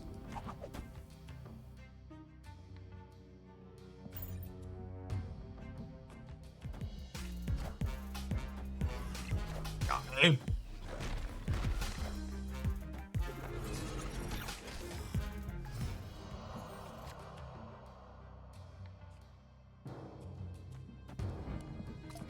It's a good lass.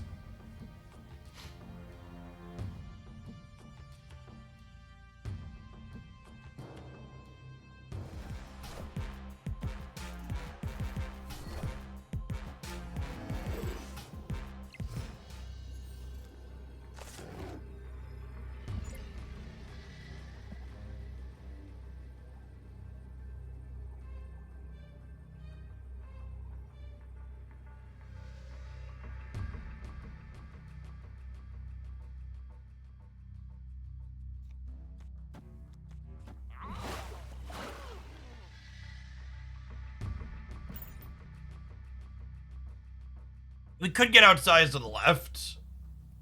Our Hawk's only 10.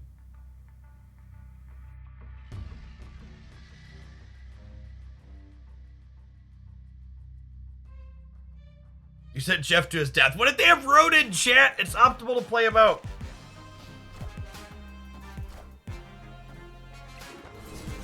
Oh, and we beat the Orca because of Typhoid Berry. We were ready to break her anyways, right? We were ready to break her anyways. Orca gaming, but it's cooking.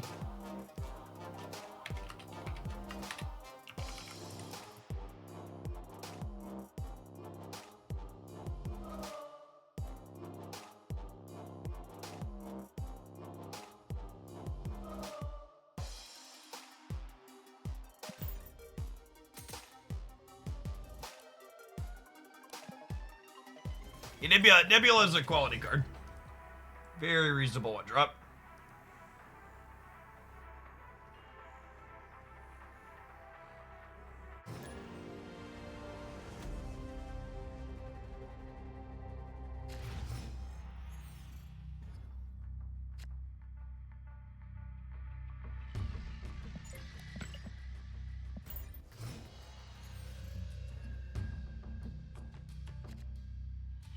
Well.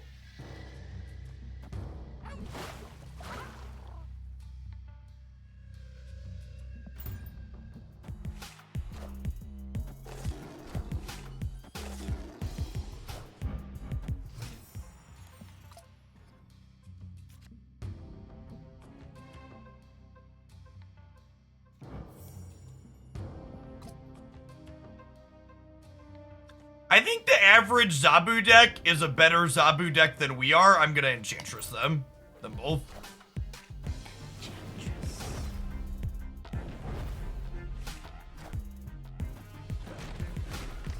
Probably just a mirror.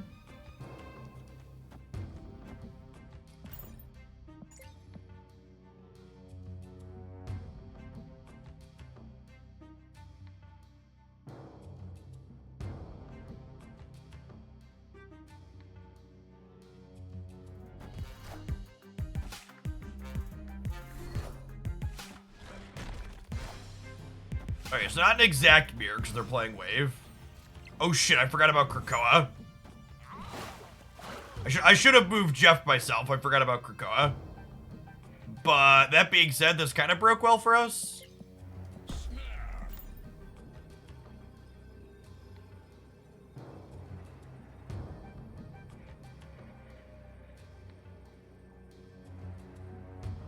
I think when Krakoa ends up good for you, you snap before your opponent sees that it was good for you.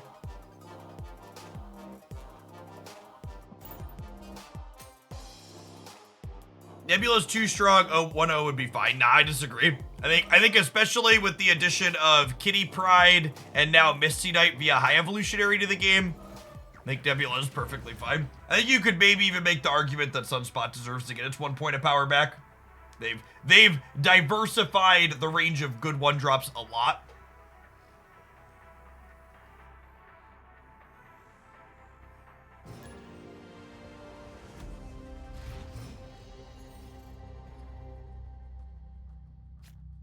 Nebula belongs in almost every deck. All right. I'm gonna eat a cube here to make a point. Escape. Yep, Nebula's in every deck. So let's take a look, Skipoo here. Click at the old every deck. Sarah Control? Nope, no Nebula. They play Kitty Pryde, a different one drop. Bounce? Yep, also not a Nebula deck. Control? Okay, we found the Nebula deck. 8.7%. We found one. Sarah Surfer? Nope, not a Nebula deck. Lockjaw? Nope, not a Nebula deck. Galactus? Not a Nebula deck. Hit Nebula. Oddly enough, a Nebula deck. I don't know why this is here. It's 0.1%. It's also, actually, I've talked about it. It's weird to me. This really should not be classified. Like, obviously it plays Nebula for the point of our meme, but like, this is a Moon Girl Hitmonkey or like a Moon Girl She-Hulk deck. This is a weird name for it. Discard is a Nebula deck. So we've got what? We got like 2 real decks that are Nebula decks. High Evolutionary, most of those are not. Stature is. Destroy, nope. It's so weird to me that like people just like make statements so we can easily just like come up and show that that's just like not the case. You're afraid Jeff will get nerfed. So I just had, I should make a command actually.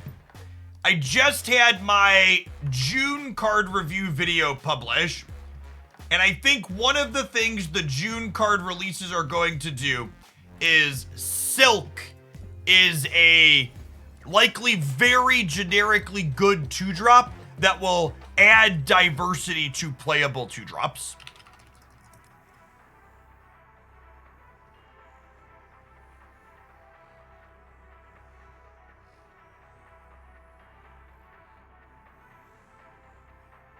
All right, let's pin that.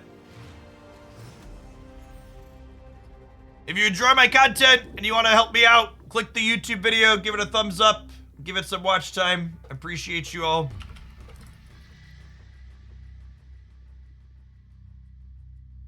I'm super excited. I think June is the first month that we have 4 out of 4 card releases where they all are probably playable.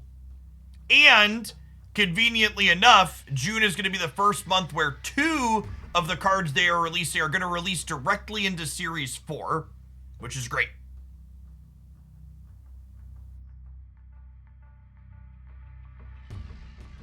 That's it, Jeff. The reason why Lizard was played so much is because on balance, the 2-drop slot was probably the weakest or worst balanced, in my opinion, in the game.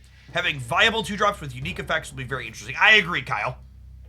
Like, not only do we have Jeff and Lizard now, but we also are adding Silk into the mix. Like, there's just so many good things.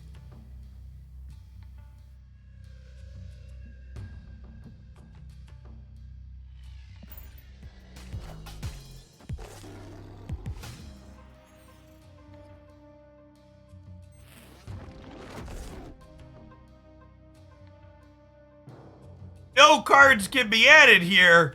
The hell they can't. Don't tell me how to live my life, miniaturized lab. You're not my real dad.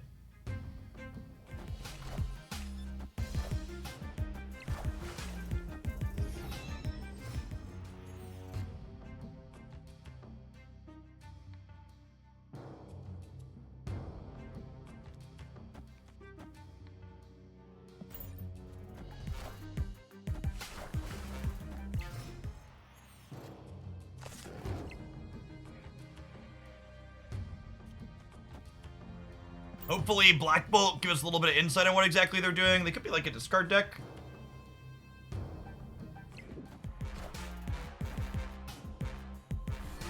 Oh no. Oh no. Oh no. We Black Bolted the Hella deck, chat. Oh no. Oh no. Giganto was their lowest cost card. I've made a huge mistake. I've made a huge mistake. All right, have your fun.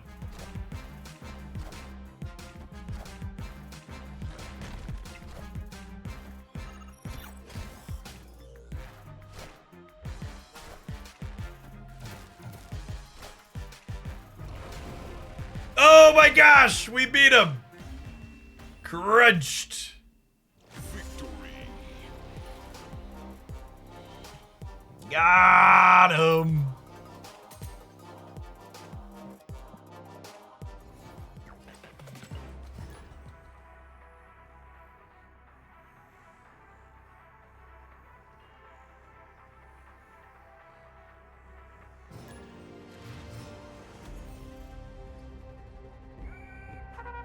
I think they'll introduce weekend token quests in the upcoming season. I assume the soonest we'll see the weekend quests is with the after the patch on the 13th.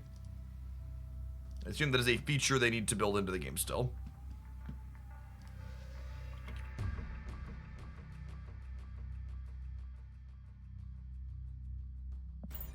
Oh my god, I just clicked through. I was moving my desk up and writing a note, and I clicked through Plague Nebula. Rip.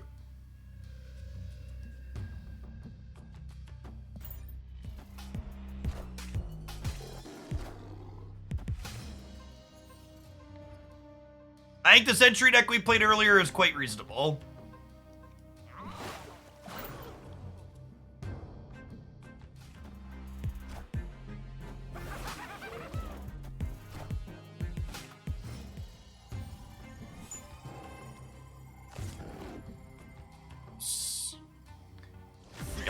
Deal, Arena. Alright, chat, we're by no means anywhere near done with Marvel's snapping today. I'm going to be going for a couple more hours at least, but I do need to run to the restroom as well as fill my water bottle up. So I'll be back in just a minute. If you're looking for something to watch in the meantime, check out my my June card review. Otherwise, BRB like 60 seconds.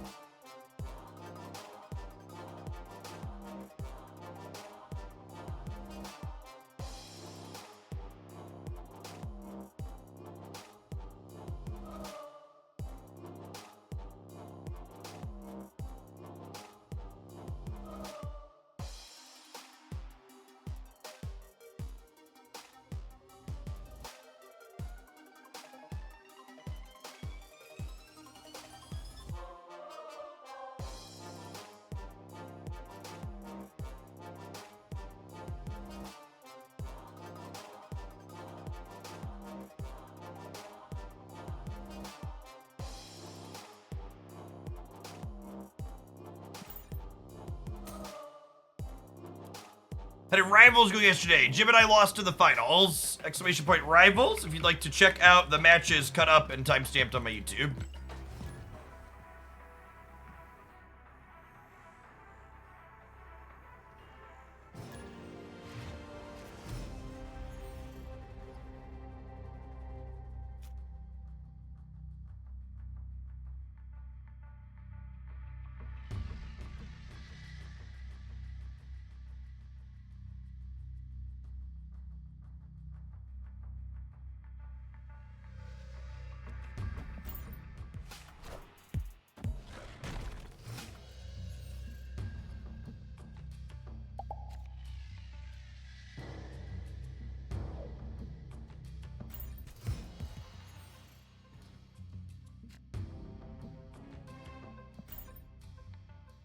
Hey, Tokyo, thank you for the 3.5 years. Welcome back.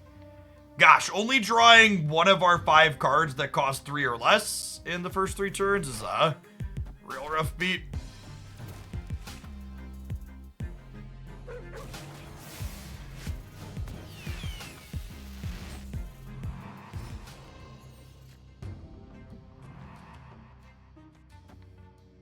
We unfortunately like have to play for the left, just like hope they hit something bad.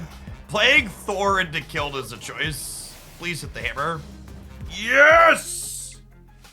Sometimes lucky rubber ducky. This Twitch stream pre-recorded, etc., etc.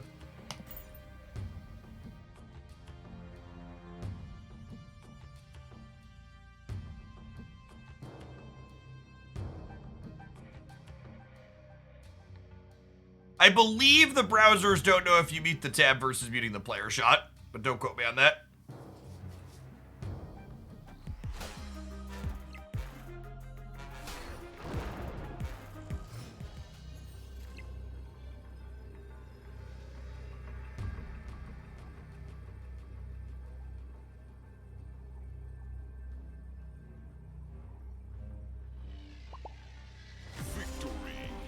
Okay.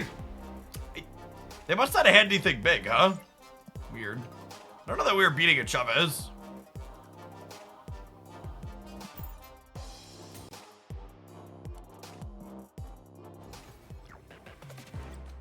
That's gotta be the strangest take I've seen all day. Refreshing, we saw Twitch rivals go to high evolutionary. I mean, we played one match with normal decks, and I punted an 8-cube game at the start of it. So, like, high evolutionary is fine, but, like, that one match at the end of the tournament in no way, shape, or form represents or dictates any type of power level on the card.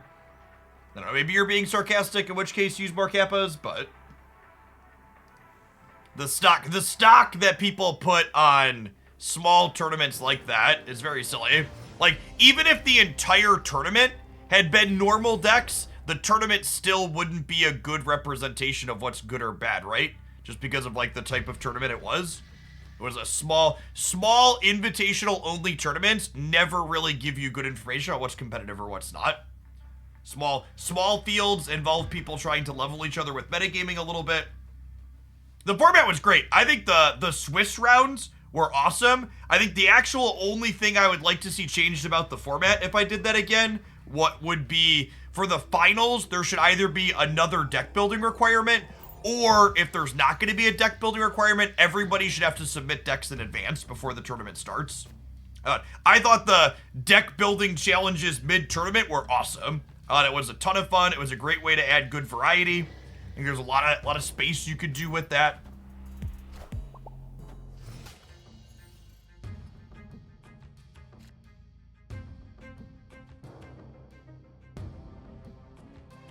I'm gonna pull Jeff into the middle here. Make them burn their move. Darkhawk is so good in Asgard. They're snapping me. Alright, Specimen.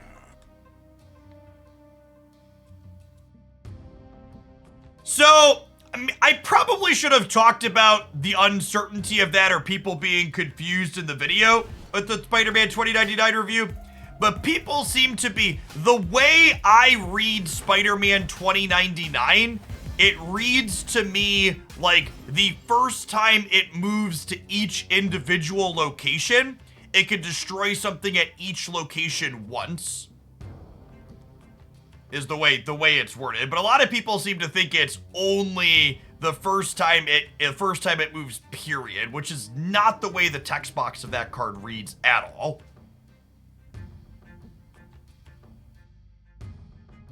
If you just take the card at just base face value, word for word.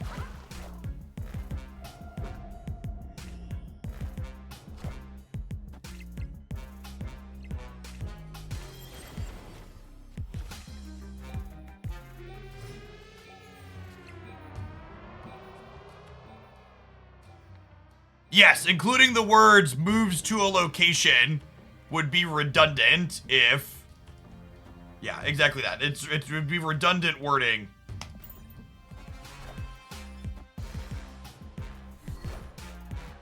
I am Iron Man.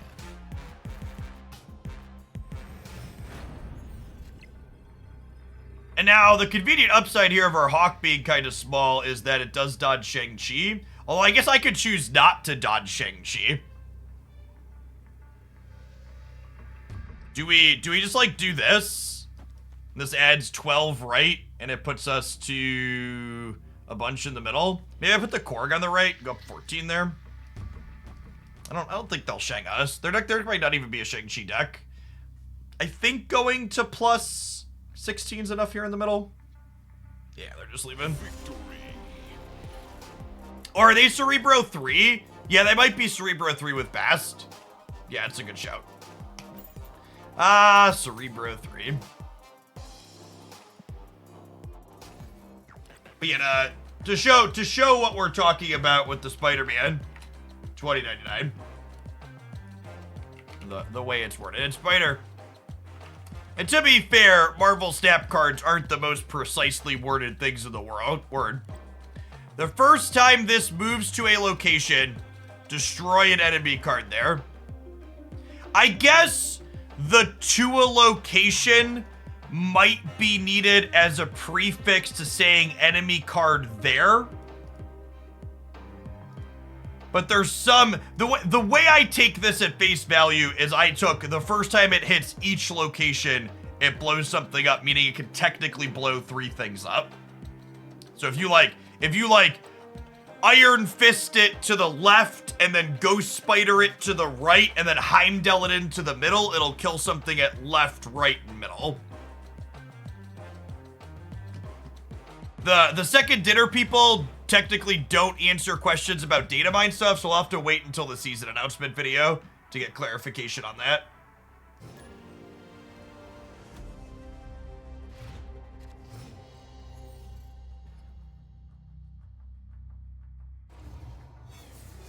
There is no OTA update today. They announced in the last OTA that they'll be taking, there will only be OTAs the week before and after a patch. The patch is on the 13th. If we're only able to destroy 1 card, I think it would say the first time this moves, destroy a card at that location. Yeah, I agree, J-Hogs. I think the text should be clearer and more concise. Concur.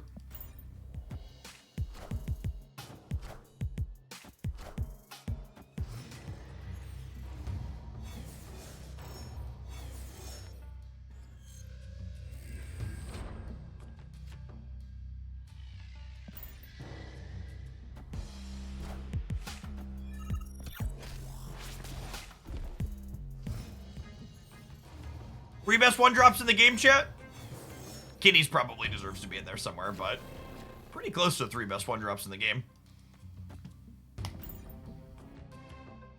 I drag their Nebula into the center here so our Nebula gets bigger.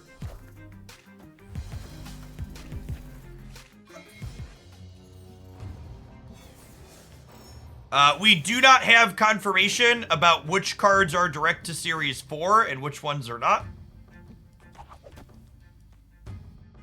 I provided some speculation on that potentially in the video today, but it's all just speculation at this point.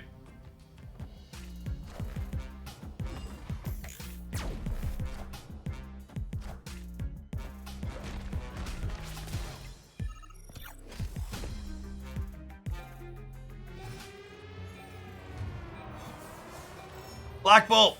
Black Bolt. Gorg.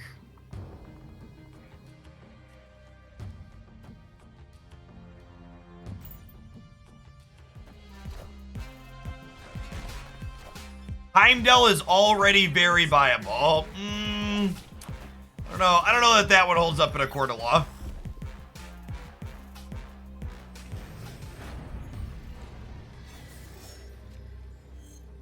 Heimdall is a fun card. It is not a particularly good card. Escape.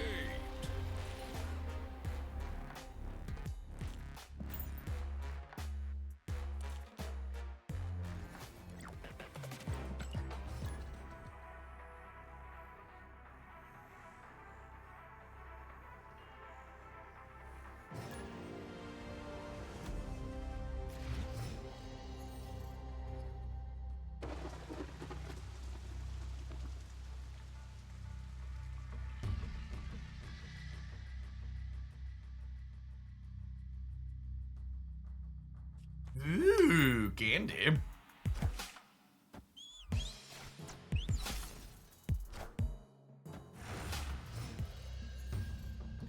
Hey, Wolfman, thanks for the 2/3 of a year.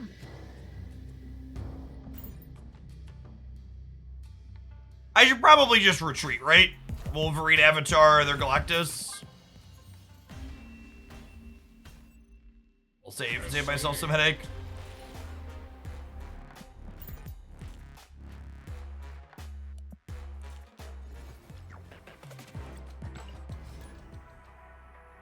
There aren't any competitive decks playing Heimdall Zandular.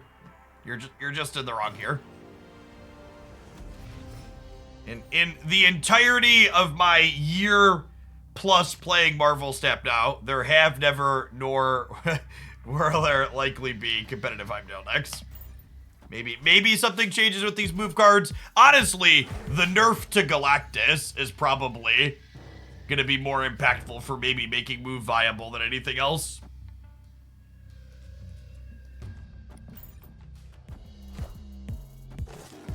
Who's holding Jeff in that variant? Gwenpool is the character there.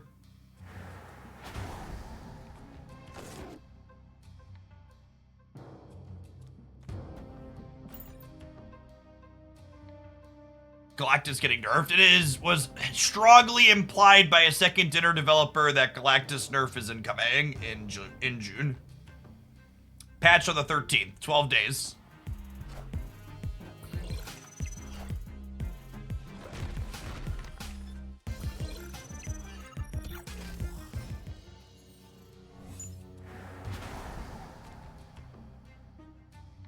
Actually kind of sucks because it means I have to play my Darkhawk over here now, and it doesn't benefit from Shuri's Island or Shuri's Lab.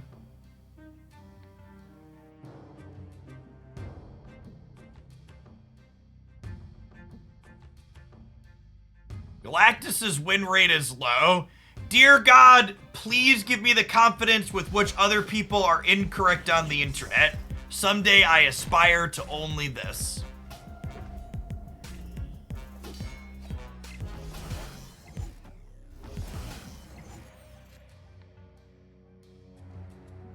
The best part about those types of stupid statements are, even if Galactus's win rate was actually low, which it's not. Galactus has a solid win rate.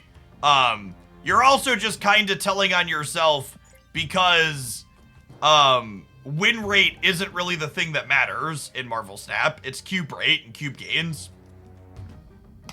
Maybe tag a demon here with Black Bolt, I think. Opponent snapped.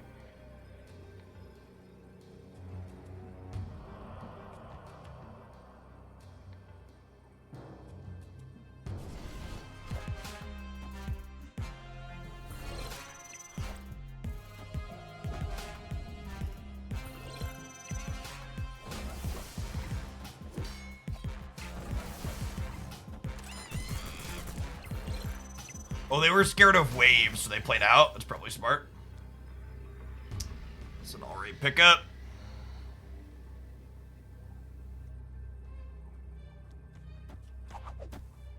It's a Chavez, unfortunately. That's not Chavez. Got Shang or something? They do. GG.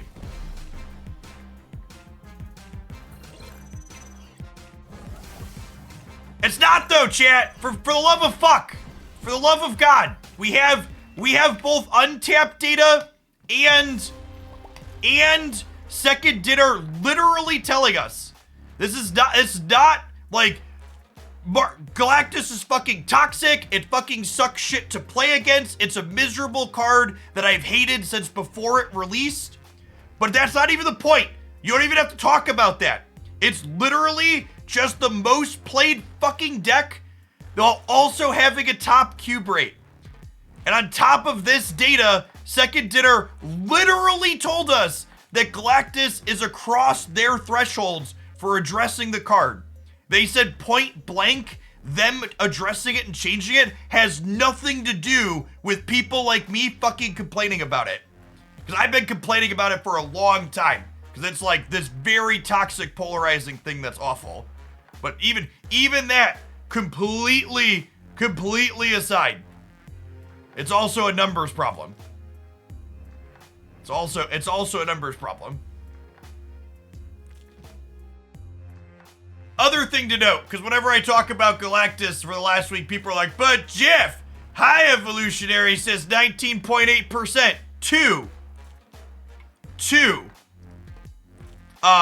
High Evolutionary 3 days ago said almost 30%. So this number is dropping fairly quickly. As well, High Evolutionary has multiple decks. There's like Hazmat decks. There's good stuff wave decks. I think there's Lockjaw in here last time we checked. Like there's a lot.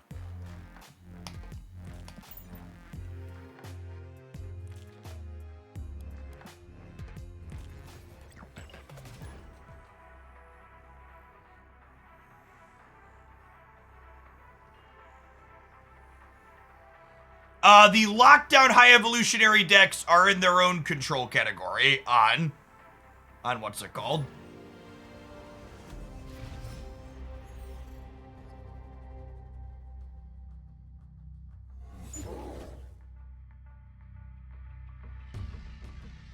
Do I use the Steam client? Yes.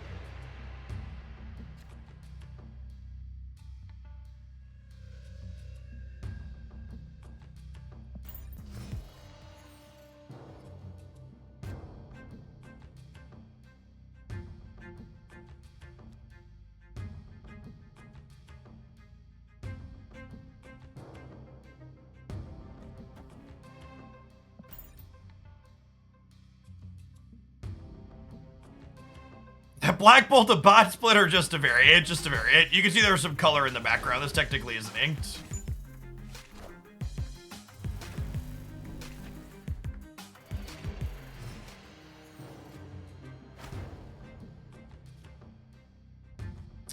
Black Bolt plus Wave is almost a combo here. You get to discard a random card from their hand.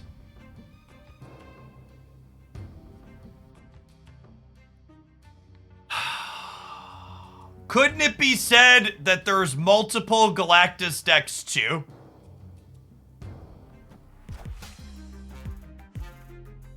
Yeah, I suppose that's technically a thing that you are allowed to say. You can say that there are multiple Galactus decks. Whether or not reality agrees with your take that there are multiple Galactus decks is another thing that's up for discussion. But no, the play patterns of Galactus deck to Galactus deck are very, very similar.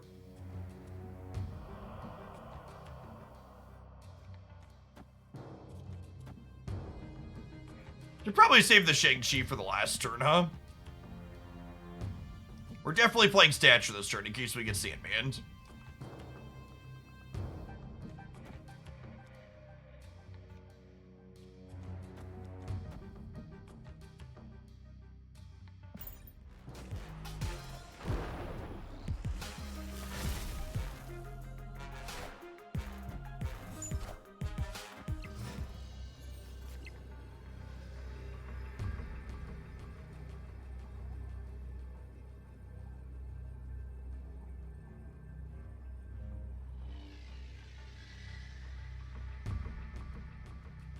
The Stature costs 1 for them. No, I haven't discarded a card.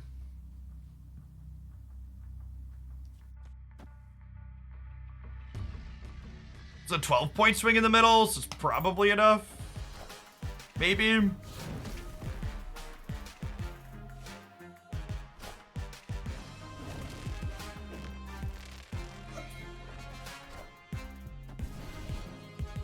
Close game.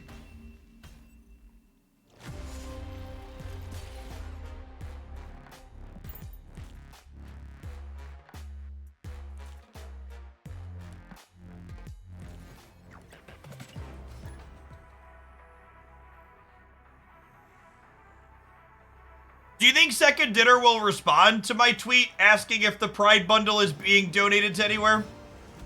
You think it'll just get ignored? I feel like there's a non-zero chance they just ignore that one.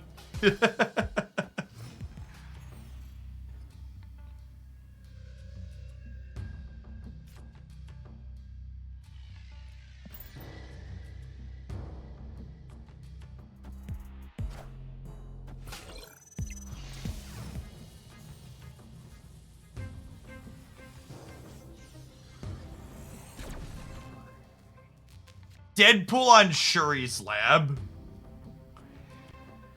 If they manage priority appropriately, we probably can't beat that.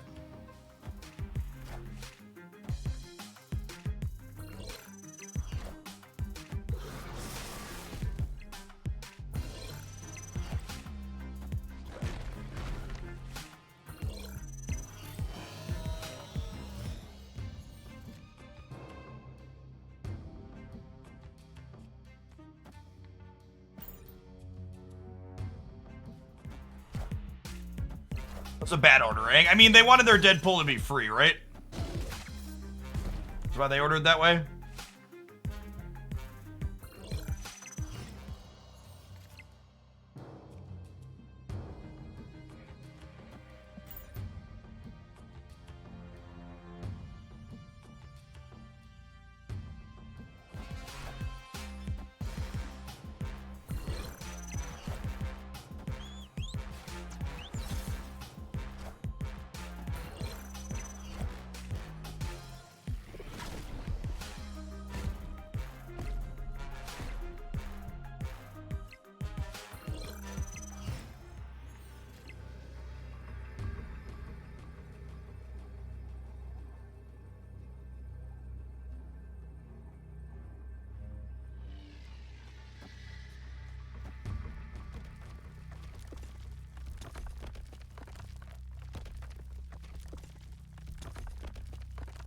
Kind of an art name.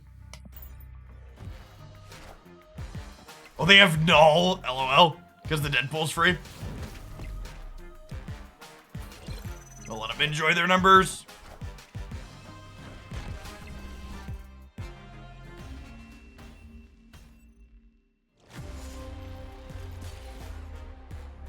$7, a little above average.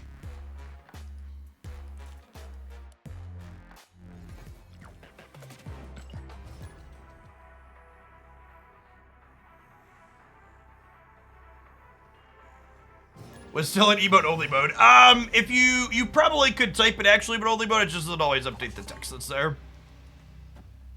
Beast and Destroy's a new one. I mean, most of the Destroy decks I post have Beast in it. Beast is a really good card in Destroy because it lets you get around armor and stuff, and making Deadpool free is also great.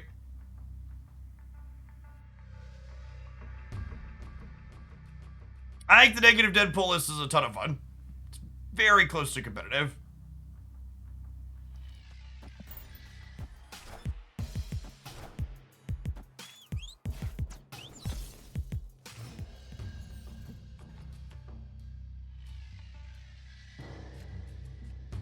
I've seen 5 more Jeff boosters, chat, to get gold on gold.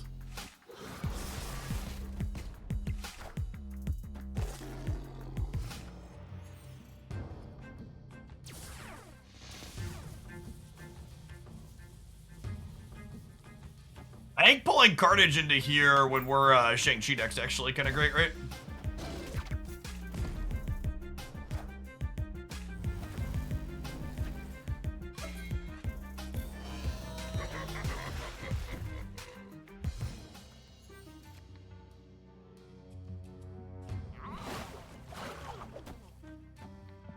Opponent snapped.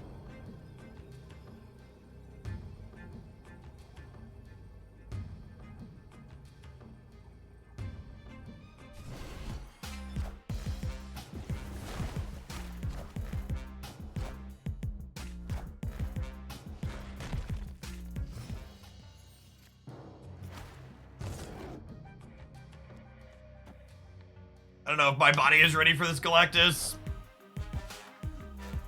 Oh my god! Woo! Get fucked! Oh man, that's the good stuff right there. Who's a good lad? Yes, you are. Yes, you are. What a incredibly fucking skill-based game we play, Marvel Snappers. Oh, they wish they were as good as us.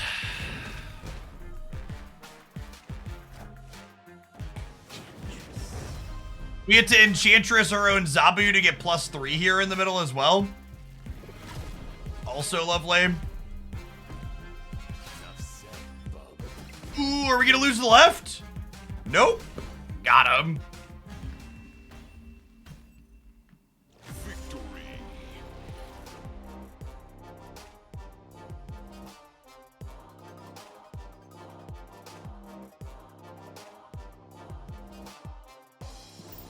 I'd like to give a special shout out to Forsaken there in chat. 5-month sub, first time chatter. Appreciate you, lurkers.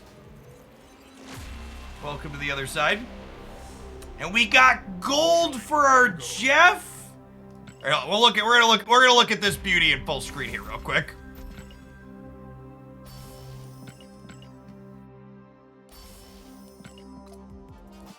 I want to see him with the border effect.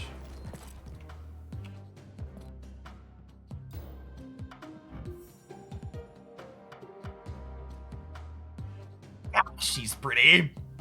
The red border effect even looks great with the Gwenpool red costume in the background. It's so beautiful.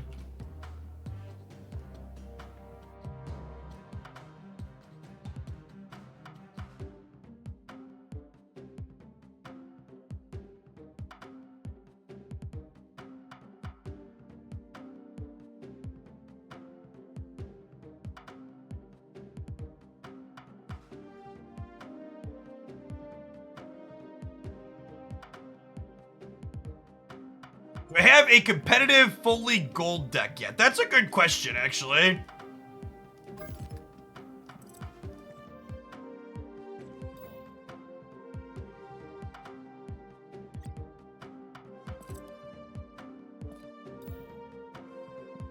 What do we got?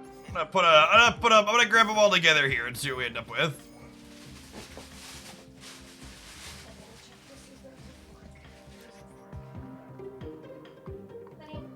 What's up? Thank you.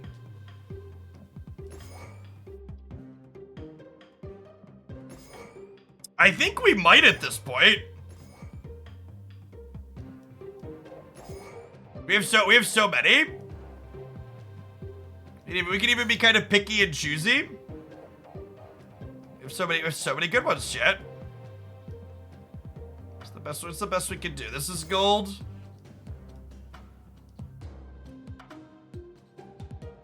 We have Weave, we have Viper. It's a shame I don't have a gold hood.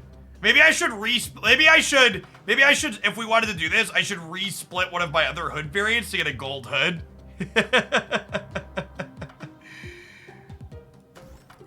more than I thought.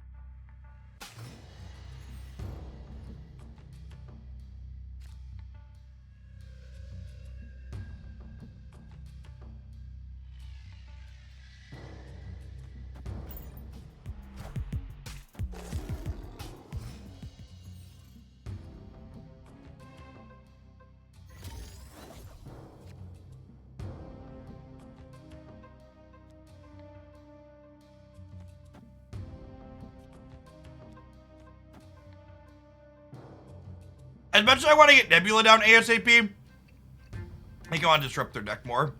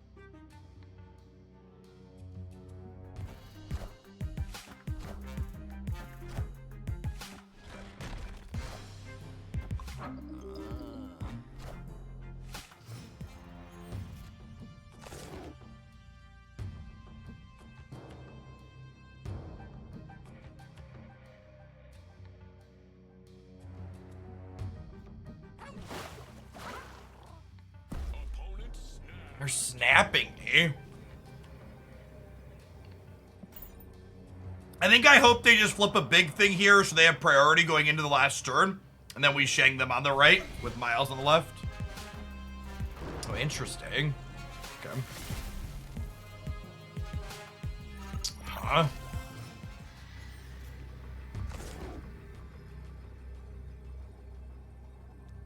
I think we're just dead.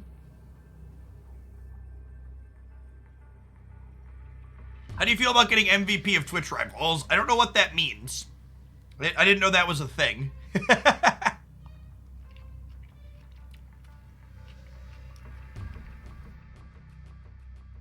That's news to me. Yeah, because we have priority here, anything they flip out of Lockjaw, we're dead too, and they drew the hammer and the wasp, so good snap from them. Escape.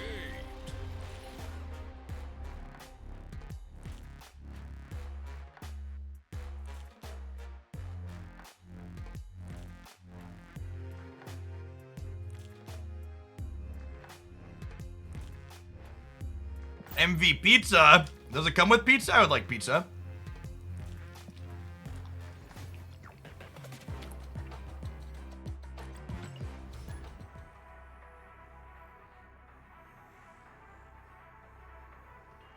Oh, it's via the Twitch add-on. That makes sense. And I would assume I lost the least amount of cubes during the Swiss. My Swiss run was pretty insane.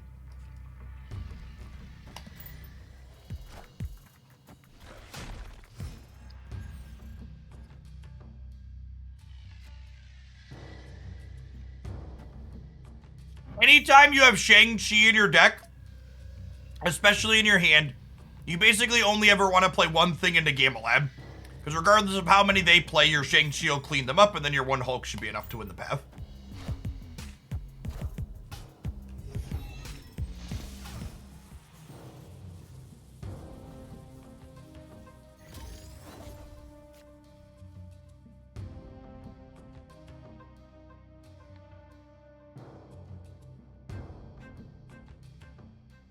If you were playing High Evo Control, would you drop Luke for Teenage Warhead? I think dropping Luke from High Evo Control is fine because there's less High Evo mirror matches now, but I don't think Teenage Warhead is very good in the format, no.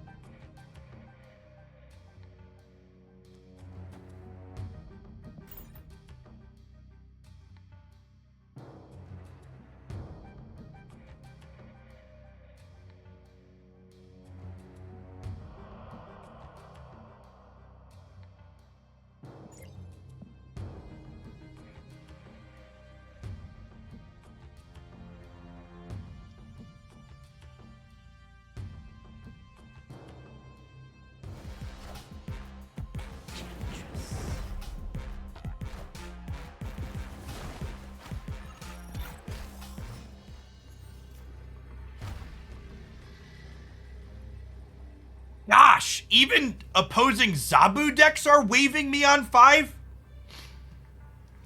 That's so crazy.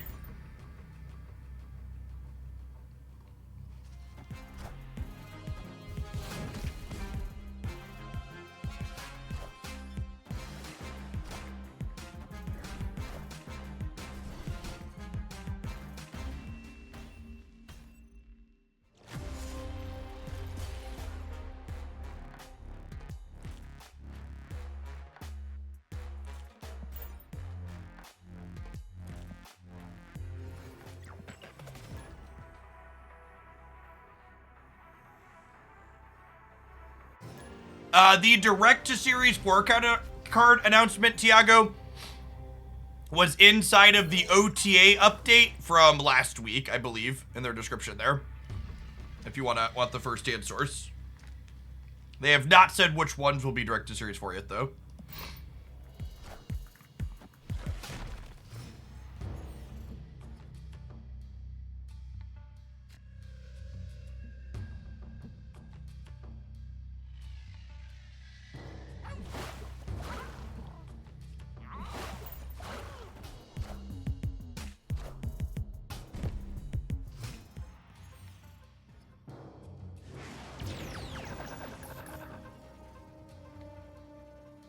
Well, I mean...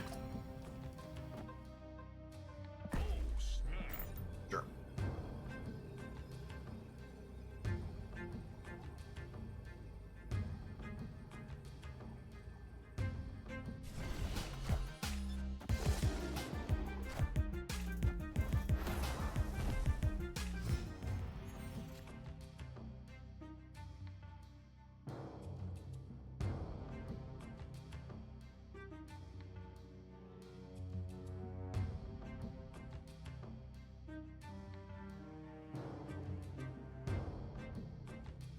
It's a real shame I can't Polaris this turn.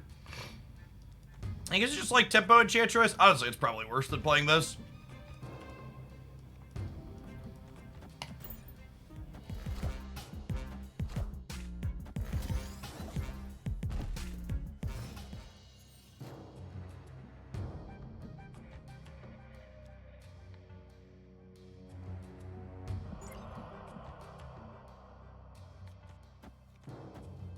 This could easily just be another wave deck, so I'm going to play Darkhawk out now.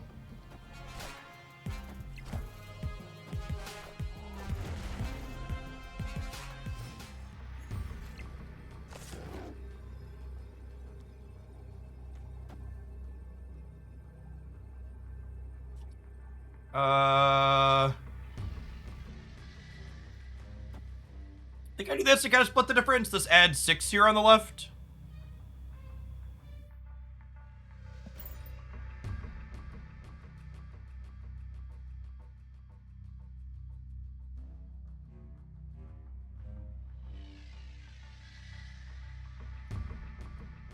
Why do I need to move Jeff left? What does that accomplish?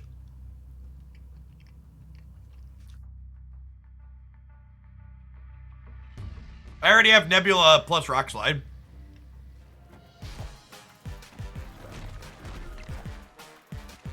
It's clobbering time.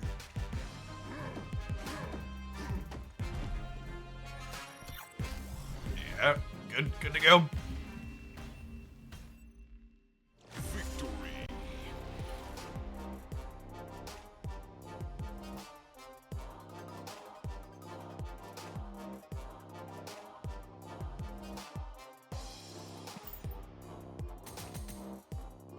Yeah, going up by 6 on the left was enough, because if they soaked enough to beat that, they weren't beating me in the other 2 paths.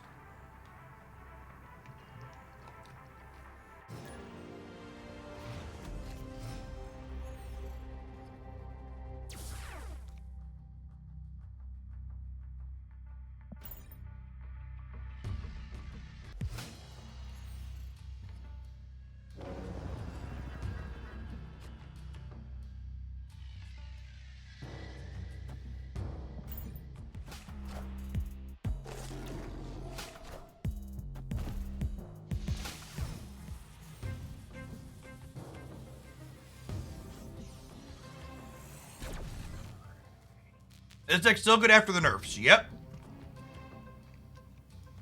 Has a very strong win rate and cube rate after having a bunch of different cards changing it.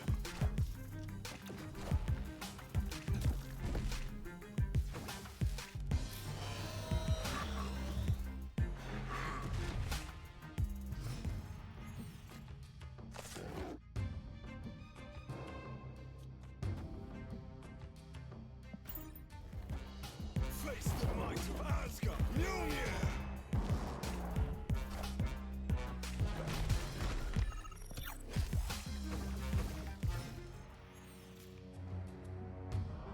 Oh, we need to draw Darkhawk, huh?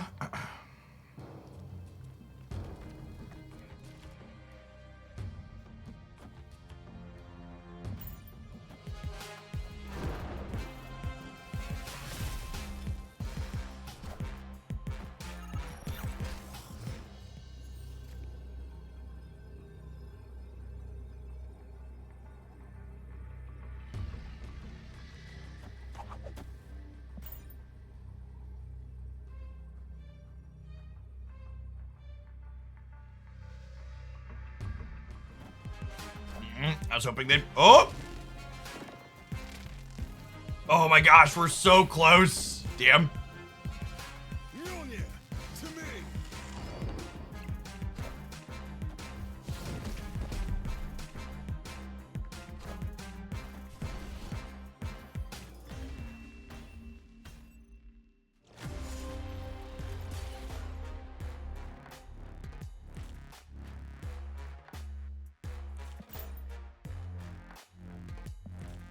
I mean, Second Dinner's general goal when nerfing cards always is to make sure the cards are still playable.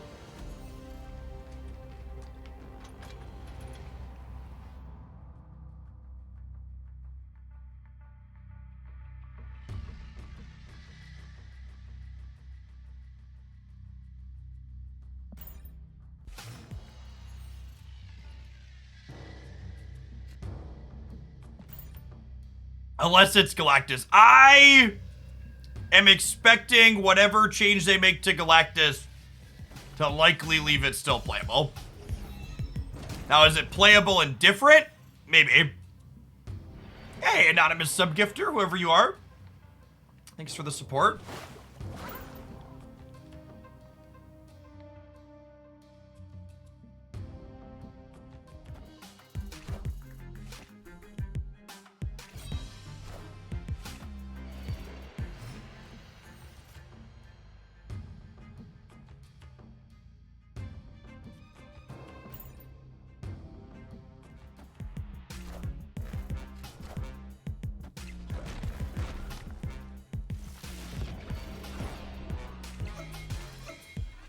Okay, Polaris is a solid pickup for us here.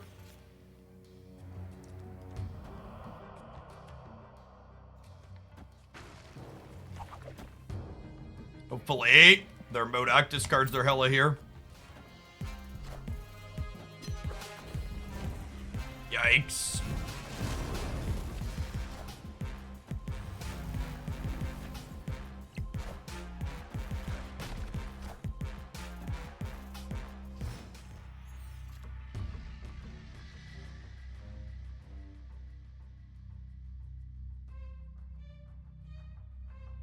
Can I play Black Bolt against their deck? I don't think I can, right?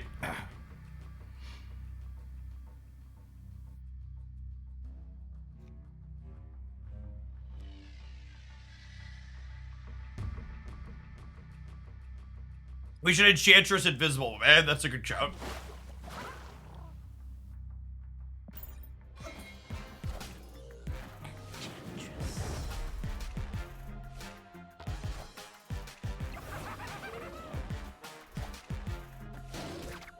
They're playing Green Goblin?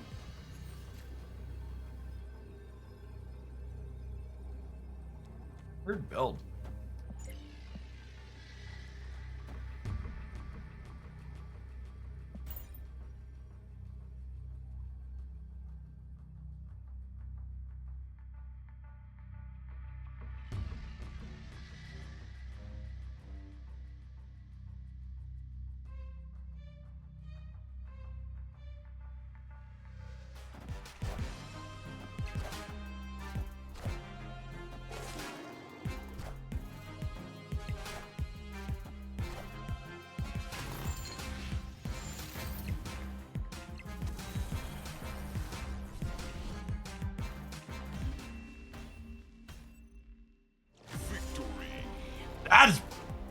That's wild.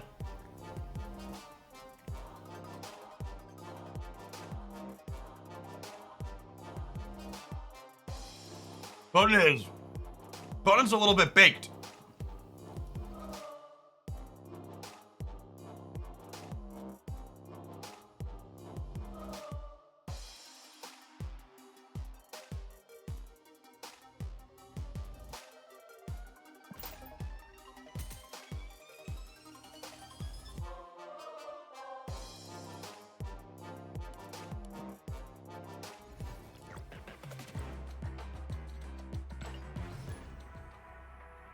I think gaming against Ida tournament, that was some other level of bullying with the snap. So, I think that type of perspective shows the kind of fundamental problem people have with understanding the snapping mechanic.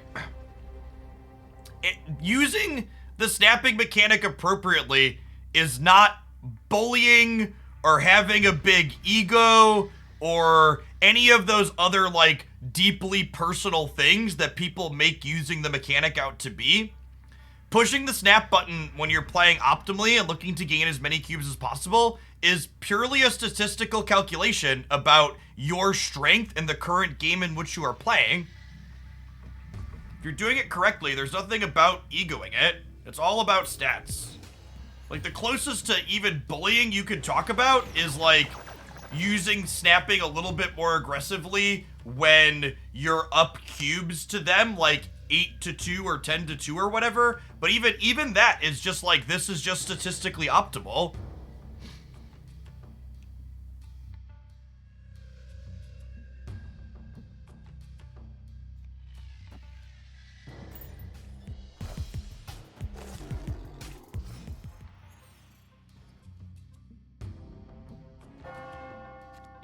Yeah, my background is I made like low 4 figures a month through most of undergrad playing cash poker as a side hustle.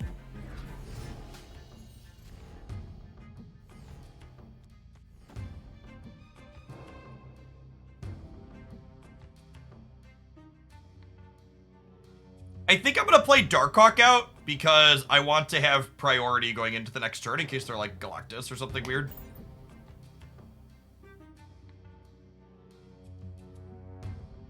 I want to players right now. I think I want to put rocks in their deck this turn to make sure they are more likely to brick.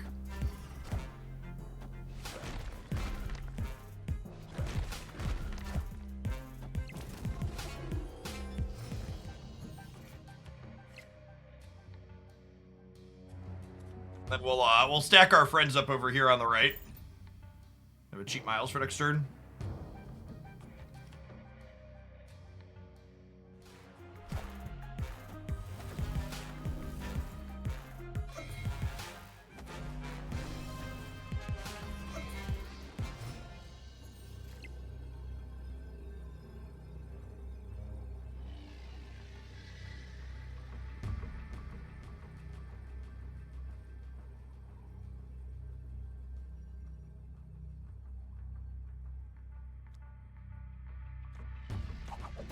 Yeah? Yeah.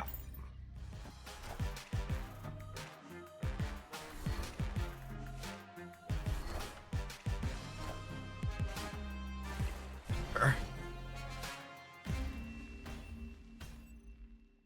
Victory.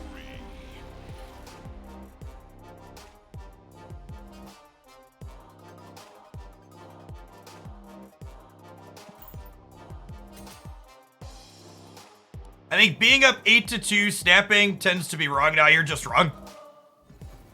You're just wrong, Ducky. If you're up 8-2, if the game's coming to a conclusion, they're gonna get 2 cubes anyways. So you want to make them decide, is it worth staying for the 2 cubes when they have the least information as opposed to when they have the most information? You want to get them to commit early. Unless your hand is atrocious, you should basically always be snapping if you're 8-2. Like the threshold for how bad your hand has to be is like really bad to not be worth pressuring them into it.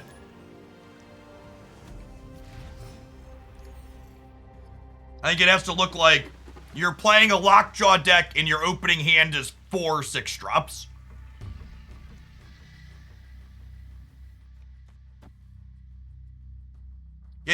I think if Marvel Snap became a more competitively focused game, the big level up moment we would see from a lot of the people as they got better at it is snapping better.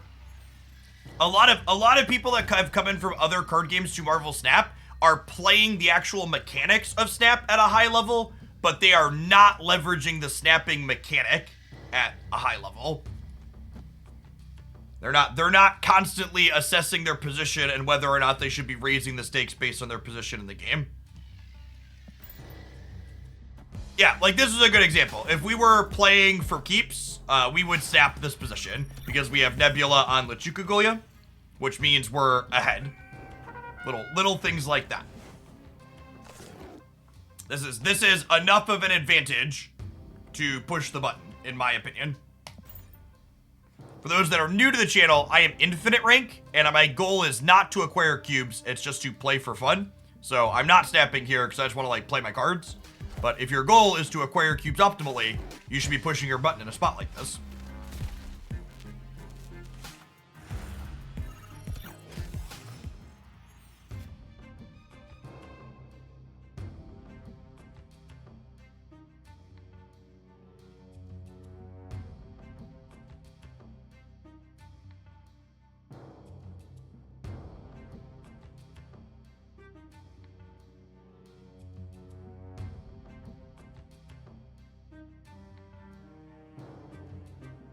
I played live poker.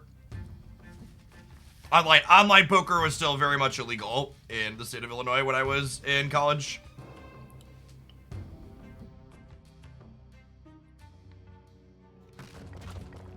I think I'm just playing Miles out here to get the morale bonus.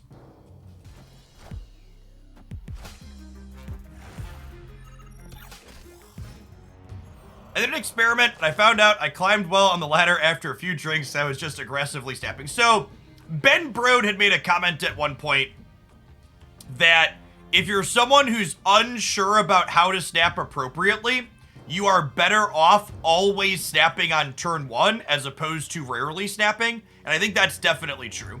And that's not to say it's optimal to always snap on one, but it is to say always snapping on one is better than basically never snapping.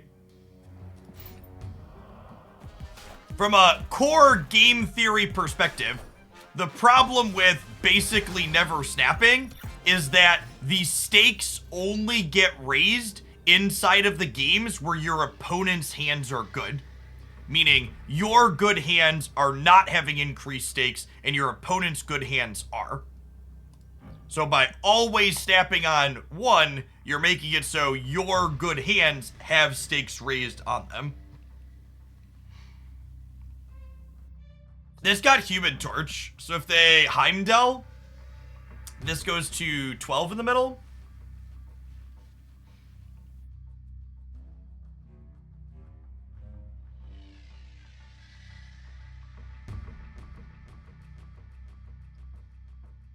Don't really have a lot of great plays. I guess this ties Heimdalled Iron Lad in the middle, and then Jeff could win the right for us. And if they Heimdall here, this goes here and I win, and then we win here and here.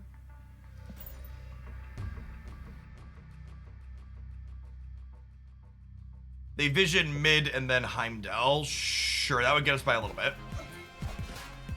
Oh no, wait, the Nebula wins in that instance, right? Because if they Heimdall here or here.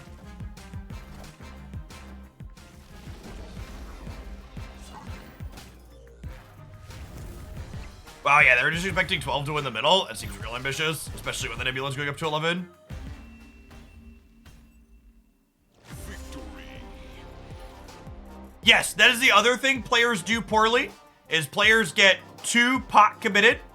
Once they've snapped, they often don't want to retreat. It's perfectly fine to snap early when you are in a strong position, and then have your position change on turns 4, 5, or 6 when your opponent snaps back, or when the cube's naturally going to double, and then you leave.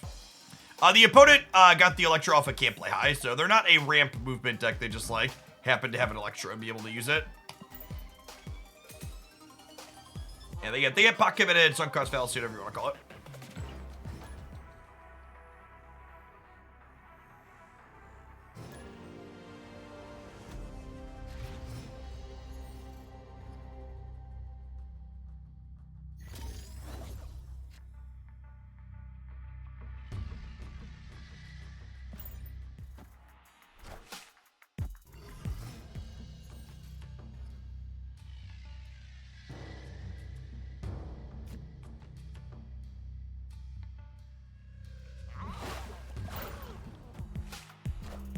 What's going on, Lion McGaff?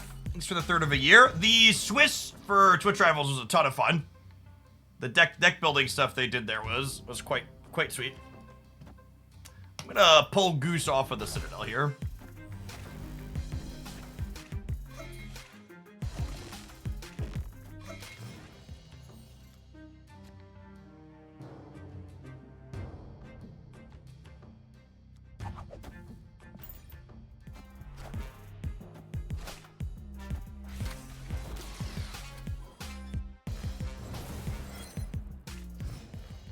Sarah? That's fucking terrifying.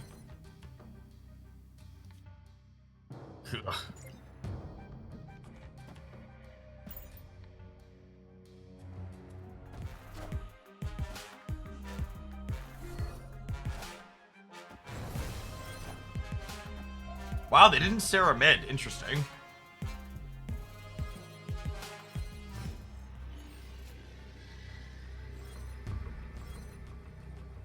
Do you think they'd beat 10 on the left or 10 on the right? Your deck only has 3 cards in it, so my Hawk's only 12.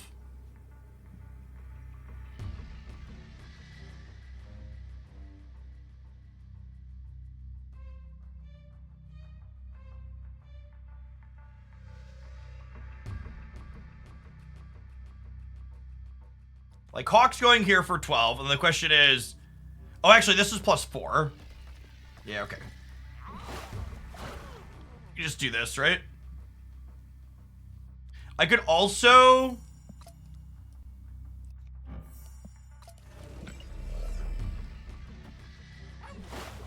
We could do this. Is it wrong to play for all 3 here? I kind of want to play for all 3 with the Cork draw. I have 4 cards. I think I want to play for all 3.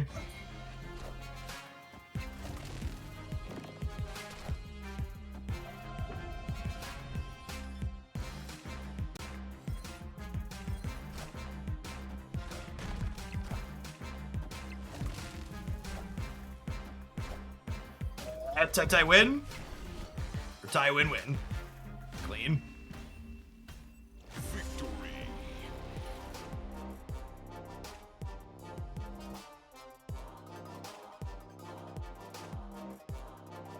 You consider including live brewing in the rival video. So the problem with the live brewing is that a lot of it was just me having the countdown timer up on my screen, and I was like looking at deck lists on my phone while it wasn't plugged in so it could charge in between the games. So the actual content part of the deck building wouldn't be good.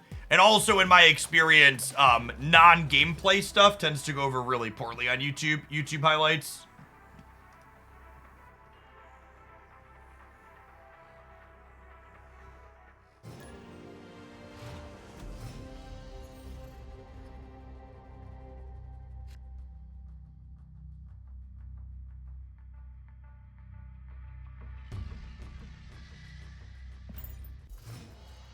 I appreciate everybody that clicked over and checked out the June card review. Looks like 415 people so far have tapped the like button on this video. Means about 1,600 of you were unable to find it. Maybe your significant other was correct about you having trouble finding the button when it matters.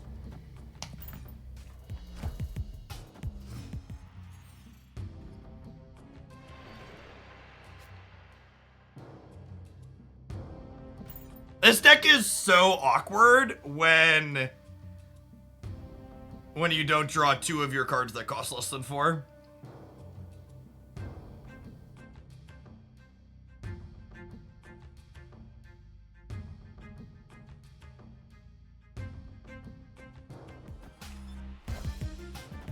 Wind. That's like the perfect zinger, chat, because it's like a compliment zinger. I assumed you all have significant others. You are lovable, okay? Find someone who appreciates you. You deserve that. We just put Darkhawk in with the Nebula, they slide into the flooding, and then we go from there.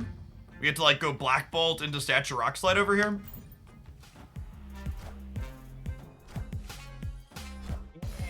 Ooh.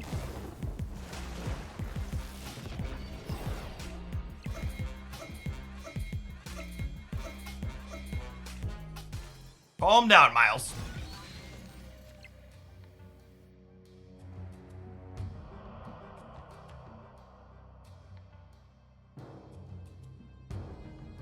Do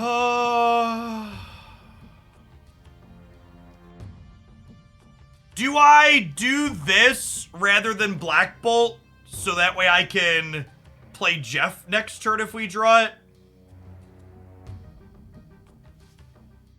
Yeah, it's also better into Spider-Man. I think I do this. And then we draw Jeff and we win Killed and Flooded.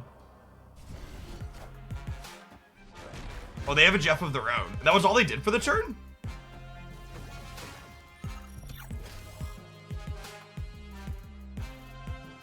Oh, because it stopped my Nebula. Rip. Yeah. Got me. Yeah, playing both of these is better into Wave 2's a good call, so I'm definitely right to play these, but them having Jeff and us not is, rough beats.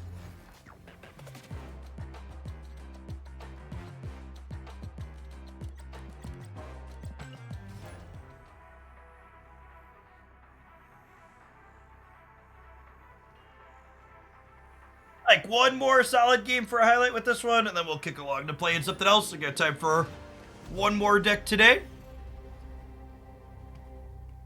Ooh, candy. Upgrade.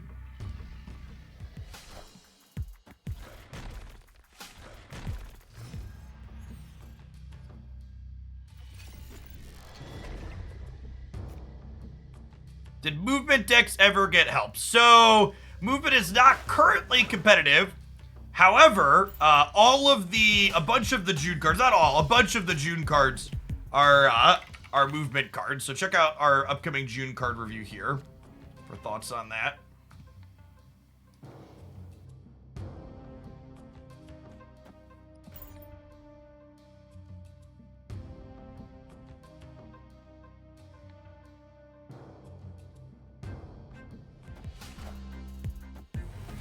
Sunspot.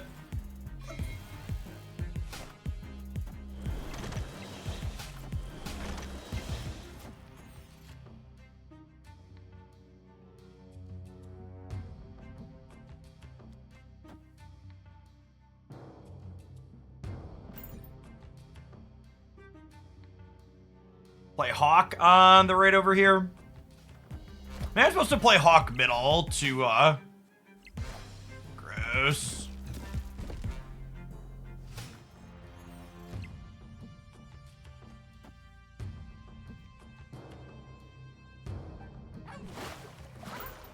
Now, if we're a master, we'll catch Luke Cage here.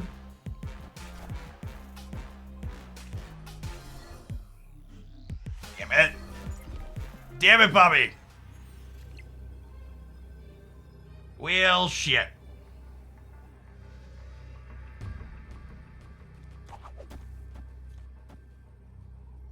This wins the game, Copia.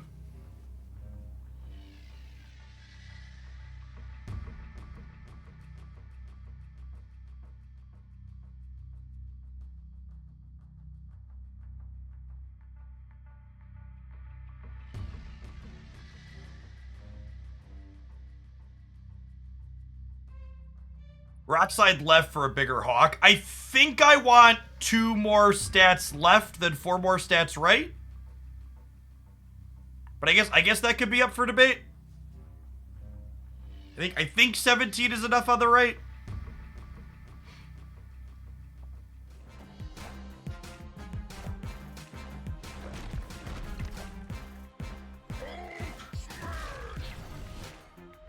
Ooh, what a close game.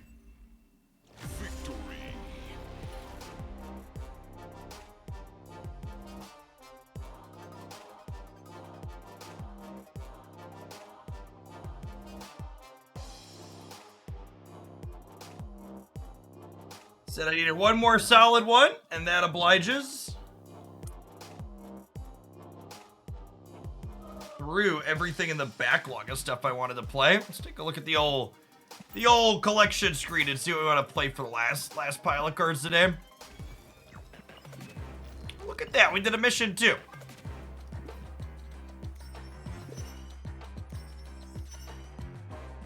through most of these, right? We got 2 more of these. I'll tip those up over the weekend. Variants I want. Sedge.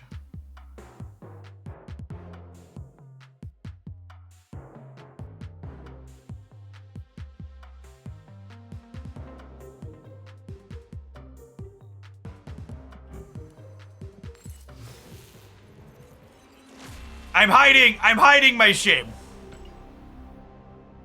I'm hiding my shame. Don't be like me. Don't be like me. We heard it. You heard nothing. I could have been upgrading anything. You can't prove which card just got upgraded in a court of law.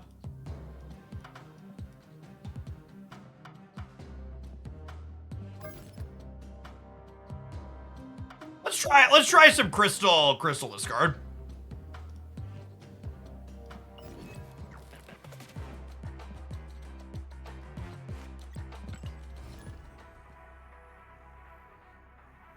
Your face showed your shame better than the client ever could.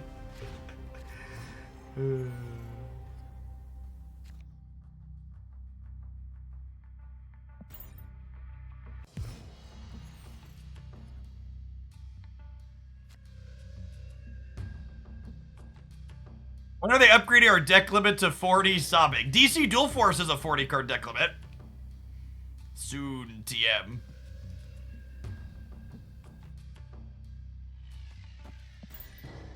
Alright, Colleen, discard the Swarm. Lovely.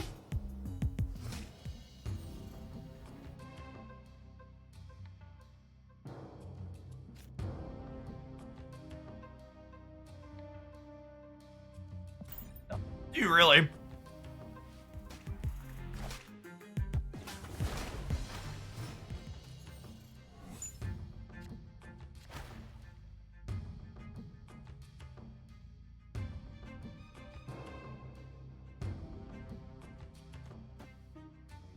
Opponent snapped.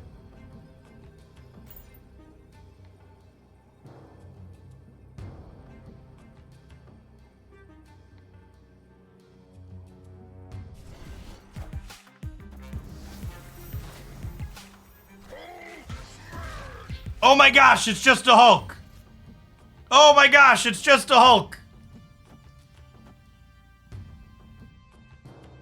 Papi!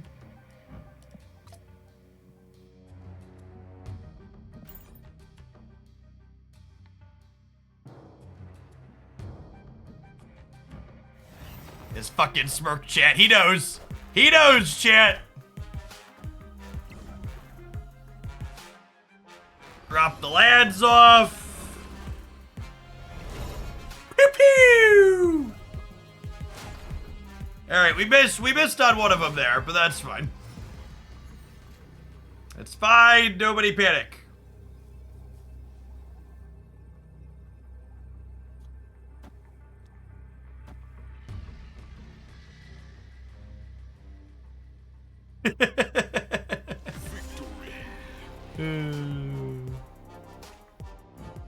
The little smirk says it all.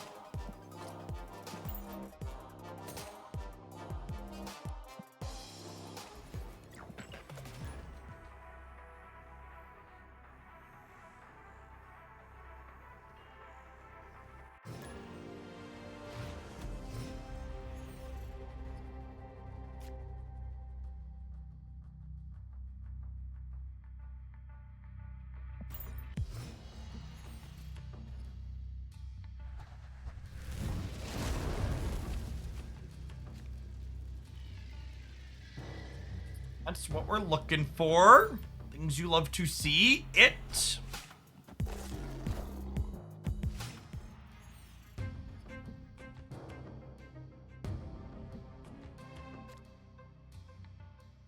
BS, yep.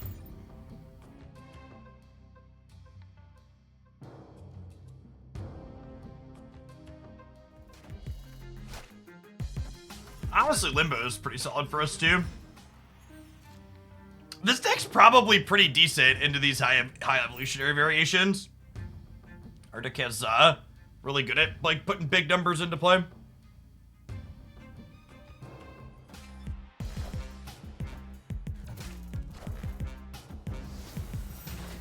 Oh, Wongers. Like to draw Apocalypse this turn.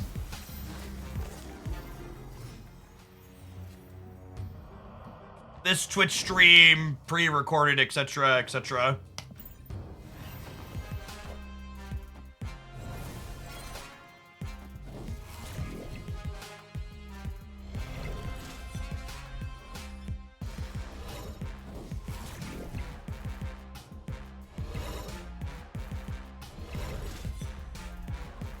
Brrr. Helicarrier. That sounds lovely. Come on, slide Mr. Modok into the middle. I play Apocalypse out. I play Apocalypse out too. Just gonna spread out. Should I play around them storming Limbo? I don't think so. I think we kind of have enough stats that they storm Limbo are probably fine regardless. Yeah, I think if they take Limbo off the board, we're probably winning, even without the Swarm, so I'm just gonna leave myself flexibility here going into turn 7 to respond to whatever they do with their Sarah here. Because we're gonna be, what, like 18, 17, 14?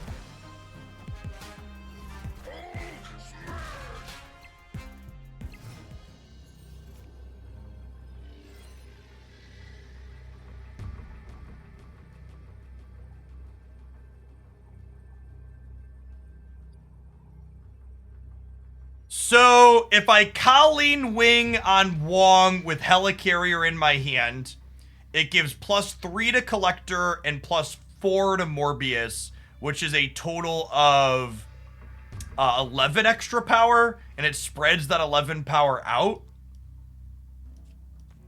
Only leaves us winning here by a narrow margin, but I think that's probably fine. It's also more fun, that's true. Big true. Hey, Rexa Forever. Thank you for the 3rd of a year. Welcome back. They could have like Enchantress or Shang because they are a Sarah deck, so our right might be going down. Yeah. So the question is, how much are they adding over here alongside it? Is our +7 enough here? It was not Abomination. GG opponent. Close game. We would have won, and perhaps because I'm expecting Shang-Chi or Enchantress, I'm probably supposed to go for the less fun play and just reinforce here, so I'm strong in all 3. Because the problem with this play was it left us kind of weak here and stronger here and here, when I should have just flexed and been strong everywhere. Yeah. Someone asked if you played this deck with Crystal a lot. Thoughts on Crystal versus King? Not really. We played a few games with it right after the Crystal change. And then, like, High Evolutionary and stuff dropped, so we haven't been back, so this was on my backlog of things to get back around to, so I'm gonna try and get a feel for Crystal in it. You consider dropping a Climbing to Infinite videos at the beginning of the season? Yeah, I did a couple of those, and they don't really perform well. So I do like my best decks video periodically as the metagame changes, talking about decks that I think are reasonable into the format, and those usually perform average or a little above average. But like my particular Climb to Infinite tends to look a lot different than most other people's, because even when I'm not infinite, I'm changing decks a few times every stream.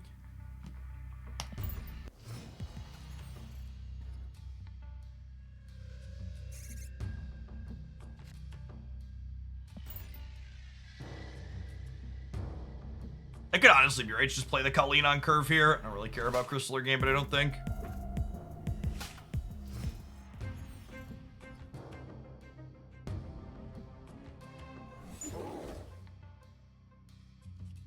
So Luke Cage isn't quite as common as it was right when High Evolutionary dropped, but it's still common enough that I think I'd find it annoying.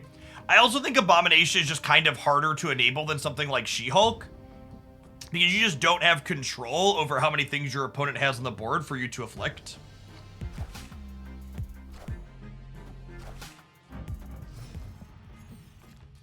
Are they booster farming? They must be booster farming, right?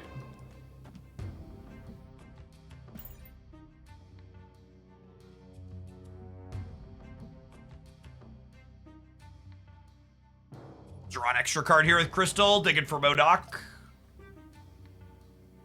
A little awkward that Helicarrier is the left side of our hand, though. If we do hit the Modok, it's gonna have a rough time getting pushed over. Not getting to generate as much stuff. Oh, they could just be a Series 1-2 player. They did remove post infinite matchmaking doesn't have collection level based matchmaking in it anymore.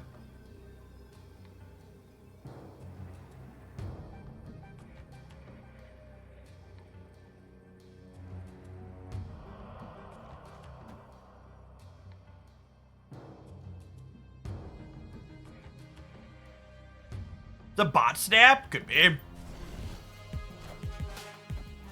Could also just be, they have like Blue Marvel and Khazar. This isn't a deck that bots typically play. So I think I'm more inclined to wager that it's, My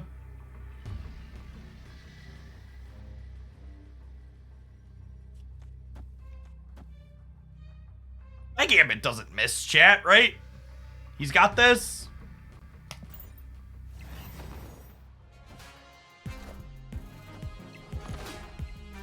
I'm pretty sure this is just like a low collection level player.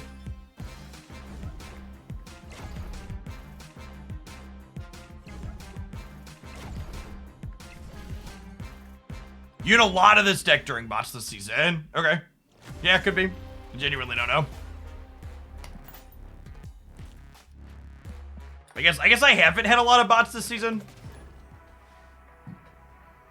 That's not what I recall before.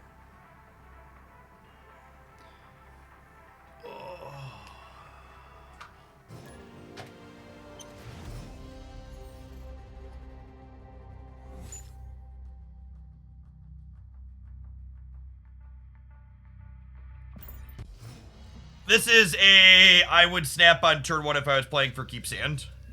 You're even better with Sinister London.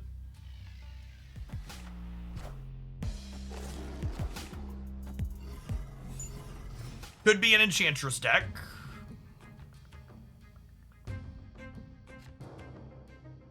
Good golly.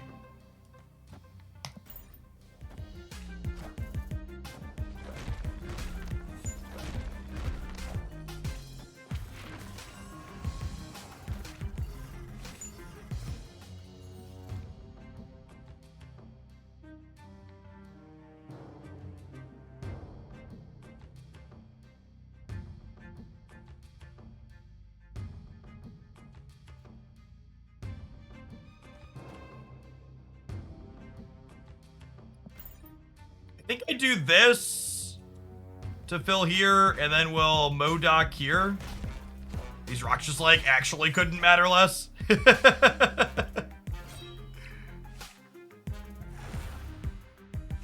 then we go Modok into Apocalypse. We could get tech carded out of this game, but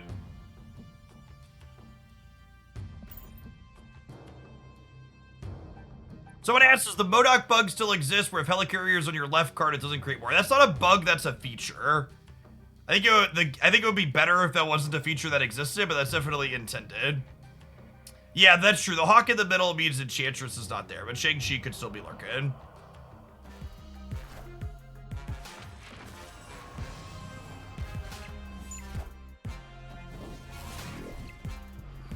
So this is the Helicarrier. It only gets to drop off 2 things because there was only space to generate 2. The second Modok really pumps up the jam, though.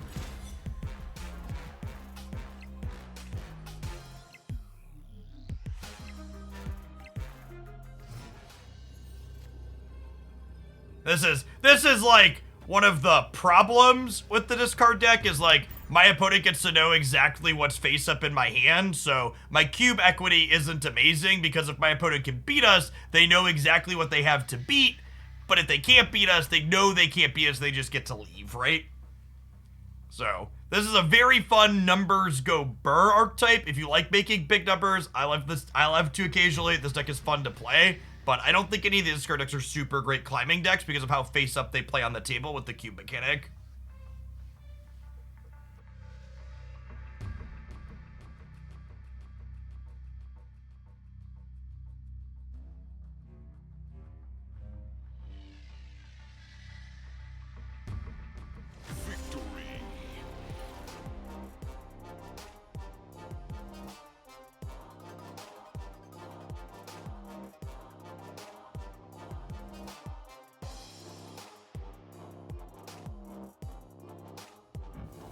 Ooh, they do have the perfect Zabu split.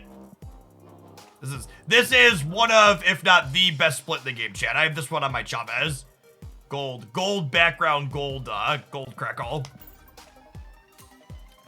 Actual factual best. The only, it's either gold on gold or inked on white or inked on black. I think those are the top three. You're like, Jeff, what are your 3 favorite splits or most coveted splits?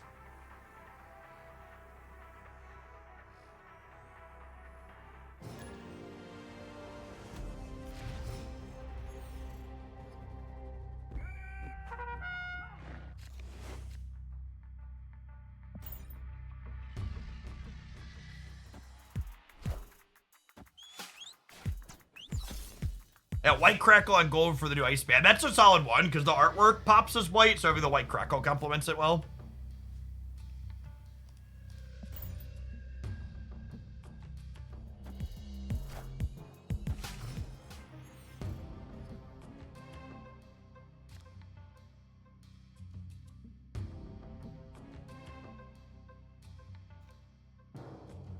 They're gonna blow up Bucky and Gambit's gonna kill the Winter Soldier. Called shot.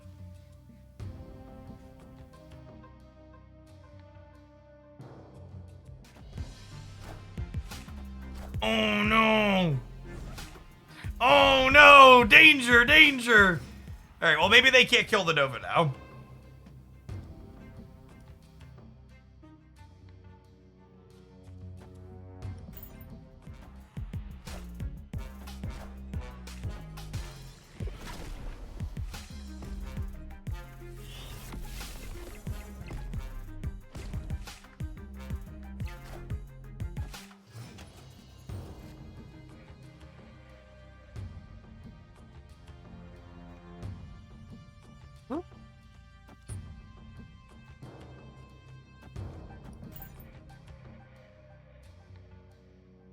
Well, isn't she lovely, Alex?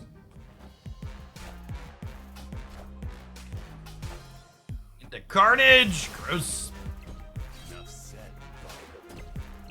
Oh, my Modok got Yon, dude. So we have no outs here. Systems go.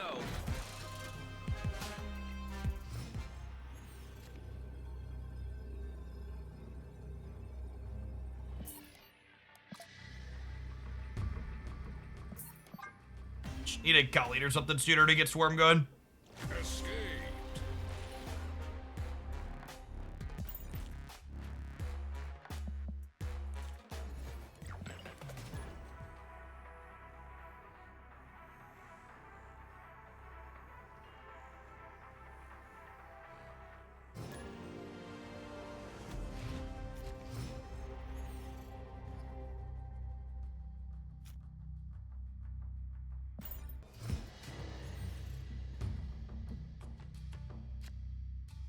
Okay, please mirror dimension the Mindscape. The old swap and swap back. Everybody gets a peek in turn 6 with perfect information.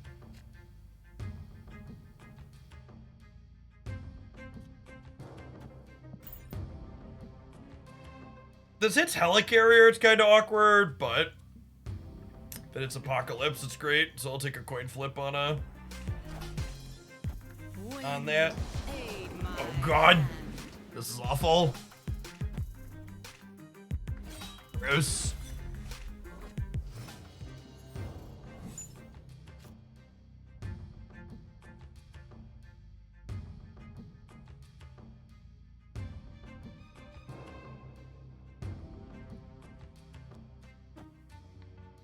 In Crystal into Modok, because the way Mirror Dimension works with flooding, next turn's actually the last turn to play middle. So I think I just stack 16 here mid, and then we hope that Apocalypse plus a couple of Swarms wins deep space.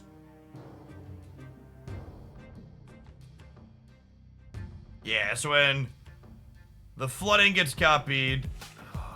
Friendly neighborhood Spider-Man here.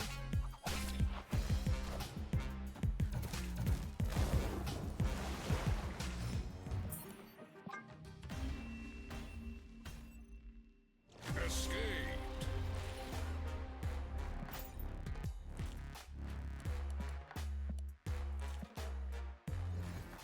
I'll be curious to see if they actually adjust Galactus. Does that cause the density of... I think the prevalence of the Storm Spider-Man deck is likely a symptom of the density of Galactus. Because it's just like one of the decks that's not Galactus that's also not 0% into Galactus.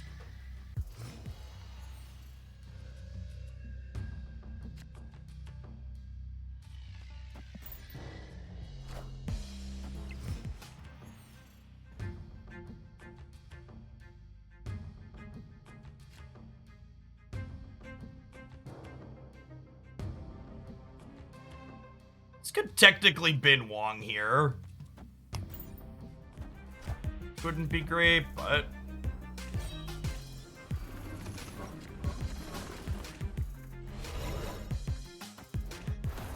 Oh wait, I was thinking she was going twice, but Wong's not in play yet. Ignore me, I'm dumb.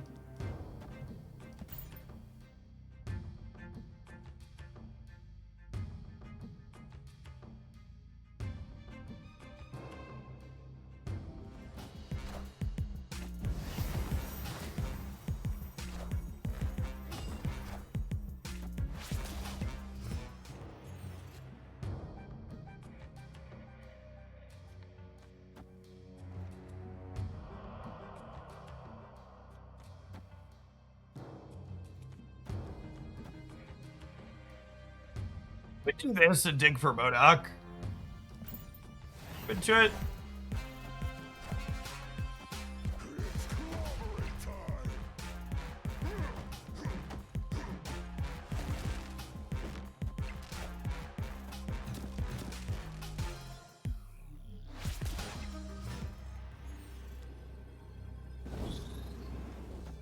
Puts us to 14 over here.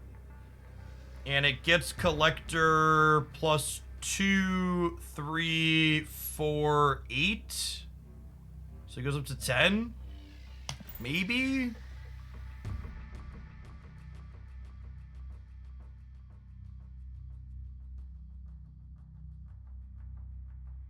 Hey, thanks for the Prime, Brosnan. Appreciate it.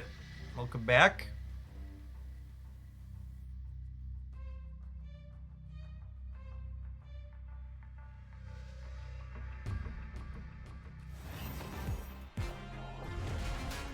I think we win this because of Monster Metropolis, right? If I counted correctly, I believe our collector's going to 10, which means we go to 13 with the Monster Metropolis.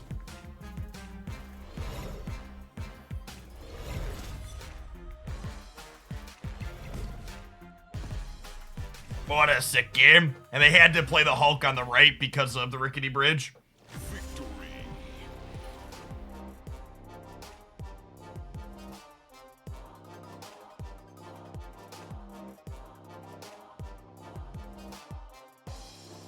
I hope they take a hammer to Galactus and not try to adjust it by tinkering with other parts like Doc Ock and Spider-Man. Their comments suggest they're looking at the card. Yeah, I agree. All I have to say is, if they decide not to adjust Galactus on the 13th like they hinted at, DC Dual Force has a beta weekend on June 18th. So it's not all bad.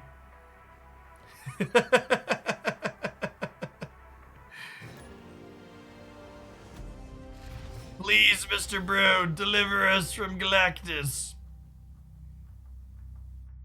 My plan for the start of next season is just like, don't try and climb at all until after the balance patch on the 13th. It's gonna take it very easy and slow the first couple of days. Crystal versus Kang, no idea. Trying to play games and develop an opinion.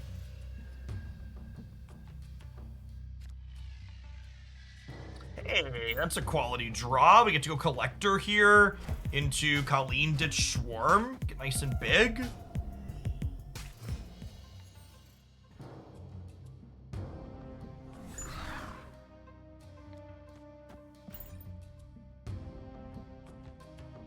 Opponent snapped. It's gold background Sentinel.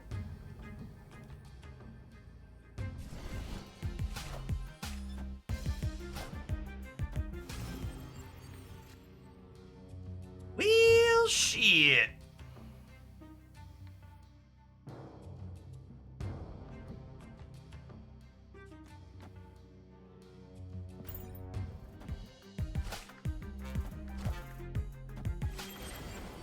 One Modockerson, please.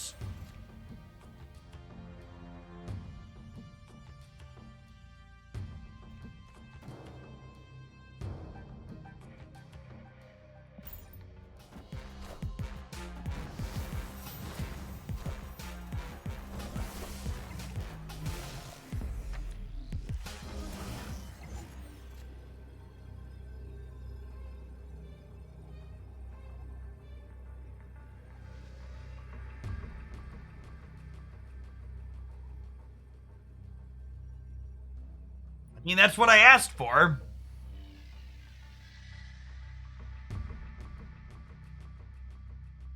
I don't know that 8 is enough to win the right, though.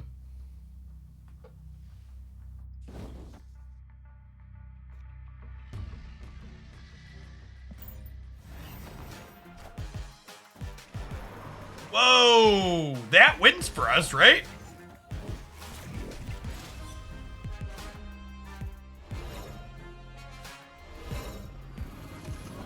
Sure does. Good night. Victory.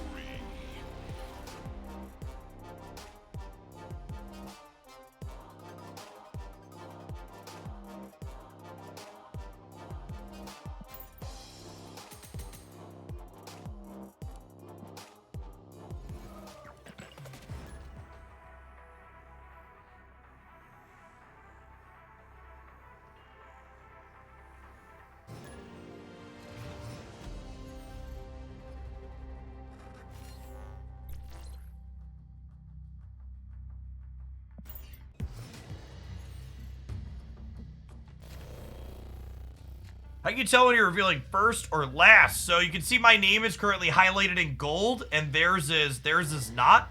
That means I have priority or I will flip first.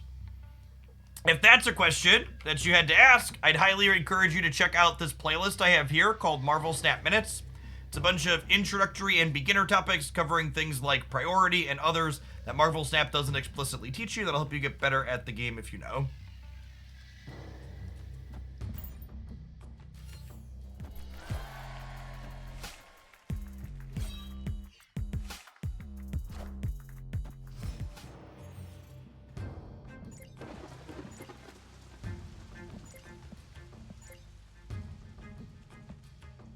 It's Morbin time! Ready to Morb all over him, chat?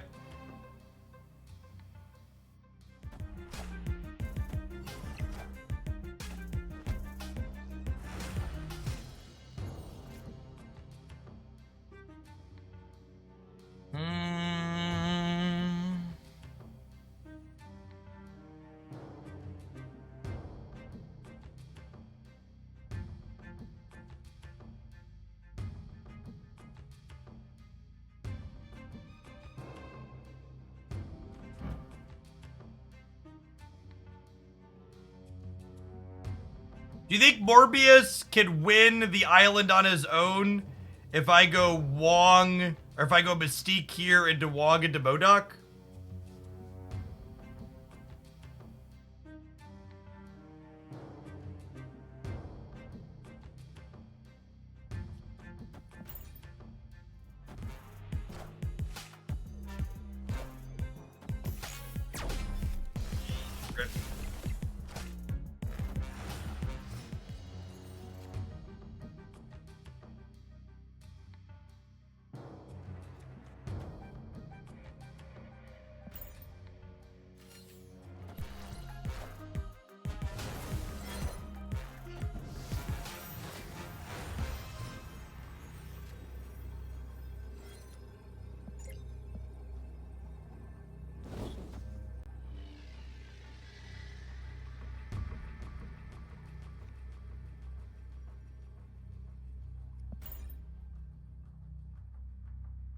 Gotta just believe in the danger room, chat. The danger room will deliver us.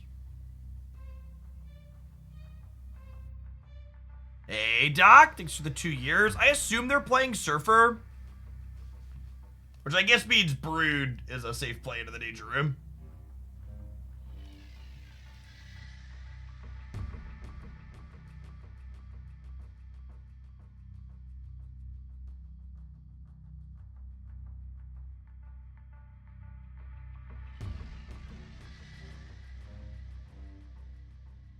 Slide Jeff in Danger Room. Yeah, but everything else could die, and my Modok will live because I'm lucky. We are, in fact, about to Morb all over this board. Morbius will get... Oh my gosh. Oh my gosh! Oh my gosh, chat! Live, Modok! Live! 75% of the time, it works every time, chat. Live, Mr. Dockerson.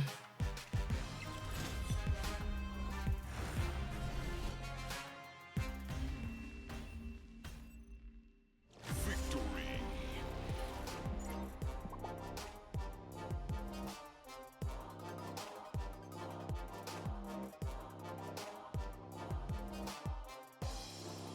Not even close. Wasn't scared for a minute. I had faith, chat. The danger room is our playground. Know your limits.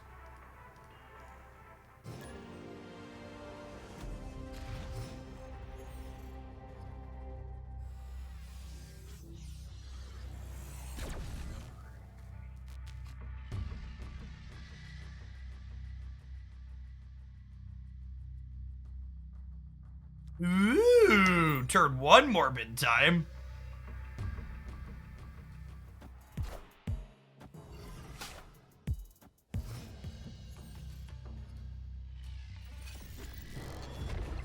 Five power swarms. Oh, baby. Oh, baby.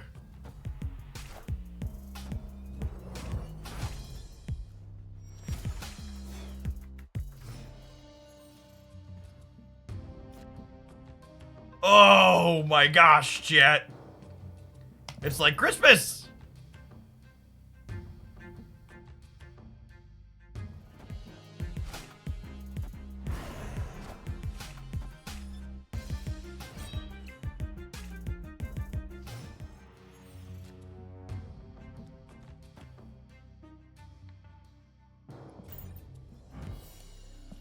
Our opponent has played a little bit of the move deck. Just the teeniest amount.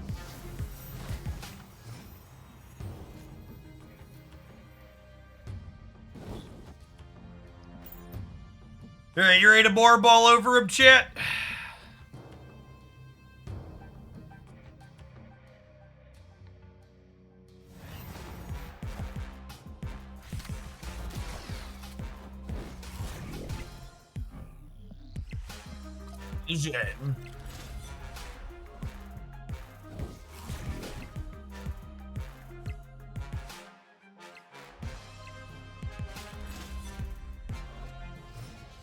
Yeah. We have a couple of swarms.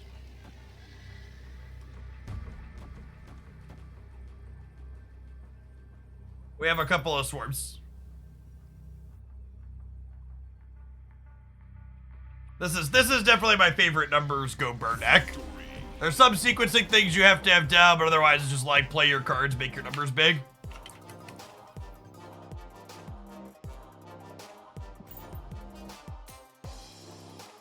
A swarm of swarms, yep.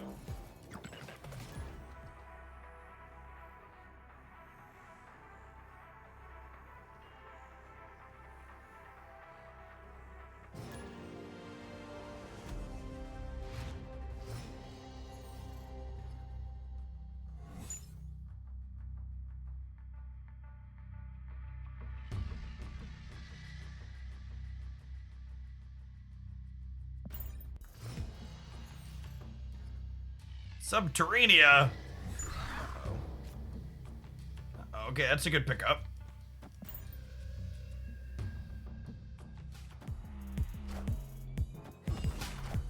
Okay.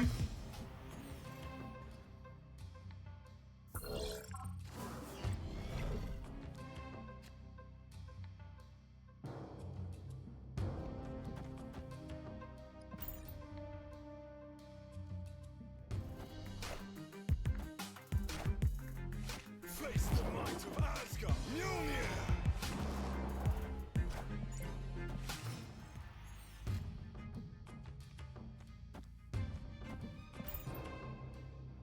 We're running out of space, chat. We're running out of space. The walls are closing in.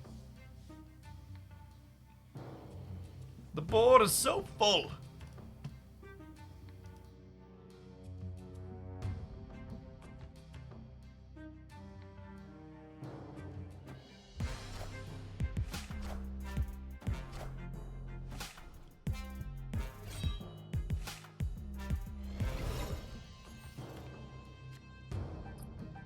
It's not terrible.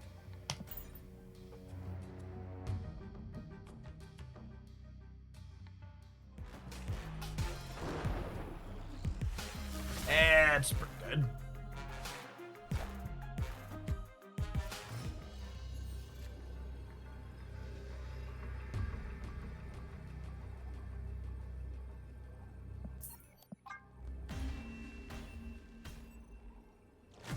I got a rock. I'm gonna start with Druid tomorrow. How many classes are there, by the way? I genuinely have not really looked at anything related to Diablo 4 yet. We're mostly going in cold. There's 5. Okay. Yeah, I've got a group of 4 people that we're gonna play for most of tomorrow. We've got people playing 4 different classes. We've got Druid, Necro, Sorcerer, and Rogue. What's the 5th one other than those? They're like a Paladin or something? Oh, Barbarian. I'm surprised there's no Paladin. They added classes to Diablo 3 after the fact, right?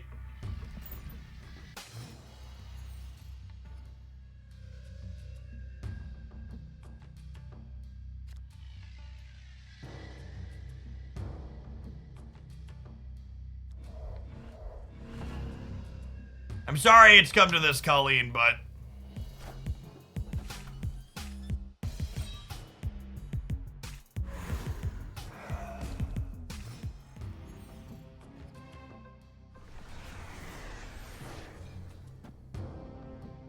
Okay.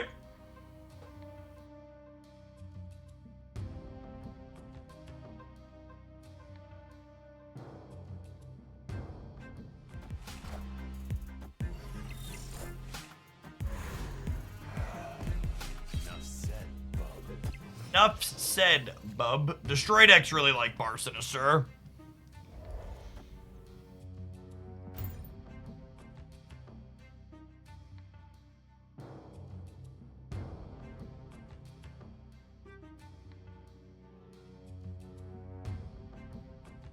They could be Galactus, that's true.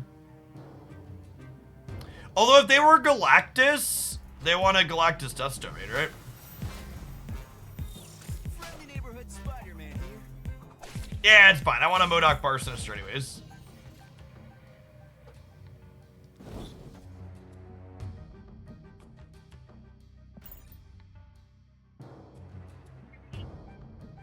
Cue the fast forward.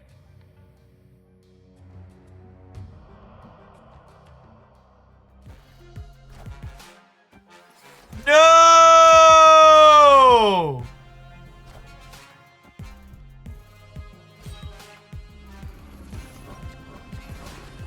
Heckin' rude.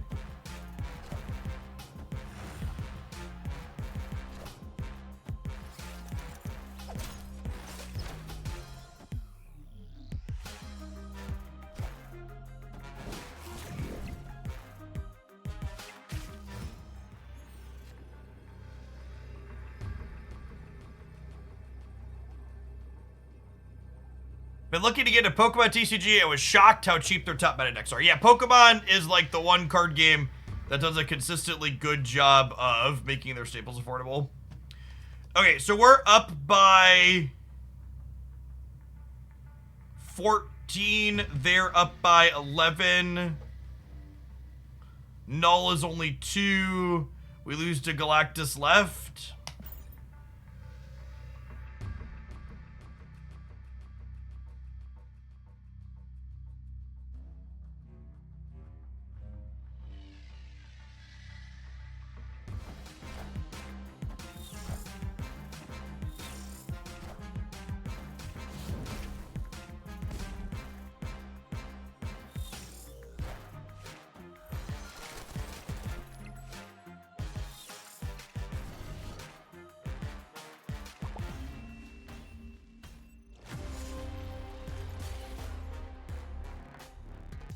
Pokemon is supposed to be for kids.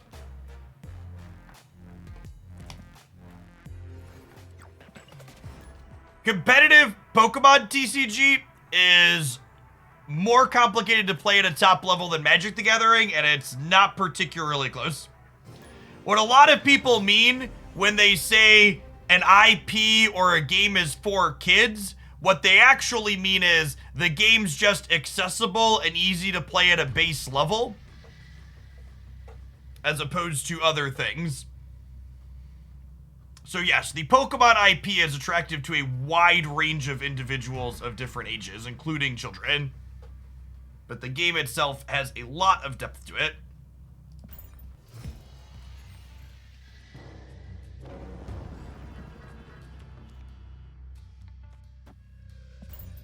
It's Morbid time. We're gonna morb all over this Baxter building shit.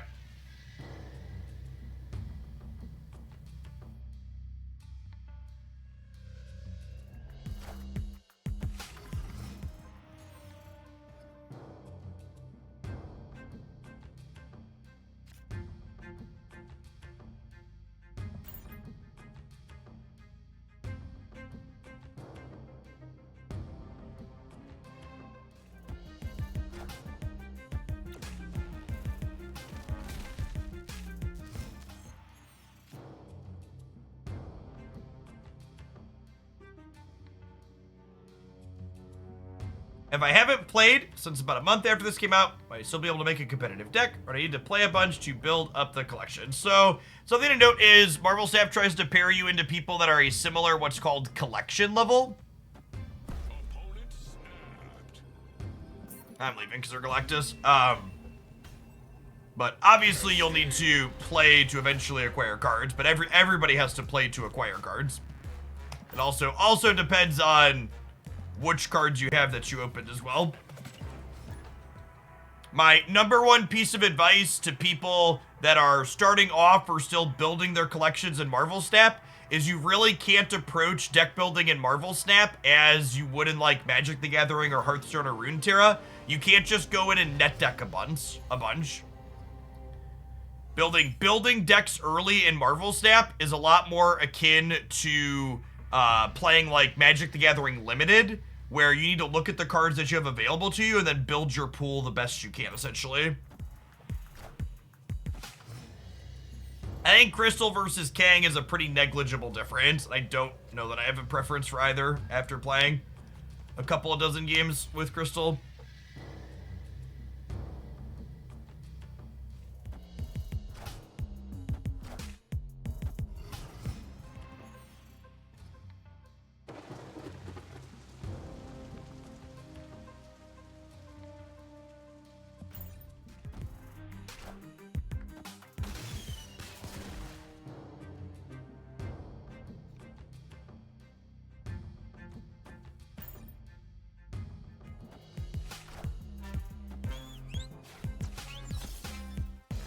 Okay. Maybe I should have played the rock out earlier to work towards filling the raft. They get to fill now.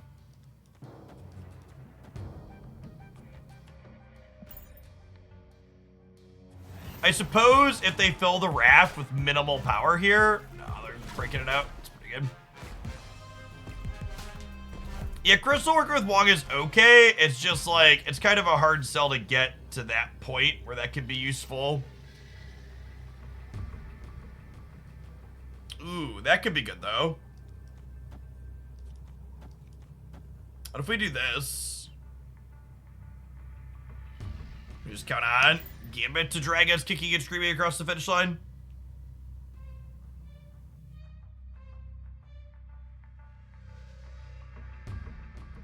I like it. They have priority. We can even snipe their free 6-drop.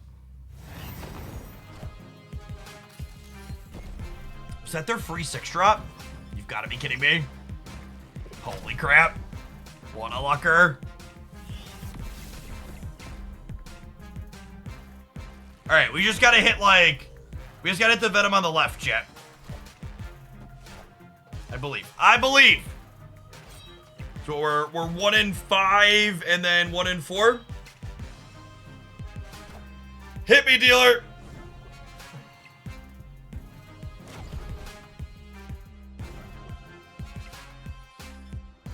Okay, we can also hit death now. Damn it, Bobby.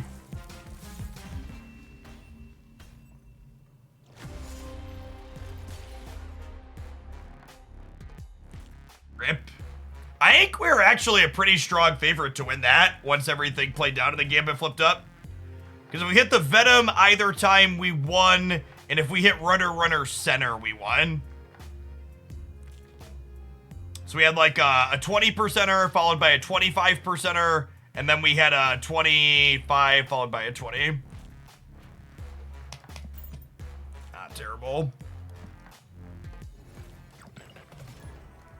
Yeah, we've had some good gambit moments.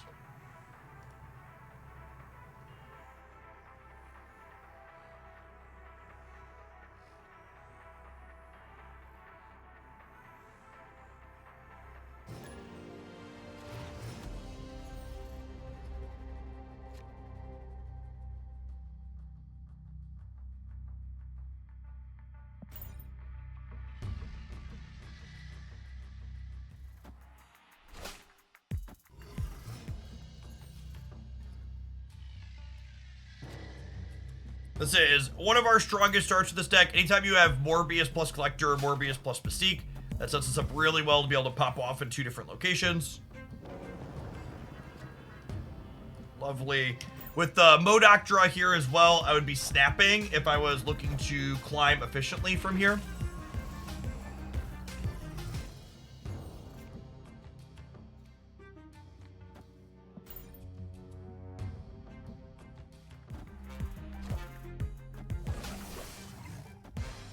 Agent 13 Gamer. Spicy. If we draw a Swarmer and Apocalypse, I think I MODOK. If I hadn't drawn the Apocalypse, I think I would probably play Crystal to like fill my hand up. But I think with the Apocalypse draw, we just go ahead and load it up.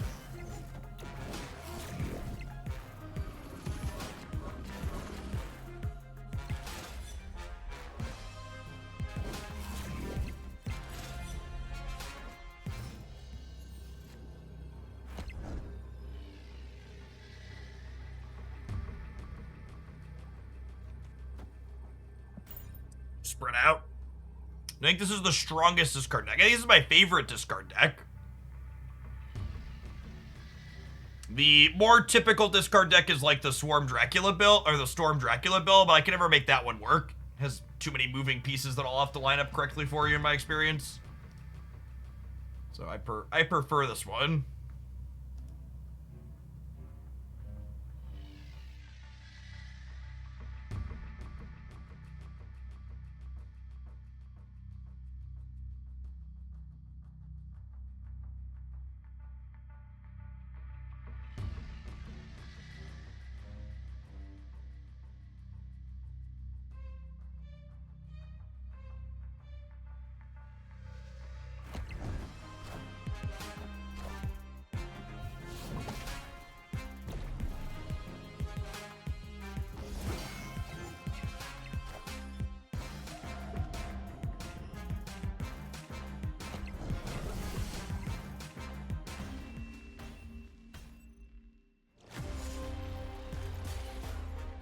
What, like?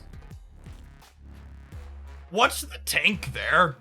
Like, what are you worried about that we're taking half the rope to like play Shang-Chi into my big monster?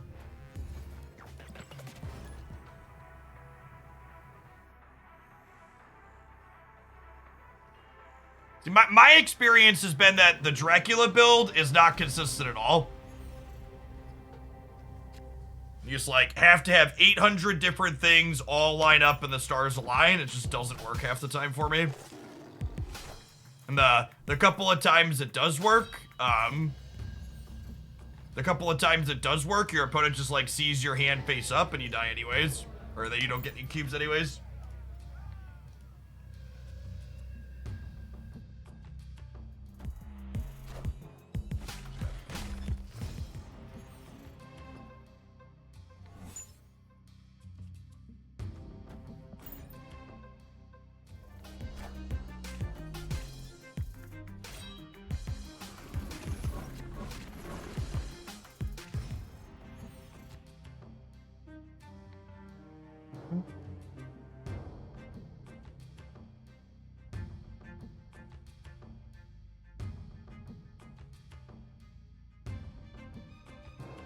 Yeah, if they draw Hawk, it's real bad for us. It's just like Bishop Nightcrawler, and then we Modok, and then we told Power Apocalypse, right?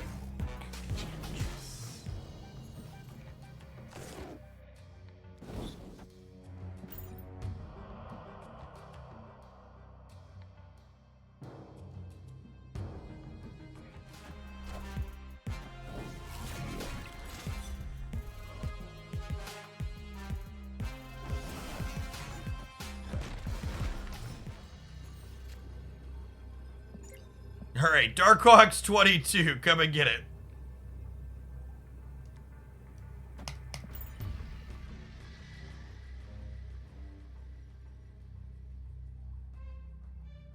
Why are so many people in the 90s willing to leave things up to 50-50 chances? Because if something's actually truly a 50-50, it's plus EV to just like take the coin flip. Yeah, apologies for getting stoned on stream. We'll try and do better here in the future.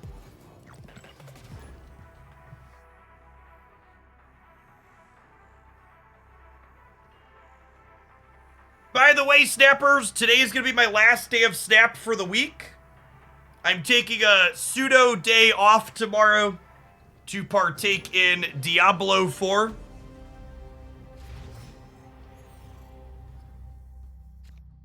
So I'm going to be here for my normal day live, but I'll be gaming on something else, seeing how that goes. We're going to kick off with what's it called? Druid tomorrow. Hey, what's going on, Dexter? Congrats again on the finals win. I talked Jim into playing Galactus for the last round, I think, and obviously that ended up being a real mistake.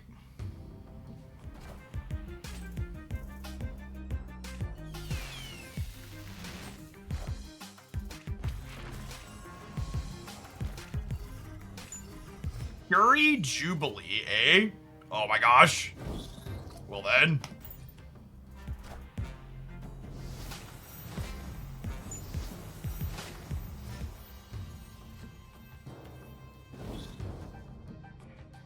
I'm waiting to find out how the full monetization works. It feels scummy to have some free-to-play monetization stuff in your 70+ tower game. I'm gonna let you in on a little secret, chat. Diablo 2 back in the day basically invented the free-to-play monetization system. Only instead of Blizzard getting the money for the monetization, third-party websites and high school kids like myself grinding gear endlessly and reselling it for cash, we were the ones that profited off of it.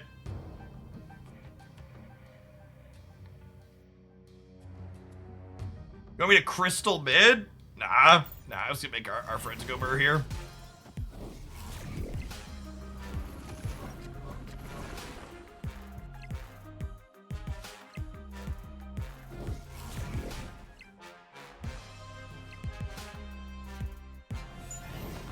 Oh my gosh, we hit the middle, chat! There's my fast forward. There's my fast forward. We morbed all over this shit.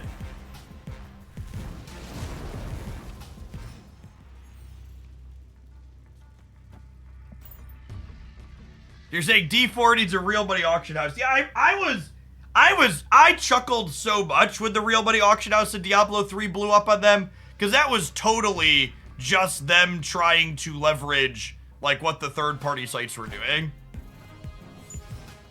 Oh my god, we are about to get Shang-Chi to hell and back.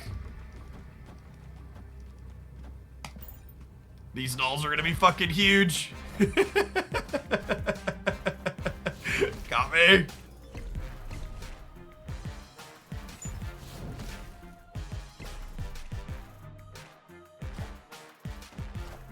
Yeah, people selling gold in old RuneScape.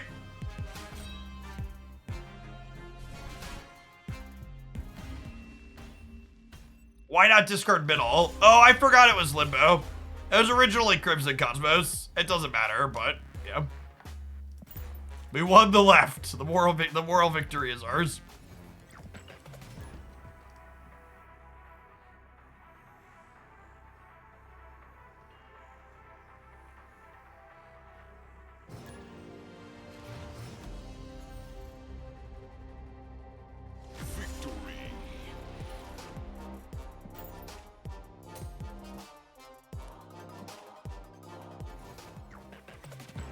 Yeah, I know Diablo had a real money auction house in 3 Silence. I said I was surprised that it blew up in their face the way it did. Based on, like, how they worked before.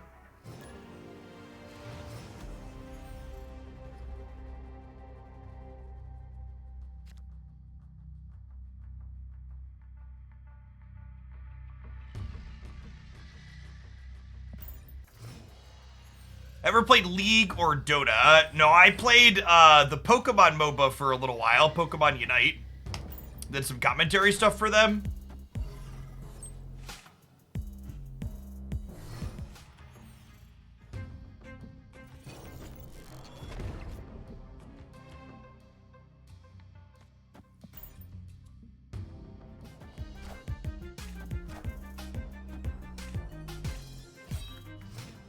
Right, discard mirror.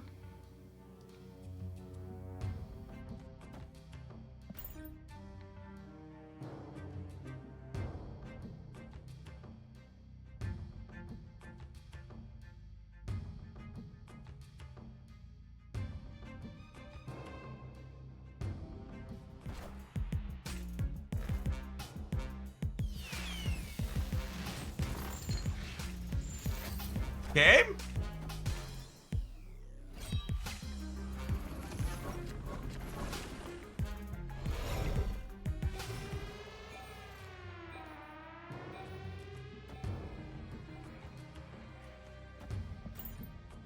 Well then, nice holodeck.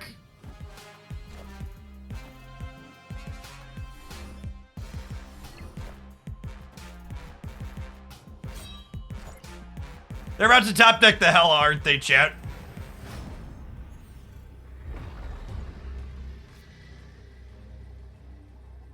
No, I don't know if my body is ready for this top deck hella.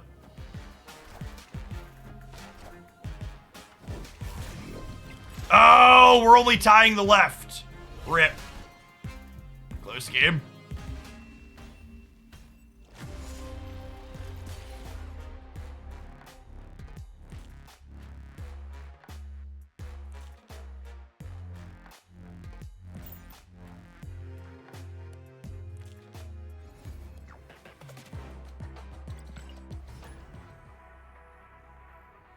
$90 Diablo 4 giving access 4 days earlier is a genius money grab. It's not only a genius money grab, but it also lets them stagger how many people are hitting their servers at once. No OTA today. OTA next week, patch the following week. So they announced that we'll have 1 week off from card changes every month moving forward.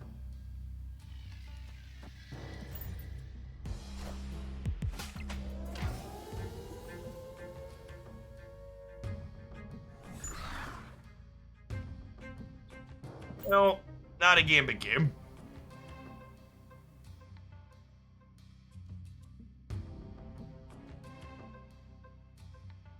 Will Marvel Snap ever be a mainstream game in your opinion? I think Marvel Snap is literally the most mainstream you could ever make a card game.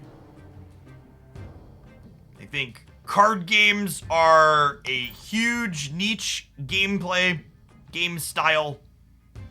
I don't expect I'd honestly never even expected a card game to do as well as Snap has done.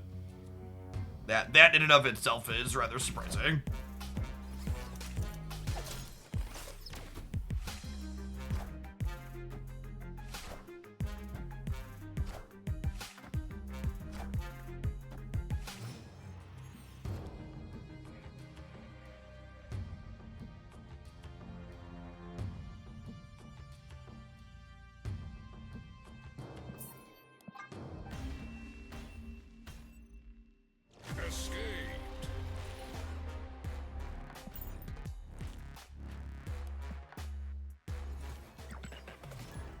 Now, the real answer, I should snap them and then retreat, so that way we pump cubes into them.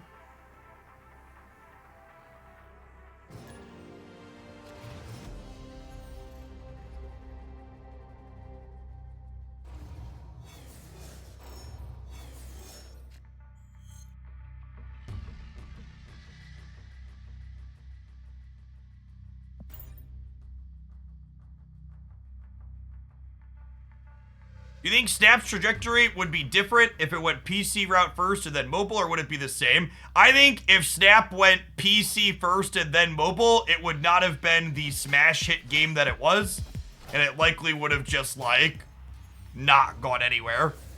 The mobile gaming market is so much bigger than the PC gaming market, it's not funny.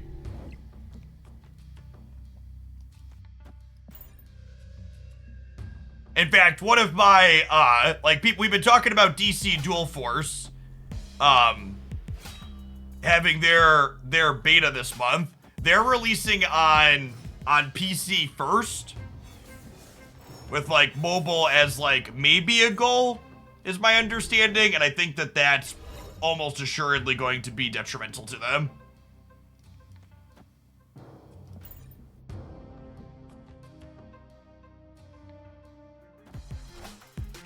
Hearthstone erupted after release on mobile was on PC first. Yes, but, like, Hearthstone was kind of released at a different time too, right? So I think it was, like, a lot more excusable and reasonable to release on PC first, back when Hearthstone released a decade ago.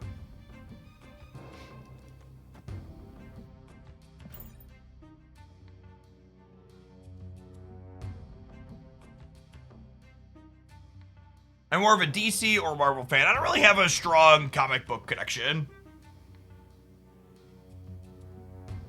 Just kind of here to play card games.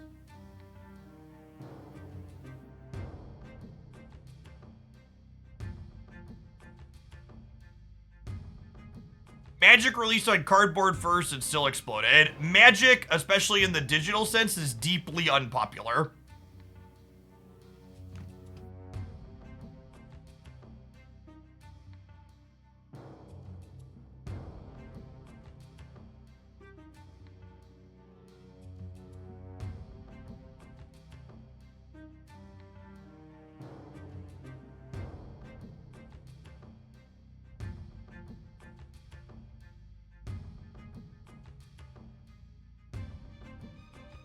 Potent.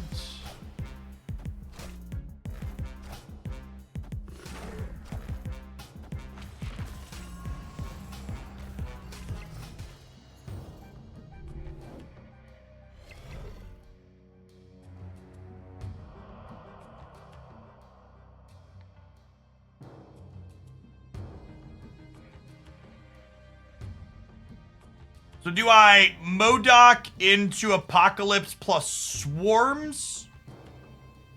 Or do I Wong into Modoc and make the Morbius is huge? I think I want Swarms and Apocalypse. It's close though.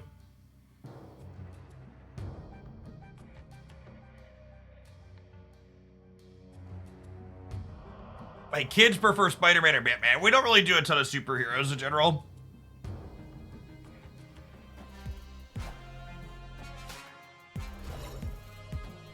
Big kitty. I think they're gonna outnumber us here, unfortunately.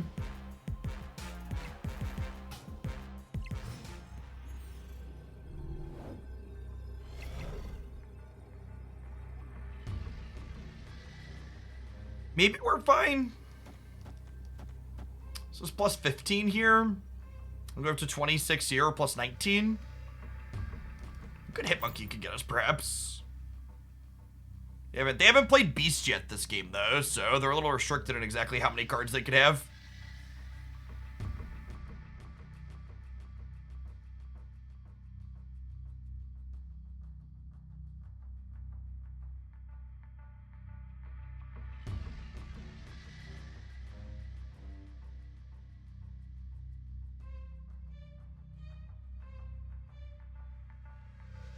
The biggest problem with Magic Arena's free-to-play setup and system is there's absolutely no clear, reasonable path to transition from free-to-play starting with nothing into actually having real decks. You, like, do your dailies or whatever very slowly, but it doesn't really meaningfully progress the collection that you have at any meaningful rate. Snap's progression system is a lot better in comparison. You play mono red aggro for 5 years is basically the answer.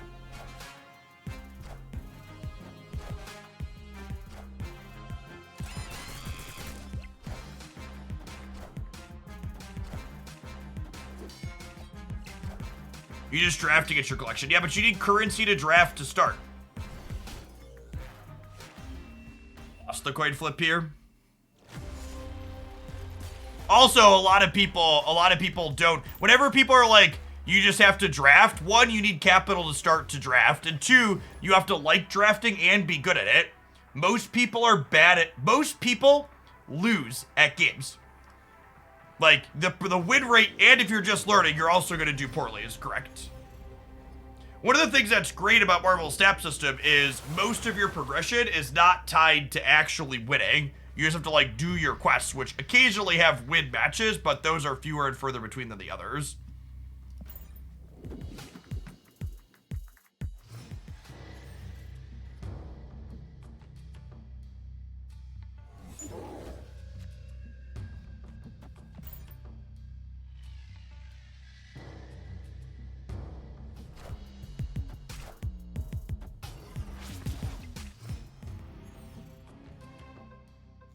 Misty Knight. Seems pretty good. You just slide Gambit and over here to the Dark Dimension for later? That sounds lovely.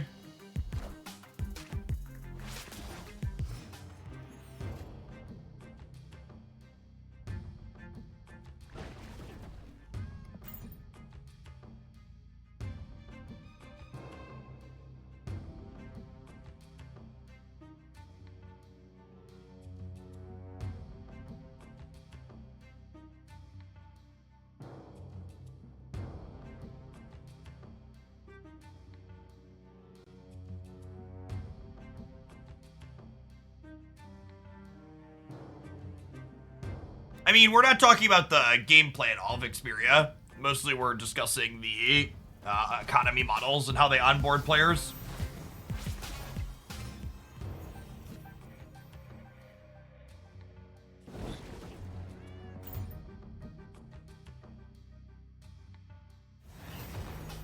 Friendly neighborhood Spider-Man here. I think that's fine for us, right? So we're getting up to 16 on the Morbius. Then Apocalypse gets huge.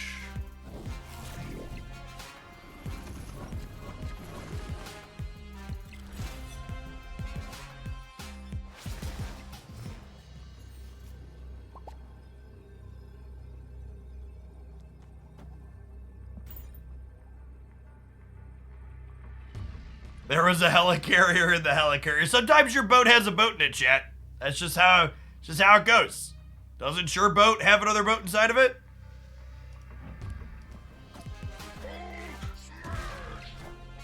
Alright, Gambit, do the thing for me, bud. That'll do, pig. That'll do.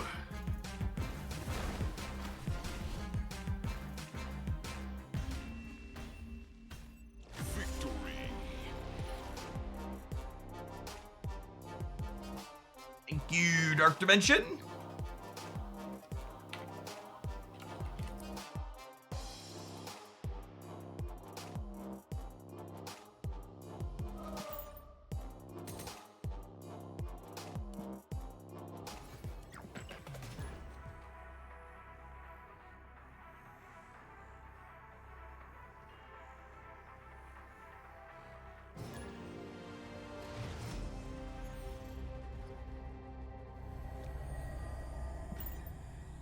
Solid opener here.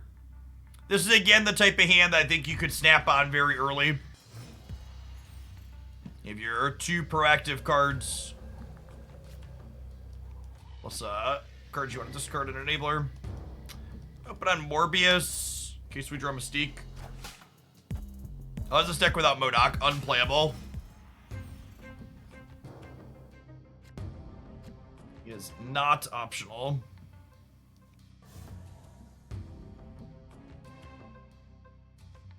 Oh, Goose on the Compound. These locations were not kind.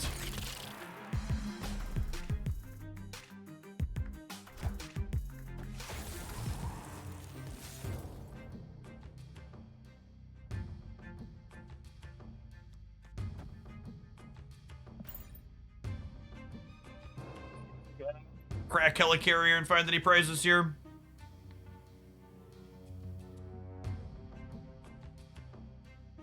appear that the Pride bundle is just rainbow capitalism. I asked very publicly, and we've gotten no response, so I assume that no response is what we're gonna get.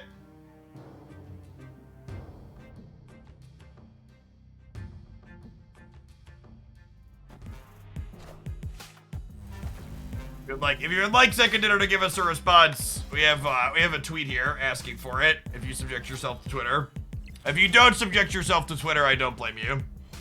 Clear for takeoff.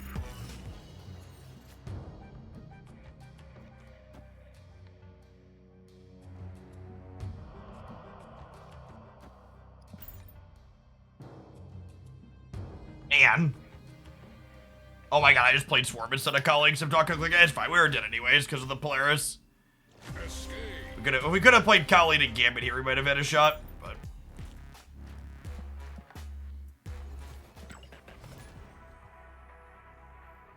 chat, my Twitter account is old enough to drive. I've been on the platform a long time, since before the dickhead took it over. I was confused by the term rainbow capitalism until I read your tweet. Yeah, rainbow capitalism is a term that refers to companies touting out pride flags when it's convenient, but not actually doing anything meaningful to help the community.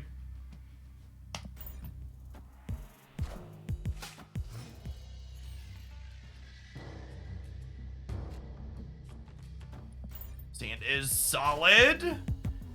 Morbius into Mystique.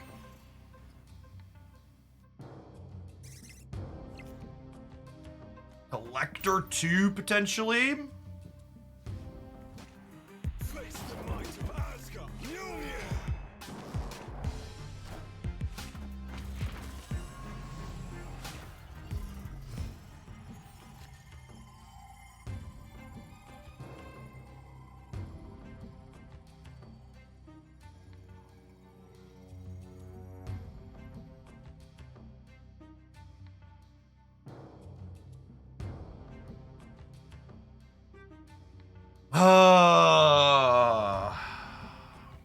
Part of me wants to Wong left, but we could swing and miss on that.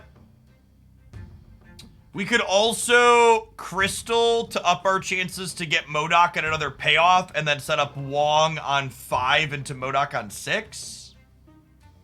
I don't hate that.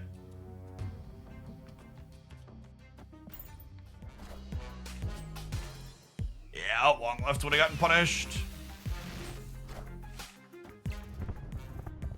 Wow, we could have crystalled left though. Whew.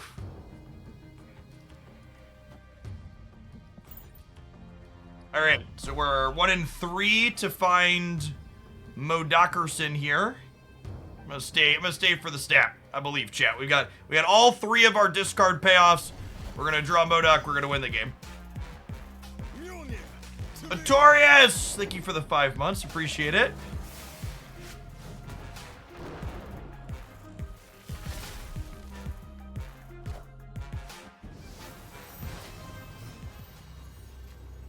There he is! I would like to dedicate this MODOK to Crystal. She's a lovely lady. So we'll get to discard,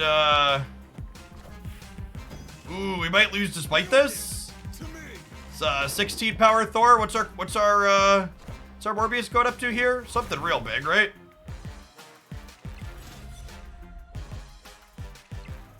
Yeah. 22? 22 power Morbius. It's Morbid time, chat. Are we even beating Infinite into the Dracula?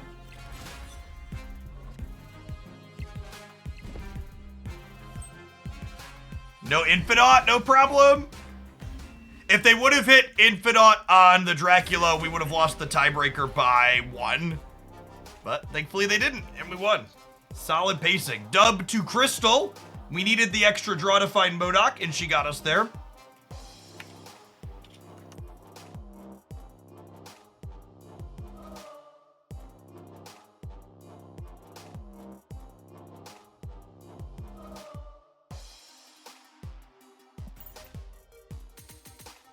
All right, we've been setting this one for a little bit. I think I like Crystal. A little bit less info than Kang, but good in some spots for sure. It's been a little while since we played. You know what I've been meaning to do? Let's wrap up today with a little bit of a meme.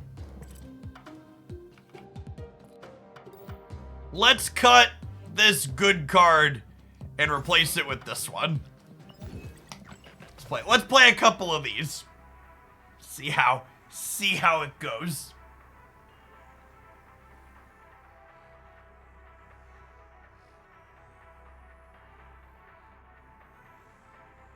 I read on Reddit that Marvel Snap is pay to win. The Living Tribunal is the newest card, so clearly if I'm playing the newest expensive card, I should be winning more.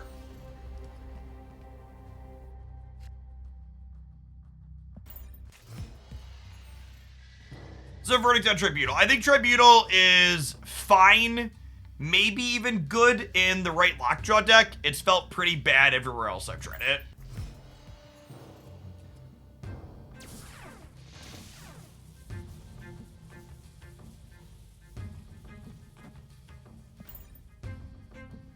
Okay.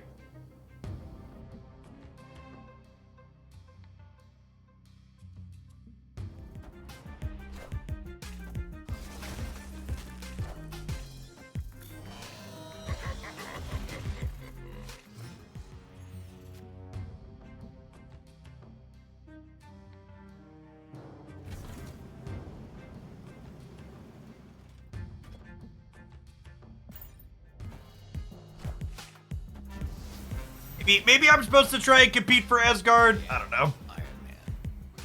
I want to stack up power in Stark Tower for Living Tribunal to spread out. Do you believe in magic? And this turn 7. Do I believe in a turn 7, chat? Or am I just like doing this? What if I do this and then play Living Tribunal?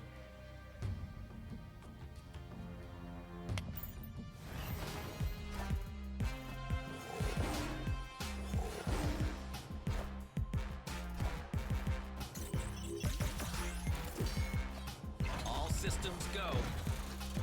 That guy in the corner. Thank you for the third of a year. I think this might be okay. This is plus 16 here. And then we'll be 44. Divide by 3. We lose to Odin.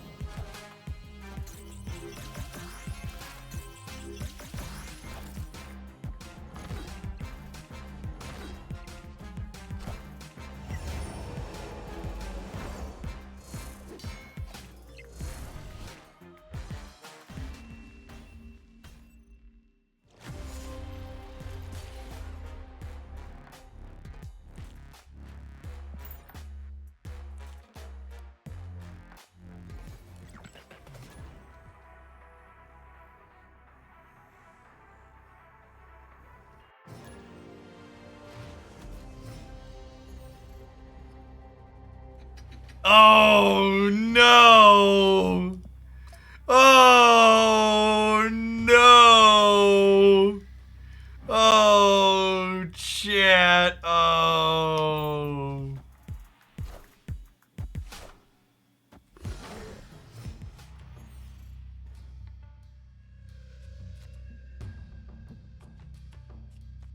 Is Living Tribunal more or less playable as a 5/3? You be the judge.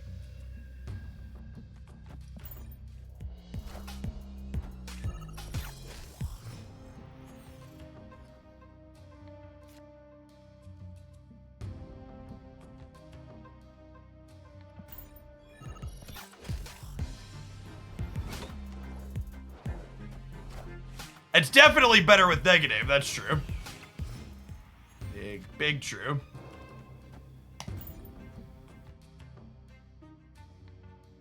How does Tribunal round numbers on evenly divided by 3? It rounds down for some and up for others. It's collaborate time.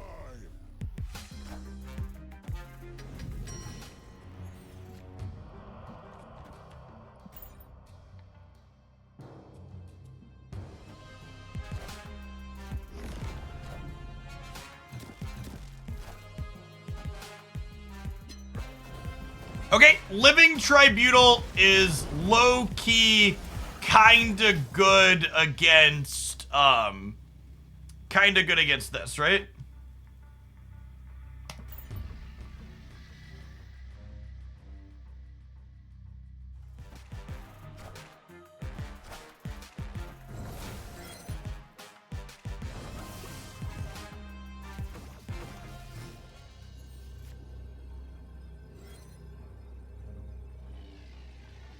Is this enough? I don't know. Math.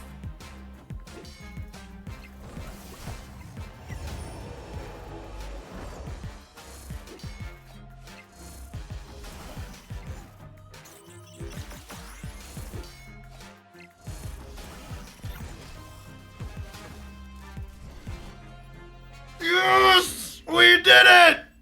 And you said my card was bad, chat. Look at this. Look at this legend. Professor X felt safe. Got him.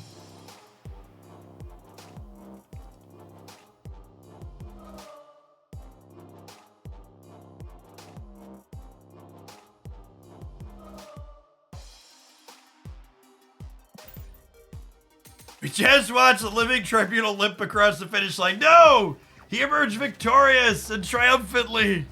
Don't downplay his hard work. I paid a lot of tokens to win with this card, chat. Don't take that away from us. I am going to bast on one here, because if I draw Mr. Negative, I want to be able to Psylocke into negative. And, like, this Bass is pretty solid, right? Like, it's plus, what, 8 in my hand? Now, this is a thing that a lot of less experienced negative players mess up. When your hand doesn't have Mr. Negative in it already, you don't want to Psylocke on turn 2. You want to Psylocke on turn 3. Because you want to set yourself up to be able to play Magic or Sarah a turn early if possible. Well, yikes. So much for our Bass power.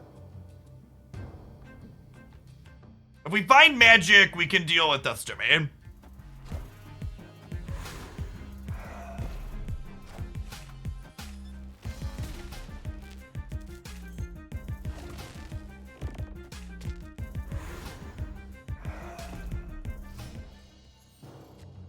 Yeah, they're probably a Doctor Doom deck, so I assume we're dead. We need to draw Magic next turn, 1 in 5 to do that. Oh, you know what we could have done? We could have gone Iron Man into Mystique Iron Man. And then we could have gone Iron Man, Mystique Iron Man, and then played to draw Living Tribunal. Yeah, maybe that was probably better, huh? I didn't even think of it. They are playing a negative Electro, yeah.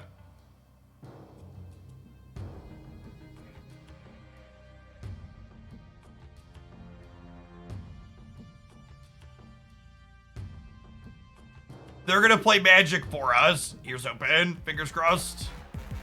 I am Iron Man. Galactus. They are, in fact, just negative Galactus. I think this probably wins the game, right? This puts us to 1, 4, 1, 5, 8, 32.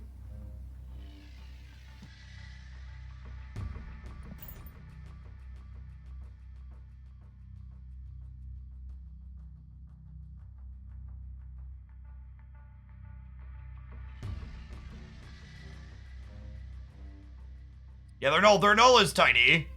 Psylocke died, Electro died. Something else died. But null is not something I'm scared of. You play Hella Discard? No, I don't think Hella Discard's very good. And I also don't find it very interesting, just like, find out did we draw our 2-card combo?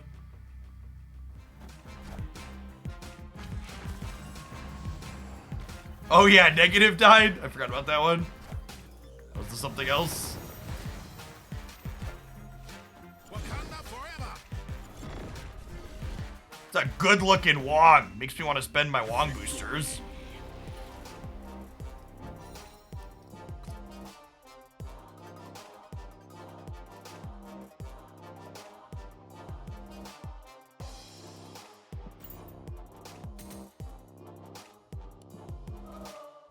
But I don't have credits. I don't buy credits anymore, chat. I have like I'm sitting on like 39,000 collector's tokens still, so until we burn through my collector's tokens over the next couple months, I'm not buying credits. Now I have a Wong variant I like. I've just been spending my credits on other things. I have other cards I want to split more. Wong's not a card that I like really love. I have like 600 negative boosters I haven't spent too. And he honestly, Mr. Negative's probably in line in front of Wong in terms of will I spend. Bast is lovely. Honestly, I might have even been right to wait till turn 3 to Bast. Yeah, would have gotten rewarded. I guess this carnage is a little bigger now. Face the might of Asgard. Mjolnir. Our hand's super solid here. Got negative into Magic into Sarah. It is worth noting that we don't have that many good negative cards in our deck here.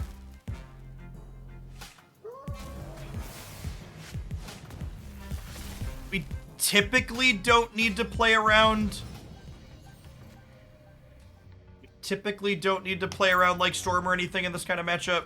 But play off to the right just in case. Because they drew Hammer and Wasp, so I assume they're going to play them back out.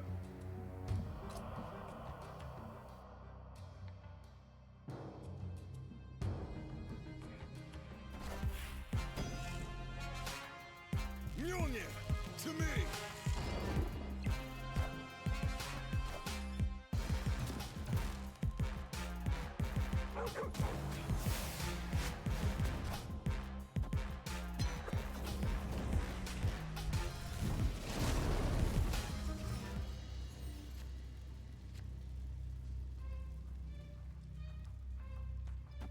Bishop here.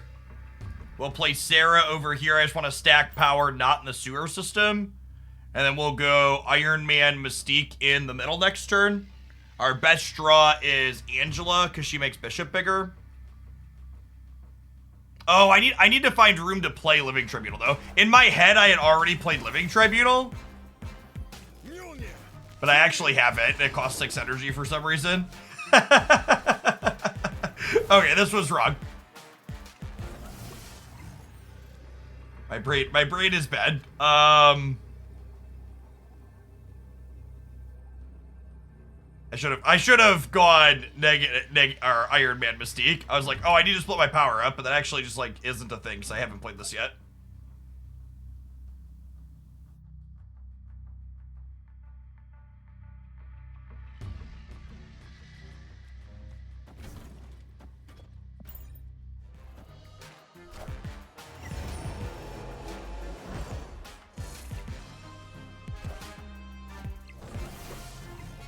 I am Iron Man.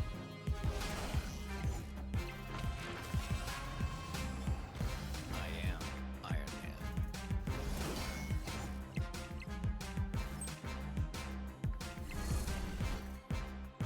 Yeah.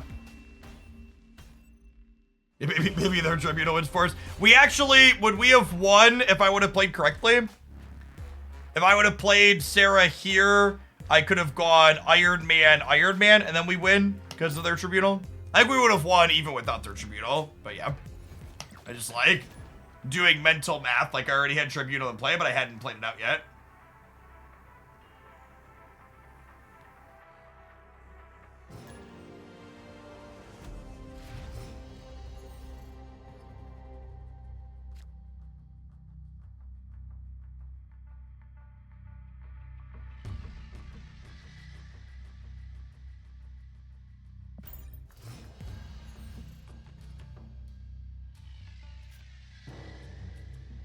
one. There's a good one. We'll play her into Asgard just in case we can compete there, but probably not. Yellow Jacket Swarm. Opponent is cooking. So not only do we have Magic Sarah lined up in our hand already, but Mystique and Iron Man are still in our deck.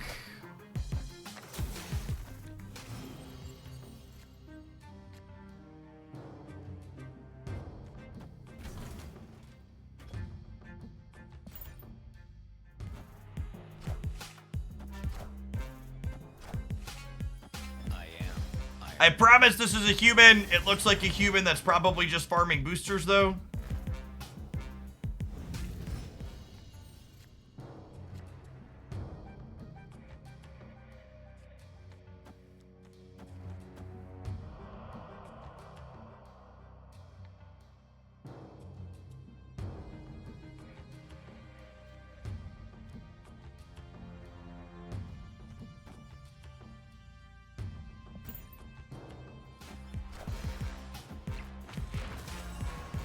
You know, if I'm magicking to secure Tribunal, I should probably put the Mystique on the left to get the quad there.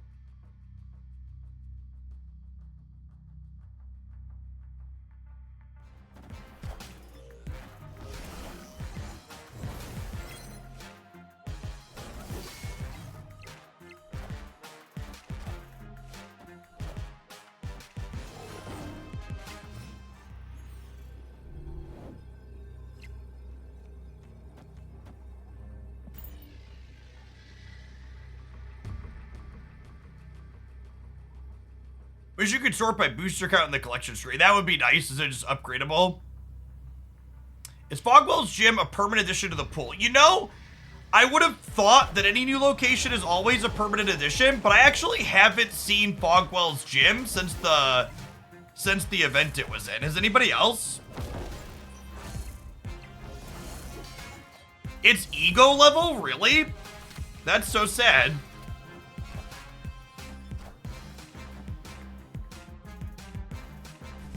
I believe that it's ego level anecdotally. Victory.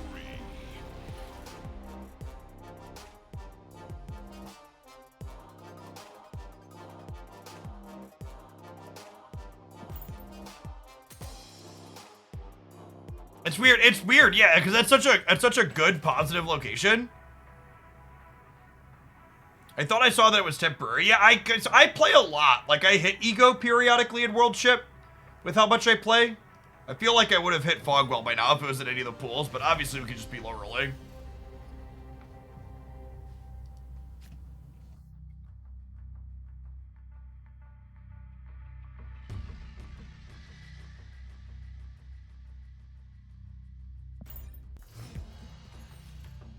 We did have back-to-back ego games yesterday morning, that's true.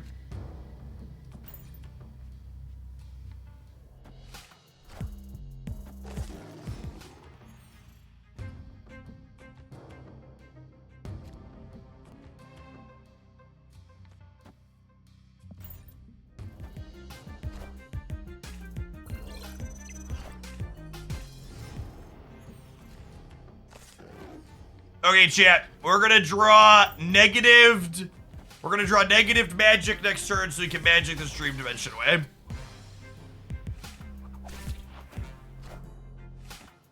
Yeah, I think this deck is fine in general, man.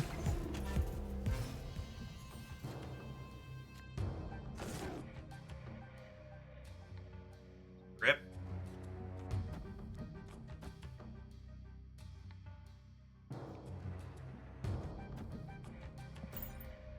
I think we're dead.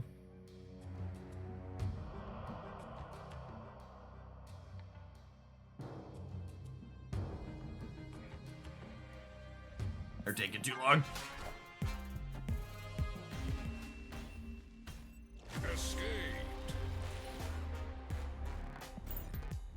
So when Legion comes out, if you Legion Fogwell's Gym, you get a year worth of boosters. That sounds about right. They let you actually just pick which boosters you want.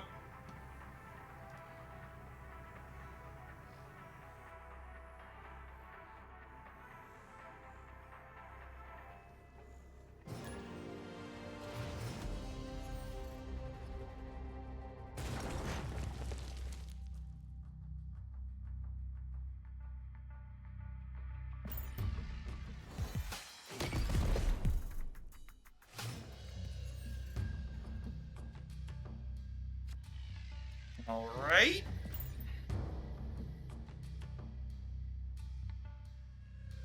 I will say, not having Valkyrie feels a little sad. He's always nice thing to like get jukes with at the end of the game.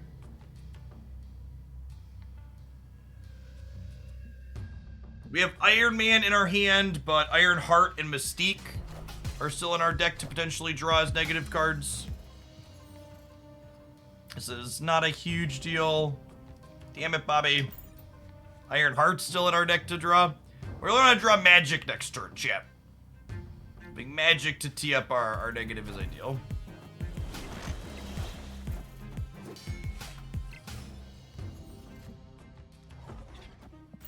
Okay, that's not Magic, but at least it's also not Iron Heart, so we still have the potential to draw a free card.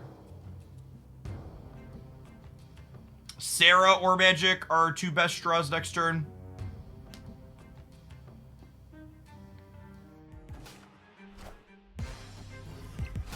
Goose Patriot, sure.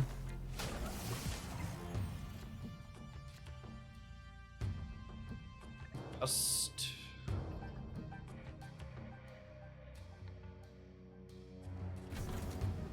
I think it's just Mr. Stark here on the right, and then we go like Mystique left into Psylocke Bast on the right. Ideally, we draw an Ironheart next turn. Opponent snapped.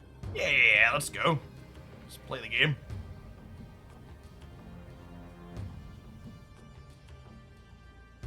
You have Tony Stark in the Stark Tower. You want me to leave? Never. Sarah Patriot. Interesting. All systems go. Ironheart, I choose you. Living Tribunal. Has anybody ever chose you in their life? No? Wonder why that is.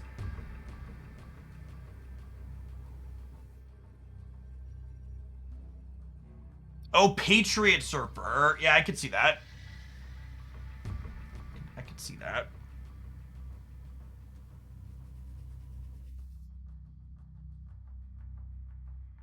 Previously, this was Valkyrie. If I had Valk, we could Valk here. And then we'd be, what, 18? Probably still die.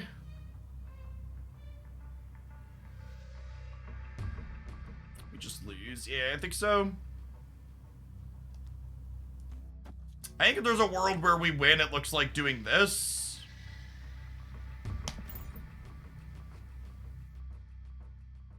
I doubt we're living in a world where this wins the game, but I think if we're in a world where we win this game, it involves us doing this.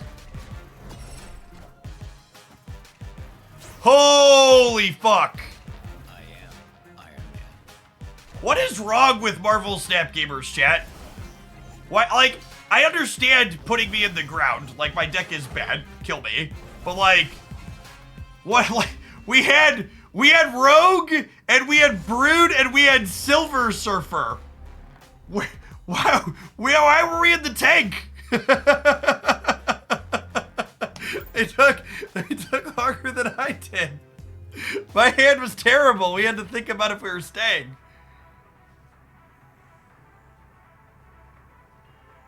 Yeah, they hit him in the wrong order too. Ugh.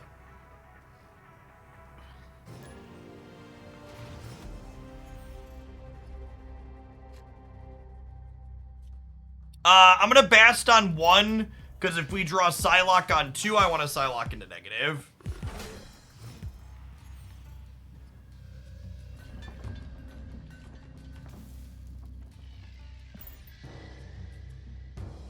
We have negative and magic here. We'd like to draw Angela or Bishop this turn.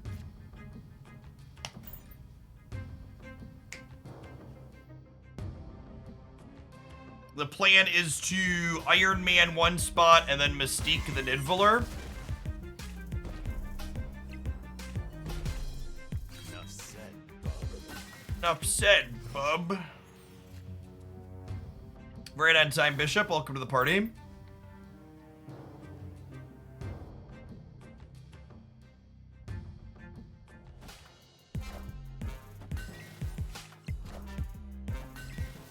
Oh, that's a real good Venom. Enough said.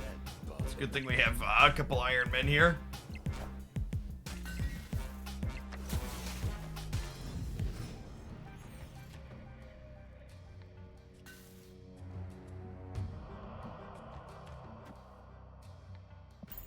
This is it, chat. This is the game the Living Tribunal was built for. Oh, baby. Oh, baby. Wait, it doesn't even really work, right? I don't have enough time.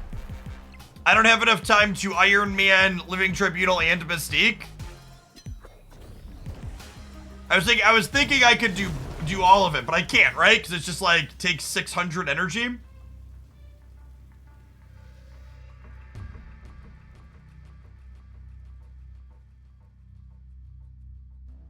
Psylocke doesn't change anything. I only have 8 energy next turn.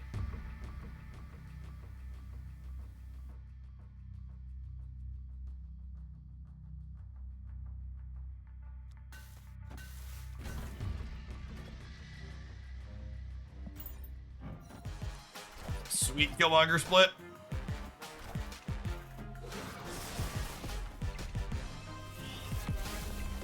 Alright, Nidavellir, because I'm going to put Mystique into Nidavellir. I am Iron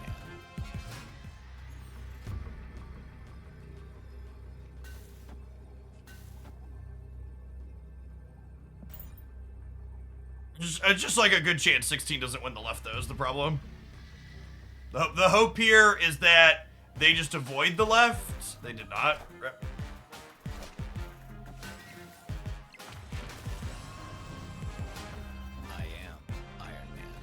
I am Iron Man.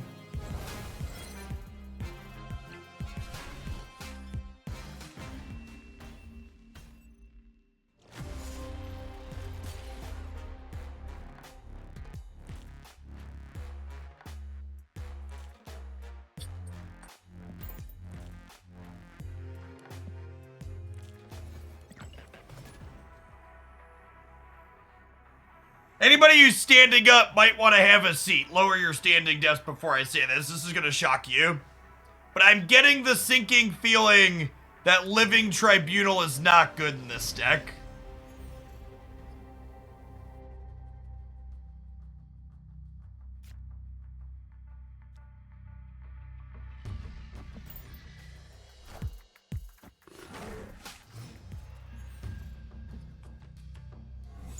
Don't need the last 3 words of that sentence. Oof.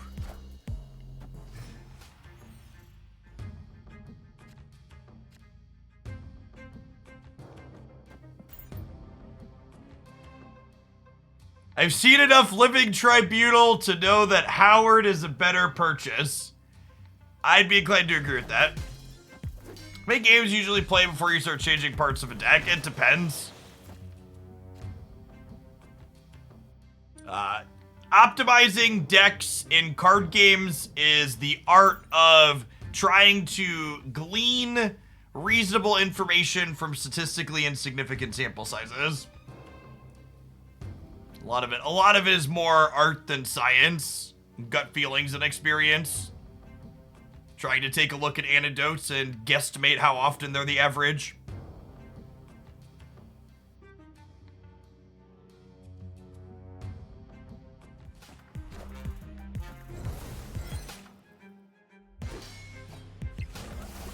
The biggest problem with Living Tribunal in a movement deck is it's tough to include 2 6-drops that lose you the game on the spot when you play them out.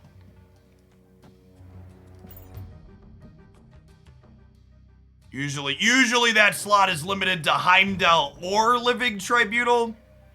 So putting them both together seems tough.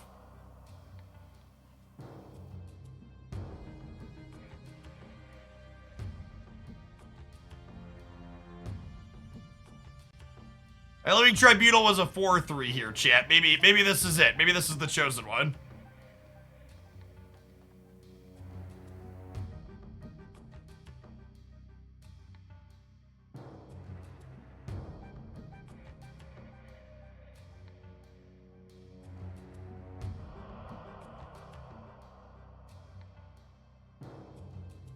Well, the earlier drafts of Living Tribunal, it was a 6-4.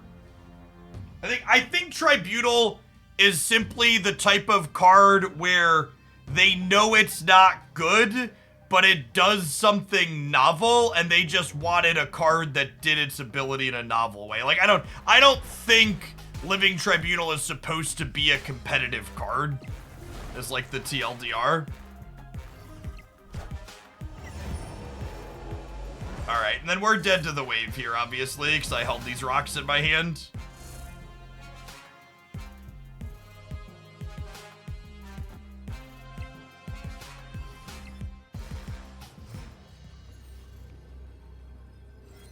Not that it would have changed that much. We would be how much bigger? This blue Marvel is 1, 2, 3, 4, 5, 6, 7, 10, 11. We'd have been plus 2 more from each of these. So we'd be plus 13. So we'd have plus 5 across the board. So we'd still lose, right? Or plus 4 across the board.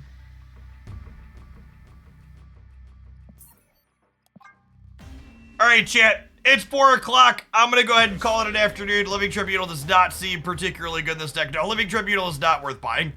The only deck it's felt remotely good enough in is Lockjaw, and even then I think there's probably better cards for that slot. It just feels like a bad Dr. Doom in most situations. If you're looking for more content from myself, if you didn't get a chance to watch all of Twitch Rivals yesterday, I cut all of the downtime out of Twitch Rivals, and I uploaded... Where is it? It's right. I uploaded it here. The $10,000 prize tournament. My team took second in it. Check that out for all some goodness. We had to play different deck in every round. Also have a review up here of the June cards, which include 2 direct-to-series 4 cards. I think June is genuinely the first month where all 4 of the cards coming out look really, really sweet. This is going to be my last day doing Marvel Snap this week. Diablo 4 goes into the early access for people that bought the premium version later tonight. So my stream tomorrow is going to be Diablo 4 all day. Looking forward to trying that out. There will be daily Marvel Snap stuff up on the YouTube channel tomorrow and over the weekend. As always, I'll be back with more Marvel Snap live on Monday. Everybody enjoy the rest of your Thursday, and hopefully we'll see you around for some demon punching tomorrow.